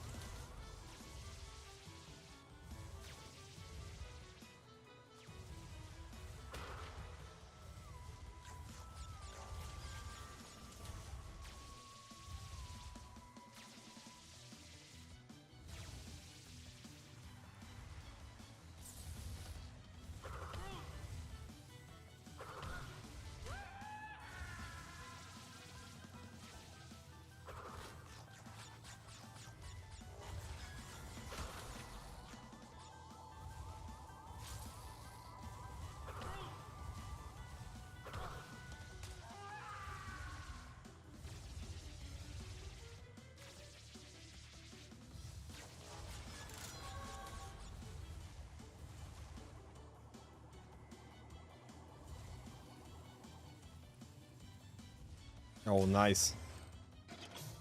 I'm getting much more consistent in this one.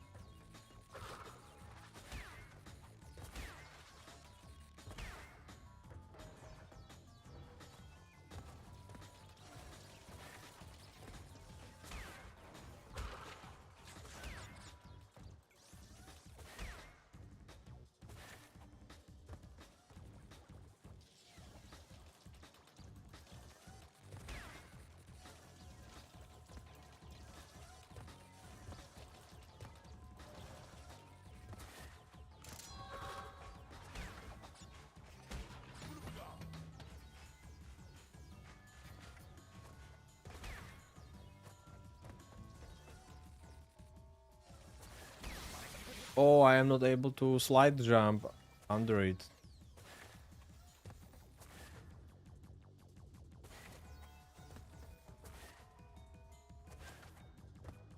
Wait.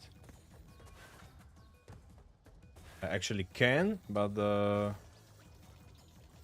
need to time it differently.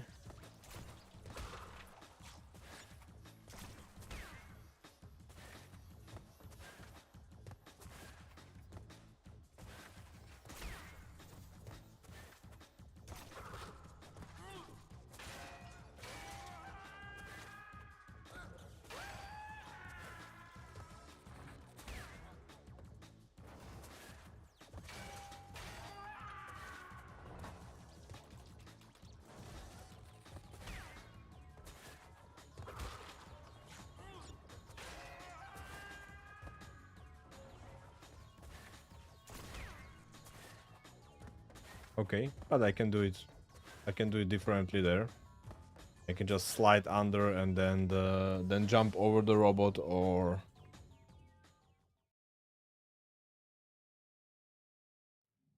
kill him too by sliding, basically, if I am fast enough.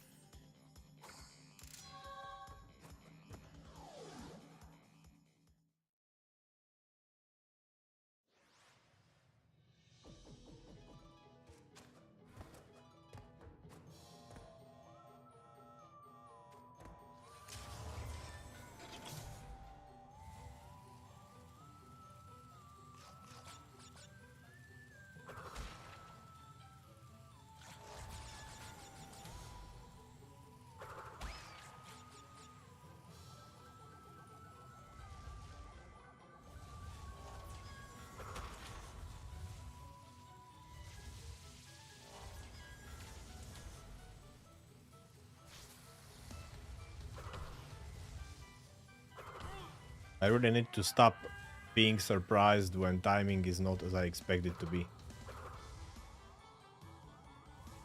It already happened too many times in this game.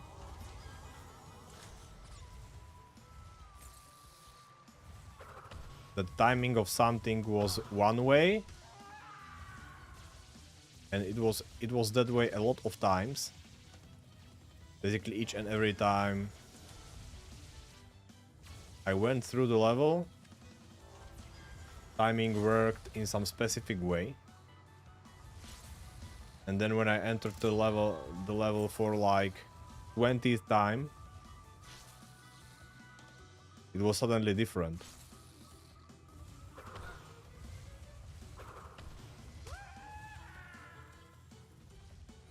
And same thing happened right now in this level.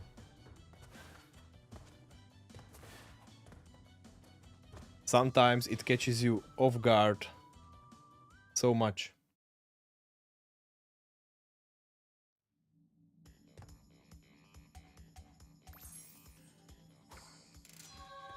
You are ready for one thing and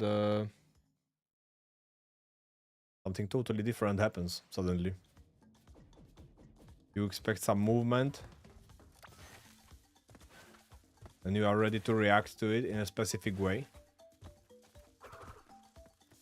Suddenly it is totally off. And you can tell. You can actually tell.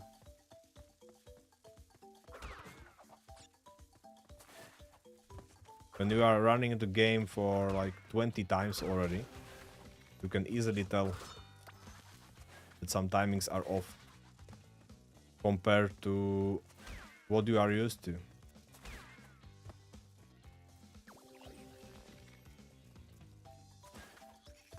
And timing of this lizard annoys me so much.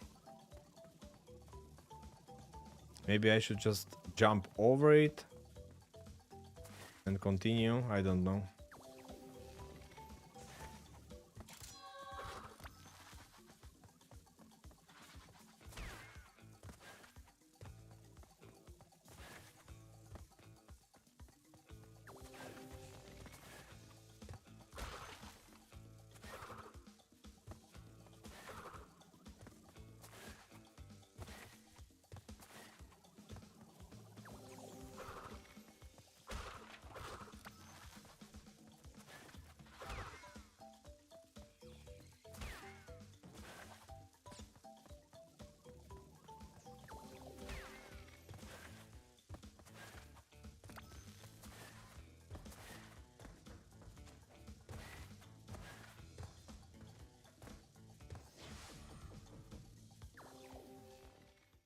Okay, we are going to kick Cortex's ass and wrap it up for today. We have pretty good levels order ready.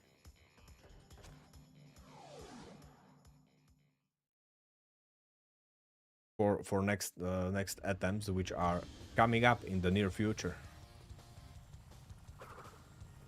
But I really need to think about, guys, to think about the possibility of playing some different game.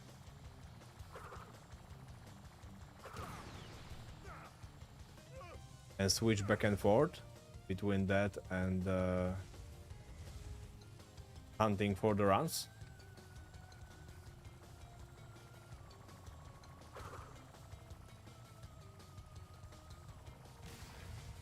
No way. Okay, this run really is cursed.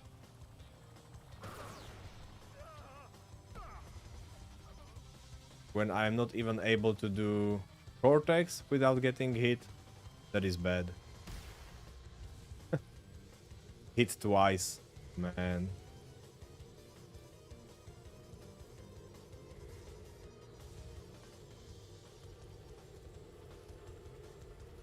Oh, I actually didn't beat him. Oh my gosh, I need to do it once more.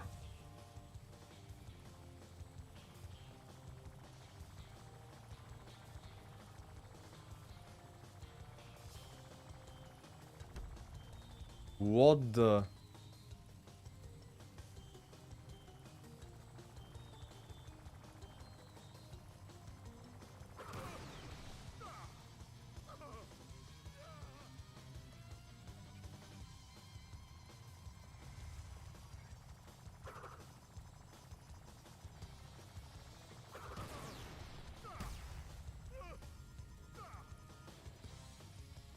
I'm not sure if that was a hit, actually, or not.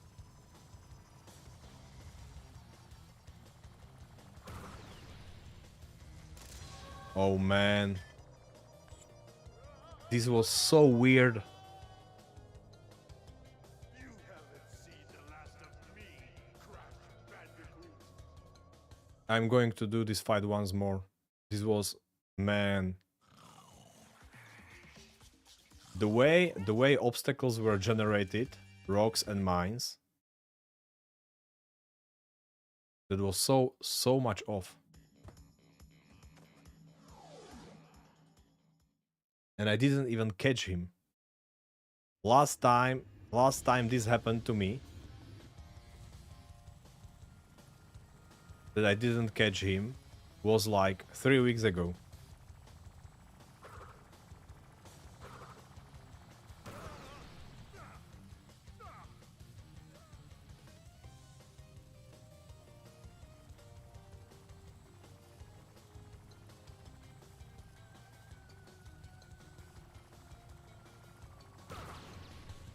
The camera here is your worst enemy because I can... sometimes I can't even see where the obstacles are.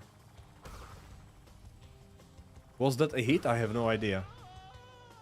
I thought I'm going to hit him, and I probably hit that mine instead.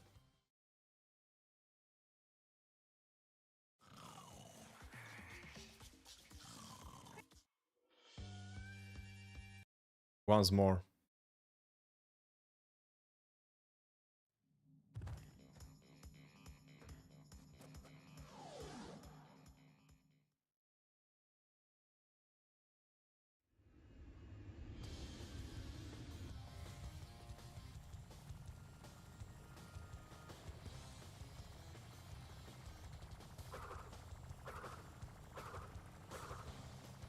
Come on.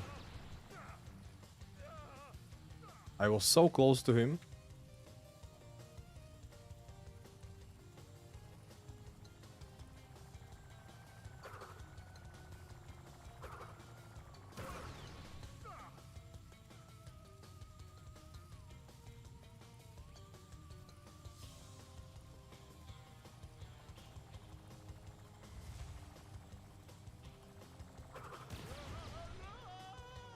I don't even think that the placement of mines and the rocks are random. Seems to me like it's always the same.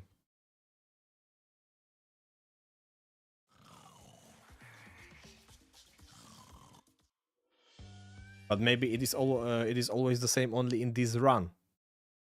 Maybe in different run it is generated differently.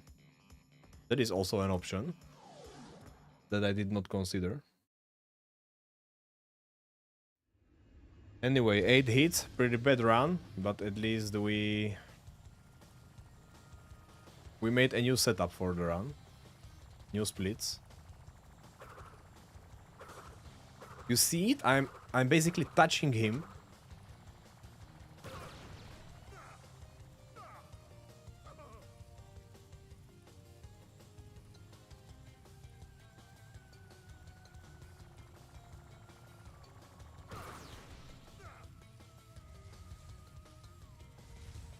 I'm basically touching him, but I'm not able to hit him. That is so weird.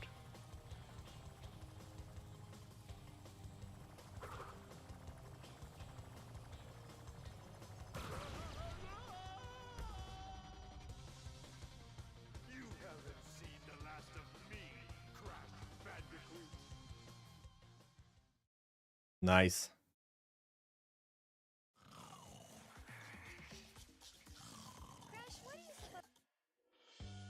Okay. Not the best runs today, guys, but it was a fun stream anyway. We practiced some not really new strats, but did some alternations to the existing ones. Also played a little bit with the order of the levels we are going to do in future runs. I really want to get rid of those harder levels first. That may help a little bit to go through the run like in a more chilled manner, you know. So anyway, guys, this will be it for today. Thank you very much for watching. I'm really happy that you've been here. If you enjoyed the stream and you are not following me yet, please do so you don't miss my future streams where we'll continue doing these runs, and I'm also thinking about switching back and forth between doing this and maybe playing some story-driven game, maybe some RPG. Right now, FF7 Remake is on my mind. Rebirth PC version will come out soon, so we will see about that. Thank you once more. Take care, guys. Have a great rest of the day, and see you on one of my next streams. Bye bye.